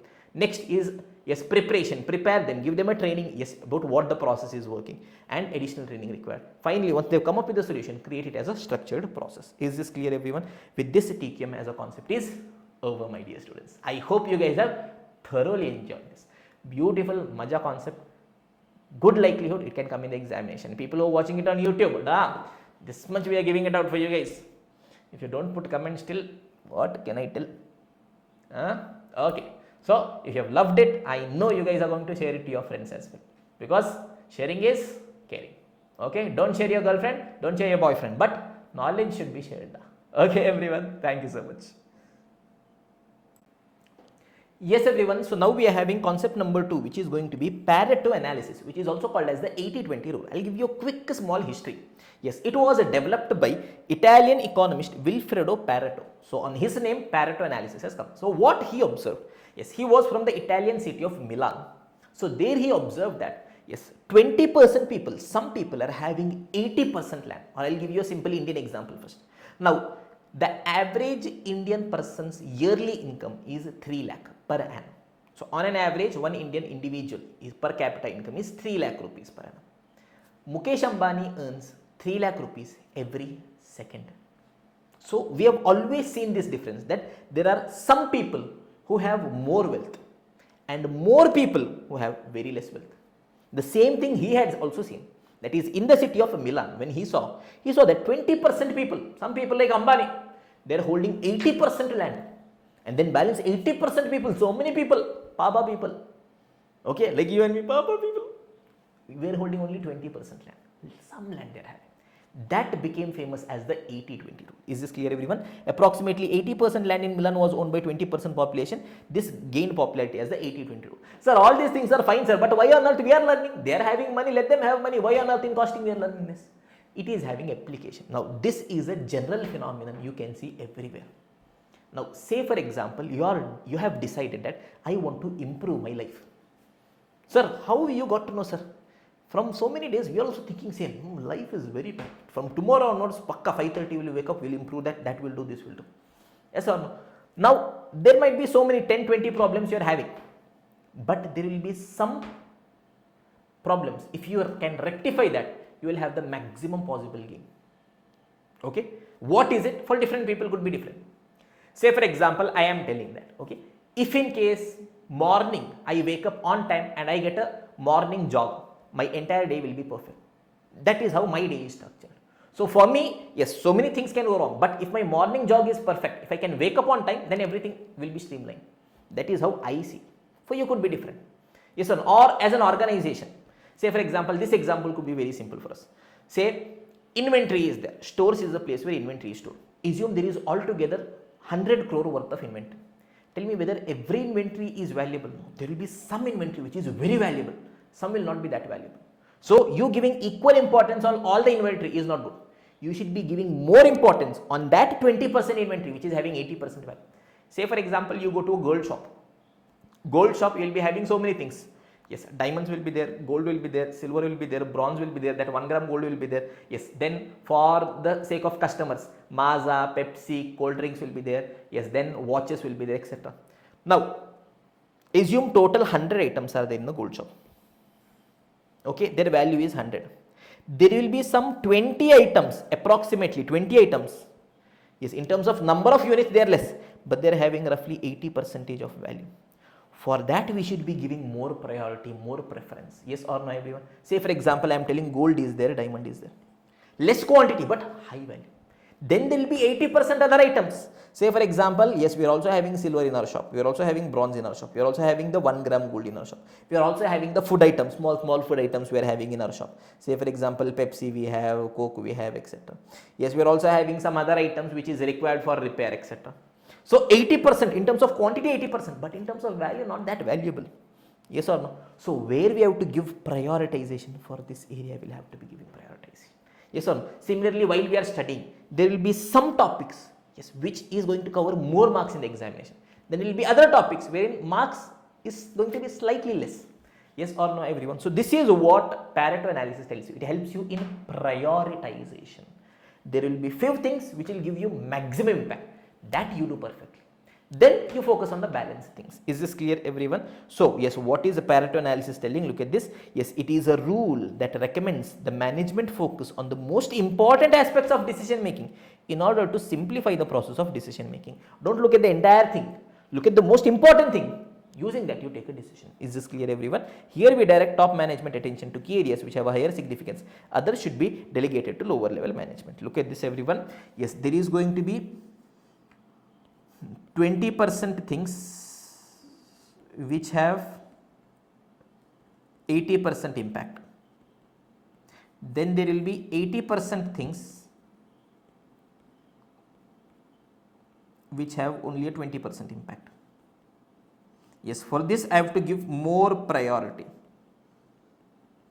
For this top management, yes, involvement is needed. This I will be giving less priority. This can be delegated to lower level management. This is the entire gist of your Pareto analysis. Take the case of jewelry shop. I have told you 100 items are there. Yes, jewelry shop, they normally have a practice of daily inventory taking. That is, daily by end of the day, they will check the inventory. Physically, they will count the inventory and tally with their records. Yes, tell me, will they do that for all the items or only for the most valuable items? Only for the most valuable items. That is, they are having gold and diamonds, which in terms of quantity is less, but in terms of value is very valuable. That daily they will check. More preference we are giving, more weightage we are putting, more efforts we are putting. Top management is involved there. Then balance is there. Suppose silver is there, or say for example, you are having those small food items. Suppose, yes, in a gold shop, one Pepsi bottle is missing. Whether top management will be worried, hey, one Pepsi bottle, 100 rupees is missing. Will they bother? No. Or assume, yes, one ornament is missing, gold ornament is missing. Will they be bothered? Yes. So they are telling, boss, you cannot give same weightage everywhere. Where you are having more impact, there you put top management's attention. Others you delegate, not a big deal. Is this clear, everyone? Now, where we can actually use in our business world. So different places are there. First comes product pricing. Suppose we are an organization, we are producing 100 different products. Is it necessary that all products are giving you same amount of revenue? No. There will be some products which give you more revenue. Yes or no, everyone? So there are going to be, they've seen that approximately 20% products are there which give you 80% of revenue. There are some 20% products, less products, but that gives you 80% revenue. There will put more focus. Their top management will be involved in pricing decision. Balance, we will delegate it to lower level management. Yes or no, everyone? So top 20% products, top management will take pricing decision. We will be adopting more sophisticated pricing methods in order to determine the selling price. Balance 80% products, lesser revenue anyways, we will delegate it to lower level management, and we can use a cost based pricing. We'll see whatever is the cost, we'll add some margin, and accordingly we can set the selling price. Is this clear, everyone? Next is customer profitability analysis. Assume we are having some 100 customers. Whether every customer gives us same profit? No. There will be some customers which give us more profit, and there will be so many customers which, even though they are there, they give you very less profit.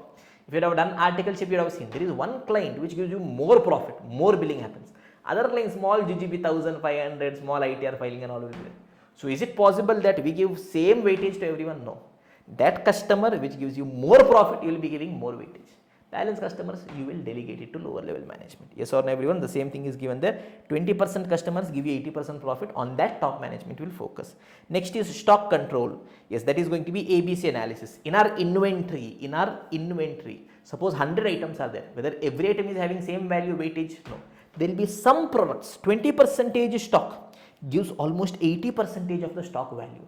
On that we will be giving more preference, priority. By concentrating on the vital few raw materials, these are few raw materials, we will be having a track of a bigger portion of our inventory. Is this clear, everyone? Three things, we will remember this, don't worry. Next is activity based costing. We have learned activity based costing. I am distributing my overhead.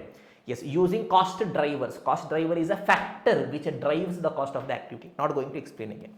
Okay. Now, say for example, I am giving you a very simple example. Assume setup. Sir, what is setup, sir? Sir, that setup, sir. No, da. Machine setup. Da.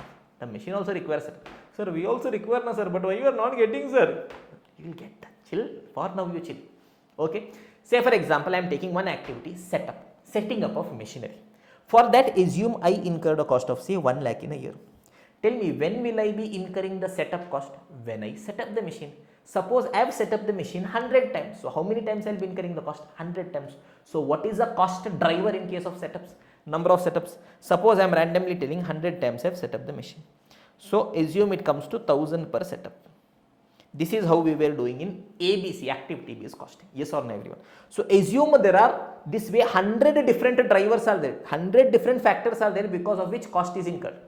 But there will be some drivers because of which a big amount of cost is incurred. Yes or no, everyone? So, on that we should be giving more weightage. That cost I will have to try to reduce. There I will try giving proper distribution of cost. That is what it is telling. Look at this.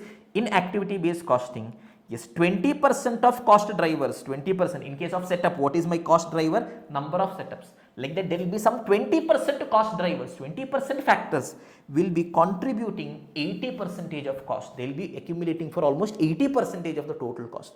That means if I can control these properly, if I can account these properly, if I can distribute these properly, my overall cost will be in check. Yes or no, everyone? So, by controlling these vital few cost drivers, better control and understanding of overheads will be getting. Again, I am explaining quickly. Is this clear, everyone? The final thing is quality control. Assume we are having so many problems in our existing product. Okay, suppose I am a manufacturer of shirt. Customers are having 100 different problems. Yes, one customer is telling okay, quality is poor. One more customer is telling fabric is poor. One more customer is telling stitching is not fine. One more customer is telling branding is not fine. One more customer is telling delivery is not happening perfectly. Like this, 100 different problems will be there. But there will be some problem which most customers are telling. Say for example, I am telling we came up with a shirt manufacturing brand.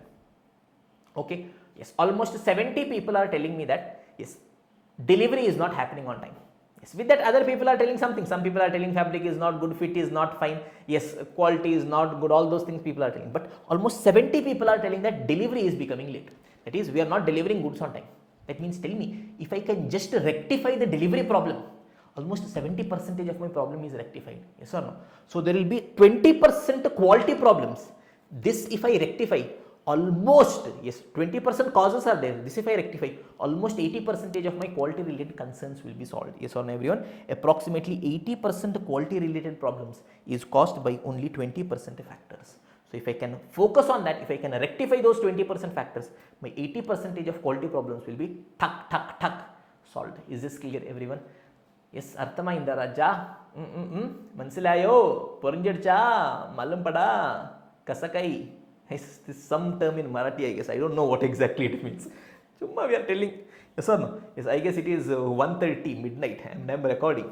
Yes, for you guys. So I am also having some entertainment in between. Now, sir, we understood all these things, sir. But sir, how do we remember, sir? Da. Yes, I have told you in Hindi. Bhai aaya hai, sikha ke jayega. Yes or no? Your brother has come. He'll ensure that you will remember. Don't worry. So for this, we have a small mnemonic. Yes, what is this? You guys know this person? Sir, looks that we have seen. Oh, Priyanka Chopra. You've seen this person? Sir, this is we know, sir. This is our hero, sir. You, sir. Okay. So what I did, I decided I'm going to stop teaching. Yes, I'll get into anchoring. So yes, we came up with a very special session, which is a Q&A session. Yes, I had a Q&A session with Priyanka Chopra, wherein I asked everything about life, love, marriage. Yes, how she started her acting thing, how she got the Miss Universe, everything. Sir, good sir, why are you telling us? I told you everything I'm telling you is there is absolutely no nonsense here. Yes, tell me what is the name of the seminar we had, session we took. It was a Q&A session. Q&A session with Priyanka Chopra. Q stands for quality control. A stands for activity based costing. Session S stands for stock control with Priyanka Chopra. Yes, P stands for product pricing and T stands for customer profitability analysis. Dun-dun-dun. So this is how we remember the 5 things. Q&A session with Priyanka Chopra. Q stands for quality control. A stands for activity based costing. S stands for stock control. With Priyanka, P stands for product pricing. Chopra, C stands for customer profitability analysis. Is this clear, everyone? So let us quickly try revising Pareto analysis. It was developed by Italian economist Wilfredo Pareto. Yes, what was his observation? 80% land in Milan was held by 20% population. This became famous as the 80-20 rule. Meaning, this rule recommends management to focus on the most important aspects of decision making so that we can simplify the process of decision making. So he is telling how to take decision. Yes, top management focus should be on the key areas, vital few areas, which is going to have a higher significance. Everything else you delegate it to the lower level management. Okay, applications of Pareto analysis. We have the mnemonic Q&A session with Priyanka Chopra. Q stands for quality control. Yes or no, everyone? Yes, Q&A. A stands for activity based costing. Session S stands for stock control. With Priyanka, P stands for product pricing. C stands for customer profitability analysis. Q, quality control. 20% quality problems is having, yes, 20% causes are creating 80% quality problems. So if I can rectify that, 80% problems will be solved for us. Activity based costing, cost drivers, 20% of cost drivers are causing, yes, 80% of total cost. So if we can distribute that properly, my overall cost is distributed properly. Stock control, 20% of stock items, yes, are accounting for 80% of stock value. Yes or no? Product pricing, yes, 20% of products are giving me 80% of revenue. Customer profitability analysis, 20% customers are giving me 80% of my profit. Using this in our own language, we will be in a position to write it. Arthamainda Raja? Yes or no? So with this, Pareto analysis is also over, my dear students. Yes, everyone. So now let's take our discussion further. Yes, we have unit number 4, which is lean accounting. Not very important from exam perspective, but still, because it's there, I'll take very less time, but I'll try quickly explaining you guys what exactly it is. Now, in order for us to understand lean accounting, we should first understand lean system. And in lean system, 3 things are there: lean thinking, lean manufacturing, lean accounting. Only if we understand these things, we will be in a position to understand lean accounting. Now, sir, what exactly is this concept of lean? So it is a Japanese concept. Now, suppose you go to the gym. Yes, what will be your intention? One of the 2 things. Either you want to bulk up, sir, full bulking, bigger, or you want to lean, that is, we want to cut the unnecessary fat. Yes or no, everyone? Lean. So we want our organization to be lean. All the unnecessary cost we want to eliminate, all the waste we want to eliminate, so that in the lowest possible cost we produce the goods. Is this clear, everyone? So what is a lean system? Unnecessary waste we are eliminating. Yes or no, everyone? Lean system, it is a method for waste minimization without sacrificing productivity in a manufacturing system. In any organization, whatever waste is there, we want to minimize that waste. Yes, that is the concept of lean system. Is this clear, everyone? It eliminates its elimination of waste of all different forms in order to reduce the cost without sacrificing on quality. That is, without sacrificing on quality, we want to eliminate, yes, reduce the cost. Is this clear, everyone? So now what exactly is waste, sir? They have defined waste also. It is not required for us, but still have written. Yes, waste is any step or action which is not required to complete a process.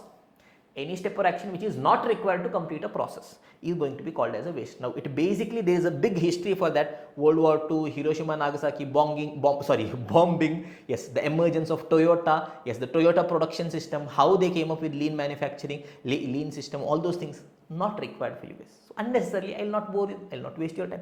But yes, the Toyota system, the foundation of Toyota system, how Toyota became such a big player, is in the lean thinking. Now, after Hiroshima Nagasaki bombing, Toyota was not in a position to invest too much money. So they decided we'll do one thing, boss. Whatever unnecessary cost is there, we'll eliminate. That gave rise to the just-in-time concept. That gave rise to Kaizen. That gave rise to so many principles, beautiful principles that we are learning here. Okay, so they are telling whatever is not required is a waste. Say for example, inventory is a waste. Sir, how will you, sir? Traditional concept is telling inventory is an asset. Yes, sir, I am having raw material inventory, asset, boss, for me. Finished goods inventory, asset. But lean system, Toyota production system is telling inventory is a waste, boss. Suppose you have produced cars and kept. Whether customer asks you to produce, no. Chumma you produce, that means you have incurred all your cost. Yes, you purchased the raw material, for that you made the payment, you have converted that, you have produced and kept. And yes, it is not that you can customize it based on customer's requirement. Chumma you are holding it waiting for the customer. It is a complete waste of cost, efforts, energy. Instead, do one thing, produce your goods only after customer is asking you. So how on earth will that happen? See how just a mindset of Toyota shifted the entire automobile industry. Today, everyone is going for the pull model. They will never produce car in advance and keep. Yes, one or two places you will find, not the companies, but distributor will get the car and keep it.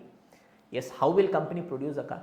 First, you go to the showroom, you place an order, you tell which color car you want, which all specification you want. You make an advance payment. They'll tell you come after 2 months. After 2 months, they'll produce based on your requirement. They'll produce and give it to you. Yes or no, everyone? Yes, so inventory, yes. I'm again not getting too much into the history, but what the Toyota production system told is unnecessary holding inventory is a waste, boss. Chumma, it is not giving you any output. Chumma, your cost is stuck. And understand, yes, Toyota came, yes, Japan came after the World War II. Everything is demolished. Nothing, they are not having money. So they told in the lowest possible cost, we have to survive. We cannot produce extra goods and keep it in the market. Again, Japan is prone for earthquakes. Anything can happen. So only if customer places an order, we will produce. But we will give them customization option. Previously that option was not available. That Toyota started giving it. Is this clear? So we are telling inventory, keeping inventory with us is a waste. Yes. Today you want to produce, today ask your supplier to give it to you. Why chumma you are keeping it well in advance, holding it for 2-3 months and waiting? Today you want, today you get inventory. Finished goods, customer has asked, only then you produce. Is this clear everyone? It's a waste. Overproduction, yes, customer has asked for us, demand is only 1000 but we are producing 1500, so that 500 afterwards will sell. Who asked you? Produce only 1000, only what is required, what is demanded you produce. After that customer requires more, you produce more. Yes or no everyone? Defect, unnecessarily you are producing, you are doing a rework, all those things is a waste. Now lean is actually a thought process, a thinking process. I'll just give you a simple example for you to get the feel of what exactly is lean. Now we will think that everything that we are doing is required only. But lean is asking you, can I do this work by eliminating this one step? I'll give you guys a very simple example. Suppose I'll give you a very simple task. Task is you have to purchase milk from your local shop. First, traditional, what we do? Daily you wake up, you go to the local shop. Step number 1. Yes, you ask for 1 liter milk. Step number 2. He gives you the milk. Step number 3. You make a payment of cash. Step number 4. Suppose you paid 50 rupees or 60 rupees. He gives you change. Suppose he gave you 6 rupees change. Step number 5. You come back. Step number 6. Step number 7. You prepare tea. Yes or no everyone? Okay. Now I will try seeing if I can eliminate any of the steps. Now I have to give cash. I have to get change. Some days change will not be there. That can be eliminated if I use UPI. So suppose I am using UPI. Yes, you get up, you go to the shop. Yes, you ask for milk. He gives the milk. You make payment through UPI. Yes, you come back. You prepare tea. One step is eliminated. Now can I try eliminating some more steps? I will tell, okay boss, instead of making daily payment, daily UPI payment, I will do one thing. I will ask him, I will make a monthly payment. So 30 days I am daily making payment. I can eliminate that. Yes or no? Or else, yes, few more steps, whether it can be eliminated. I will ask the supplier, boss, anyways you will be free now. Do one thing, give it to my doorstep. If you want, I will pay you 1 or 2 rupees extra. But in that case, see how many steps I am eliminating. Yes, I need not go. I need not tell him 1 liter milk. Yes, I need not get it. I need not make payment. I need not come back. Directly it is there at my doorstep. I will directly prepare it. So lean is actually a thought. If we think whether all these steps are required, yes, all these steps are required. But we'll have to think differently. Is it possible that I perform the same work by eliminating this step? Can I do it? How can I do it? That is a lean thinking. I've given you a very simple example to tell you what the lean thinking is. Is this clear everyone? Okay, not getting too much into detail. So in my lean system, we want to eliminate the waste. 3 main components are there. First is the lean thinking, that mindset that I do not want waste of any kind. Yes, If you go in detail, there are 7 different types of waste. For us, it is not required because it is not at all there in our curriculum. For us, only lean accounting is there. But still, I explained a bit of these things to you. Lean thinking, that is, we want to eliminate waste. Then comes lean manufacturing, that is, we are building a manufacturing system wherein waste is completely eliminated. There is absolutely no waste happening. Yes, one more is lean accounting. Now, what is lean accounting? That is what we are having in our syllabus. Yes, lean accounting basically means 2 things, my dear students. Yes, lean accounting firstly means, lean means what? Eliminating waste. So, lean accounting, I am eliminating waste in my accounting process. That is one understand. So, whatever waste, unnecessary activities we are doing in our accounting process, now let us eliminate them. That is first. Second objective is, yes, lean accounting means it is my accounting which will help me to understand whether I have achieved lean system in the organization or not. That is, it is an accounting which will help us to see if lean manufacturing is implemented in the organization or not. Traditional accounting doesn't help me to do. Sir, nothing we understood, sir. Can you give example? Yes, sir, definitely. Suppose I'll tell 2 different examples I'll take. First, let me take the example of Think with Tabish. We are Think with Tabish. We provide classes for CA, CMA students. The best Maja classes we give it to you guys. Yes or no, everyone? Okay. So, eliminating waste in the accounting process. Now, for Think with Tabish, we were doing the accounting. Now, traditionally what we thought is, we were doing the accounting, yes, for every student. Suppose student number 1 purchased the CMA Final SCM class. So, we took the student's name, created a ledger in student's name. Yes, first have shown the sales entry, then shown the, yes, receipt entry. Yes, so one ledger created. Student number 2 came, for that student again we created a ledger. Yes, showed the sales entry, showed the receipt entry. Student number 3 came, student number 4 came. Suppose in a month we are having some 500 students. 500 times ledger we have to open. 500 times sales, yes, entry we have to be passing. So much work we are doing. Why on earth? Yes, we decided, boss, we will do one thing. We will do course-wise accounting. That is simple. We will just create courses. CA intercosting, CMA intercosting, CMA Final SCM, CMA Final SFM, CA Final AFM. 5 courses. So, only 5 accounts have opened. And whatever sale is happening, directly we will be putting it here. Whatever cash we have received, against which course we are doing, we will directly do it here. Course-wise we did accounting. So much effort got reduced. Yes or no, everyone? So, we have eliminated waste in the accounting processes. What all unnecessary ledgers we continuously kept on creating, that got eliminated. Whatever is not required, we eliminated that. Is this clear, everyone? Now, suppose I'll take the example of Tata Motors. Suppose we are a manufacturing company. Suppose we implement just in time. You might be having a small idea of just in time. What is just in time telling? We will purchase the raw material just when we are producing. Suppose traditionally, suppose I am telling Tata Motors, we are producing car, for that we want tires.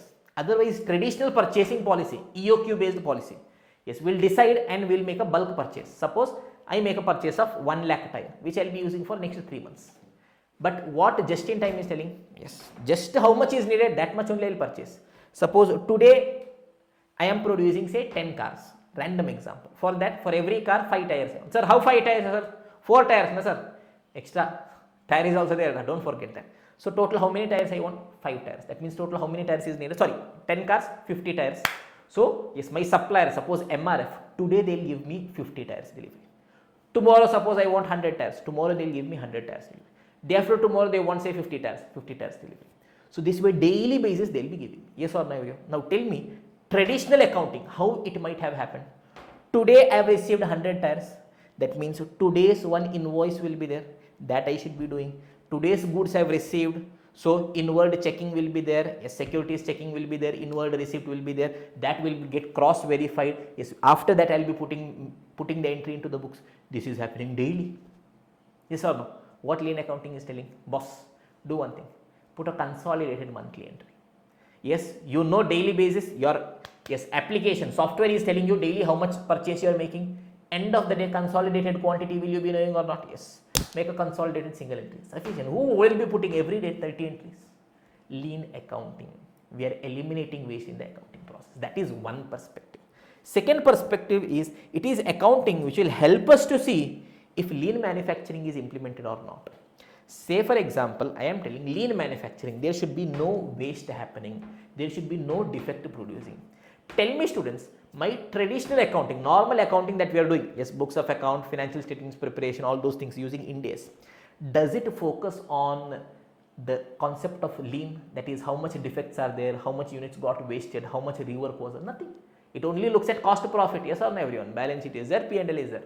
But it is not telling me, yes, how many defects were produced, how many goods were returned, how much overproduction has happened, how many units were waiting, yes, where raw material was not there or the next machine was working. All those things nowhere it is told. So we are telling our accounting should be in such a way that it helps us give a dashboard of whether lean is being implemented in the organization or not. That is defects. We will tell, yes, monthly, yes, with the traditional accounting, we also account for the wastage. Okay, how many defects are produced? Yes, in this month, 10 cars were defective. Okay, how many wastage has happened? How many times overproduction has happened? How many times waiting was there? How much time was lost in waiting? All those things also, which my traditional accounting did not account for, we will be doing it in lean accounting. Is this clear everyone? Yes or no everyone? Yes, in case of think with Tabish, say for example, yes, here we are tracking, okay, yes, whether lean is being implemented or not. Say for example, books wasted. Say for example, we produce 1000 books. We will put an entry for 1000 books. Yes, in reality, suppose by end of the period, 25 books were still there in the inventory, and next batch we couldn't use that. So 5 books are effectively wasted. That will nowhere be accounted in the traditional accounts. Yes, we are telling in lean accounting that wastage also will be accounting, so that our focus is on eliminating all forms of wastage. We can eliminate wastage only if we account and see how much wastage is happening. That is what lean accounting is doing. Is it clear everyone? So in simple things, what lean is telling, two things boss. Firstly, lean means eliminate whatever waste is happening in your accounting process. Whatever unnecessary things you are doing, eliminate that. Yes or second thing it is telling, yes, it should help you to see if lean system is being implemented in your organization or not. For that extra things you do. Is this clear? That is in simple terms lean accounting. Is this clear everyone? So lean accounting, it is application of lean thinking to accounting and finance processes. Okay, it eliminates non-value activities in accounting and simplifies your reporting process. Is this clear everyone? Perfect. Now in order to implement lean accounting, there is something called as value stream accounting. Yes, what is value stream accounting telling? It is telling, boss, we will track revenue and cost by the value stream, not by departments. Traditionally what will happen is cost is recorded based on department. For every department we keep on tracking the cost. Say for example, we are producing a car. Every department by department, machining department is there, yes, tire fitting department is there. Say for example, we are building the, what is the external body called? Sometimes happens that I am taking a class, in the middle of the class I forget some keywords. External body of chassis, we are developing the chassis of a car. That is a process. Yes or no? So different departments are there. Traditionally, how is accounting done? Department wise it is being done. So here what we are doing, we will tell boss, department wise let us not do. Let us do it product wise. Say for example, Tata Nexon is there. All departments together, there can be 100 departments, all departments together, tell me for Tata Nexon how much is the cost. That is sufficient for me. Na? Why unnecessary so much complications you are doing? Yes or no everyone? Perfect. Or else say for example, I am telling, think with Tabish, we are giving classes mainly for CA, CMA. Now normally when we are accounting, we will be accounting under different headings. That is, we are telling, okay, books cost this much. Say software cost is this much, promotion cost, we are not incurring any promotion cost, but still assume promotion cost is this much. Say for example, yes, website maintenance cost is this much, admin cost is this much, customer support, student support cost is this much. That wise we will be doing, department wise. We are telling, instead of doing it department wise, do it value stream wise or your product wise. For us mainly two departments are there, CA department, CMA, CA product, CMA product. Yes, in CA, CA inter, CA final, CMA, CMA inter, CMA final. Do it that way, it is simple. Yes, you will be getting a better picture, that is exclusively for CMA final how much cost I have incurred, for CA final how much cost I have incurred. That way you do, instead of telling books this much, yes, classes this much, encryption this much, website this much. Is this clear everyone? This is what is value stream accounting altogether. You guys can read it one time, not very important. Yes, significance, importance of lean accounting is there, just a one time read. Aligns accounting with lean manufacturing. The intention is very simple, it should help me in my lean manufacturing. Whether lean manufacturing is implemented or not, we should understand. Improves decision making, because whether lean manufacturing is happening or not, it helps us understand. Simplifies the reporting. Is all unnecessary big financial reports of 100, 130 pages and all, it is not going. Plain simple English financial statements only will be giving, wherein key information is being given and key matrices are being presented. Is this clear everyone? Enhances communication and optimize the financial performance. Now one more thing is there, yes, just a one time read students. Now here, if you want, I can explain this for 5, 6, 8 hours, because every term given here is a different framework altogether. If you see here, yes, value stream mapping, it is a framework. Yes, Kaizen again is a framework. Yes, value stream performance board, box board, yes, visual performance board, Hoshin policy development, SOFP, all these things. But trust me, in your study material, just this term is given, nothing regarding that is given. So to what level we should explain? If I just keep on giving you guys just a basic idea of that, it will take 2-3 hours. But that is how your study material is designed. So what I will be doing is, I will not be explaining about these tools. And trust me, from exam perspective, it is not very important also. But sir, we want to learn, sir. Simple, you just Google it, you will get. Suppose you want to understand value stream mapping. You just put on Google value stream mapping. You will find different maps, different value stream maps, wherein they are trying to map your different things. Yes, input output mapping will be available, product wise mappings will be available, different things will be available for you guys. Yes, you guys can see that, or you put on YouTube, you will get, or you have ChatGPT, you put on ChatGPT, it will give you. Okay, but trust me, it is not needed. Just because it is there in your study material, I am just giving it a one thought. Yes, one read. Yes, what are the principles and practices for lean accounting? In order to implement lean accounting, what all principles we should be having? Simple, boss. Tell me, what is lean accounting telling? It is telling, yes boss, my business accounting should be simple. That is, first principle is lean and simple business accounting, yes or no? So continuously we will be eliminating waste in my accounting process. What all unnecessary things we are doing in our accounting, we will be eliminating. First point. Next, my accounting process should be supporting lean transformation. These two main pillars are there, yes or no? Whatever in accounting waste is there, we should eliminate, and this my accounting should help me in lean transformation. That is, unnecessary waste we should identify and track. Yes or no? So management control and continuous improvement, for that important data regarding waste we should be getting in our accounting data only. Yes. Clear and timely communication of information. Suppose we have identified waste, it has to be clearly communicated so that accordingly we can take actions. Yes. So visual reporting of financial and non-financial performance has to happen. Yes. Visual representation, just writing in numbers is not sufficient. Prepare dashboards through which all the employees can understand how many defects are there. Say for example, rework is happening. You can create a dashboard for the number of times rework has happened. Every time a rework is happening, yes, you show an indicator so that they understand altogether how many times a rework has happened. And accordingly, you set a target that, okay, yes, the number of reworks, suppose we are Tata Motors. Yes, the total number of reworks in the organization, yes, for this particular day, we have to bring it to less than 5. So that all employees, not necessarily every employee will be having access to financial information, financial statements, plus not necessarily they will be reading a 130-150 page information, plus financial statement comes at the end of the year. Today whatever mistakes are there, today I will have to rectify.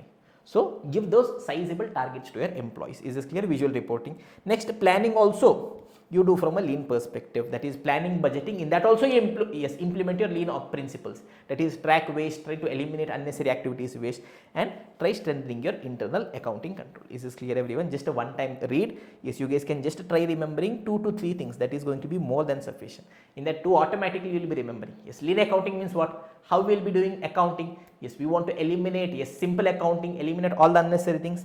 Lean and simple business accounting, that is continuously eliminate waste. Secondly, my accounting should help me in lean transformation.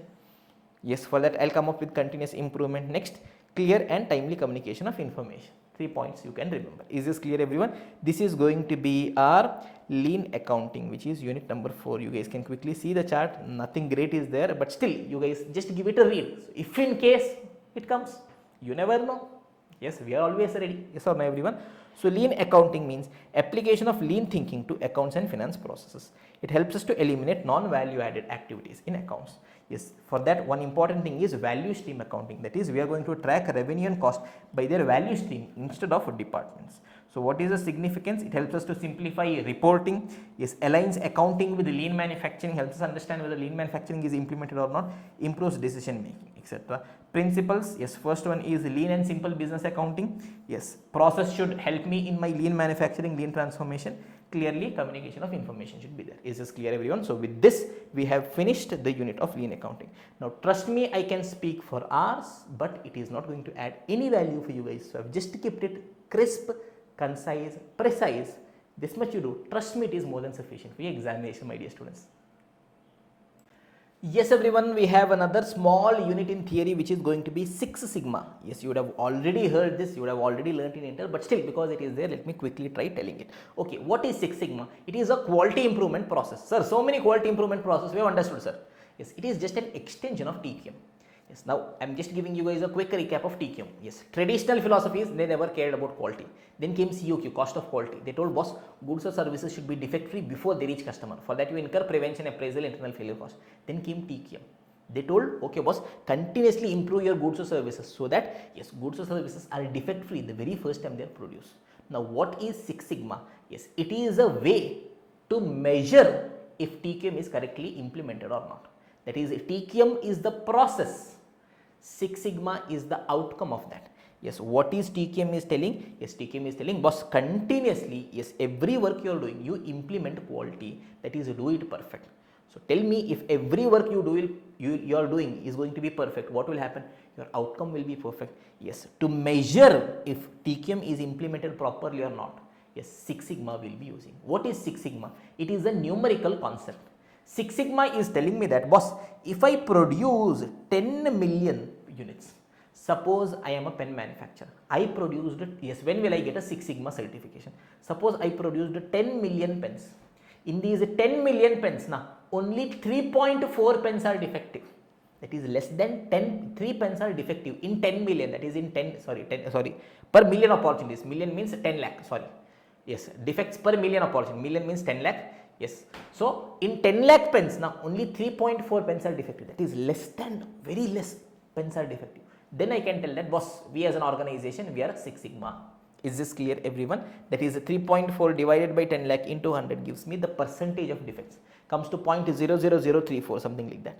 So look at this everyone. Six Sigma is a set of practices which is developed by Motorola to systematically improve the process by eliminating the defects. Is this clear everyone? It is influenced by 6 decades of quality improvement methodology, yes, quality control, TQM, all those things. Through all of this to measure if quality is happening perfectly or not, Six Sigma is there. So what is Six Sigma? It is a quality improvement technique. So it is a quality improvement technique whose objective is to eliminate defect in any aspect. Any aspect we want to eliminate defect so that yes, practically achieve zero defect. Simple, yes, in simple language, what is Six Sigma telling? Six Sigma is saying boss, we are having zero defect. Literally 3.4 in million. It is 3.4 in 10 lakh, literally means almost zero defect only we are having. Yes or no everyone? Perfect quality goods we are producing. Yes, so numerical concept of Six Sigma. Yes, Six Sigma refers to 3.4 defects per million opportunities. That is in 10 lakh, only 3.4 are defective. Yes or no everyone? In India, Mumbai Dabbawalas, there is a beautiful case study of Mumbai Dabbawalas and how they've achieved Six Sigma. You can listen to, you see that Motorola has achieved Six Sigma, Tata Steel has achieved Six Sigma. So there is a Six Sigma prize also, which yearly they'll be announcing for a company which has complied with Six Sigma requirements. Okay, so it is getting things right 99.99966. Yes, 5 nines, 99.99966. Yes or no? Or else you can just do 3.4 defects out of million. That means you will be getting the percentage of defects. 100 minus percentage defect gives you percentage of the times you are producing perfect quality goods. Not required. Now, how do we implement Six Sigma? There are two different approaches. If I am implementing Six Sigma for the existing product, existing process, it is called DMAIC approach. If I am implementing Six Sigma for a new process or a new product, it is called DMADV. Sir, what on earth is sir DMAIC, DMADV? Don't worry, that's it. Suppose I am Tata Motors. I am having an existing product. Say for example, I am telling we are having say Tata Nexon or the existing, say for example, existing petrol vehicles we are having, existing. Yes, in that some defects are there. I want to rectify that and ensure that we practically achieve zero defect. What is the approach we should be following? For existing product or existing process, it is called DMAIC approach. D stands for define, M for measure, A for analyze, I for improve, C for control. So what we are doing? Suppose we are Tata Nexon, petrol. Infotainment system. I am taking a very simple example. Infotainment system. Yes, that is basically the display in the car. Yes, is having some glitch. Yes or no everyone? So first what we have to do? Define. Yes, define what is your process improvement goal. Yes, what is your target? First you define. Yes, my process improvement goal is we have to improve the quality of Tata Nexon infotainment system. I have defined what is it that I want to do. Define. Yes, next is measure. Measure the current process. Right now, how many defects are happening? How many issues are there? What is the problem? You measure. You calculate how many times customer has come up with a complaint. Okay, you measure what all is happening. You've got the relevant data. Next is analyze, understand why is it happening. Yes, why is it getting stuck? Why is it not giving the customer satisfaction to the customers? Because we went for a lower quality infotainment system. Why? You wanted to reduce the cost. Why you wanted to reduce the cost? Post COVID, you had to focus on your margin. Yes or no? You analyze, you identified relationship, root causes, all those things. Now what you'll have to do? Improve. Yes, come up with a better product, come up with a better process. Yes or no, everyone? And finally, yes, control. Yes, now that you've implemented the better process, see if it is giving customer satisfaction or not. Yes, in the new process, okay, how many defects are there? Check that. Is this clear, everyone? That is for the existing thing. So DMAIC, D, define, M, measure, A, analyze, I, improve, C is going to be control. You guys can just read the explanation also one time. Is this clear, everyone? Now coming to a new product or a process. Say for example, yes, tomorrow Tata is telling that, boss, we are going to produce a new car. Sir, what is the name of the car? They decided they are going to produce a car called Tata Maja, for the Maja person in you. Sir, yes, in memory of you, sir. Yes, da. Okay, so they want to create, yes, India's biggest SUV, Tata Maja. Yes, they want to ensure that in that car everything is perfect. Now they have not yet produced the car, they have not yet designed, but their intention is they want to design or develop car in such a way that the moment we develop, it is defect free. Previously what was happening? Tata Nexon was there in the market. In that some defects were there. I want to improve that so that I rectify those defects. Now whenever I am designing, developing, I want to develop the car in such a way that there is no defect only. Is this clear, everyone? So again, what is going to be the process? DMADV. D stands for define. Yes, what is it that we want? Establish design goals. Yes, we want to design Tata Maja in such a way that it becomes the #1 SUV in India. Yes, it becomes the best car in terms of customer satisfaction. Yes, and there are no defects in that. Okay. Yes, measure. Yes, understand the critical to quality factors. What all factors are important so that customer will be happy. We will measure what all is needed. Features are needed. What all is needed. We will measure. Then we will analyze. Yes, which all design alternatives. In which way I can design my car so that okay, all these measures are met so that customers are happy. Okay, yes, analyze, I'll be analyzing what all options are there. Yes, next, design, I'll select the best yes option. Using that I will design the car, yes or no, everyone. Finalize the detailed design and do a verification, sample testing, etc. Finally verify, okay, you've designed the car, you've developed the car, now see if it is meeting customer requirements or not. Is this clear, everyone? You guys can just give it one read, nothing more is there, students. That is why I have not spent much time. Yes, 6 Sigma. Yes, it is going to be a quality improvement technique whose objective is to eliminate defect and literally become defect free. Is this clear? It was developed by Motorola. So the numerical concept of 6 Sigma is 3.4 defects per million opportunities. That is, I am getting things right 99.99966% of the times. Yes. 2 key methodologies are there. If I am doing it for my existing product or process, it is a DMAIC approach. For new product or process, it is a DMADV approach. DMAIC, yes, it is a define, measure, analyze existing product. That means improve and control. Is DMADV, define, measure, analyze. First 3 things are same. Next is going to be design. Is using that you are designing a new product. And finally, verify if it is meeting customer requirements or not. Is this clear? With this, we have finished 6 Sigma also, my dear students.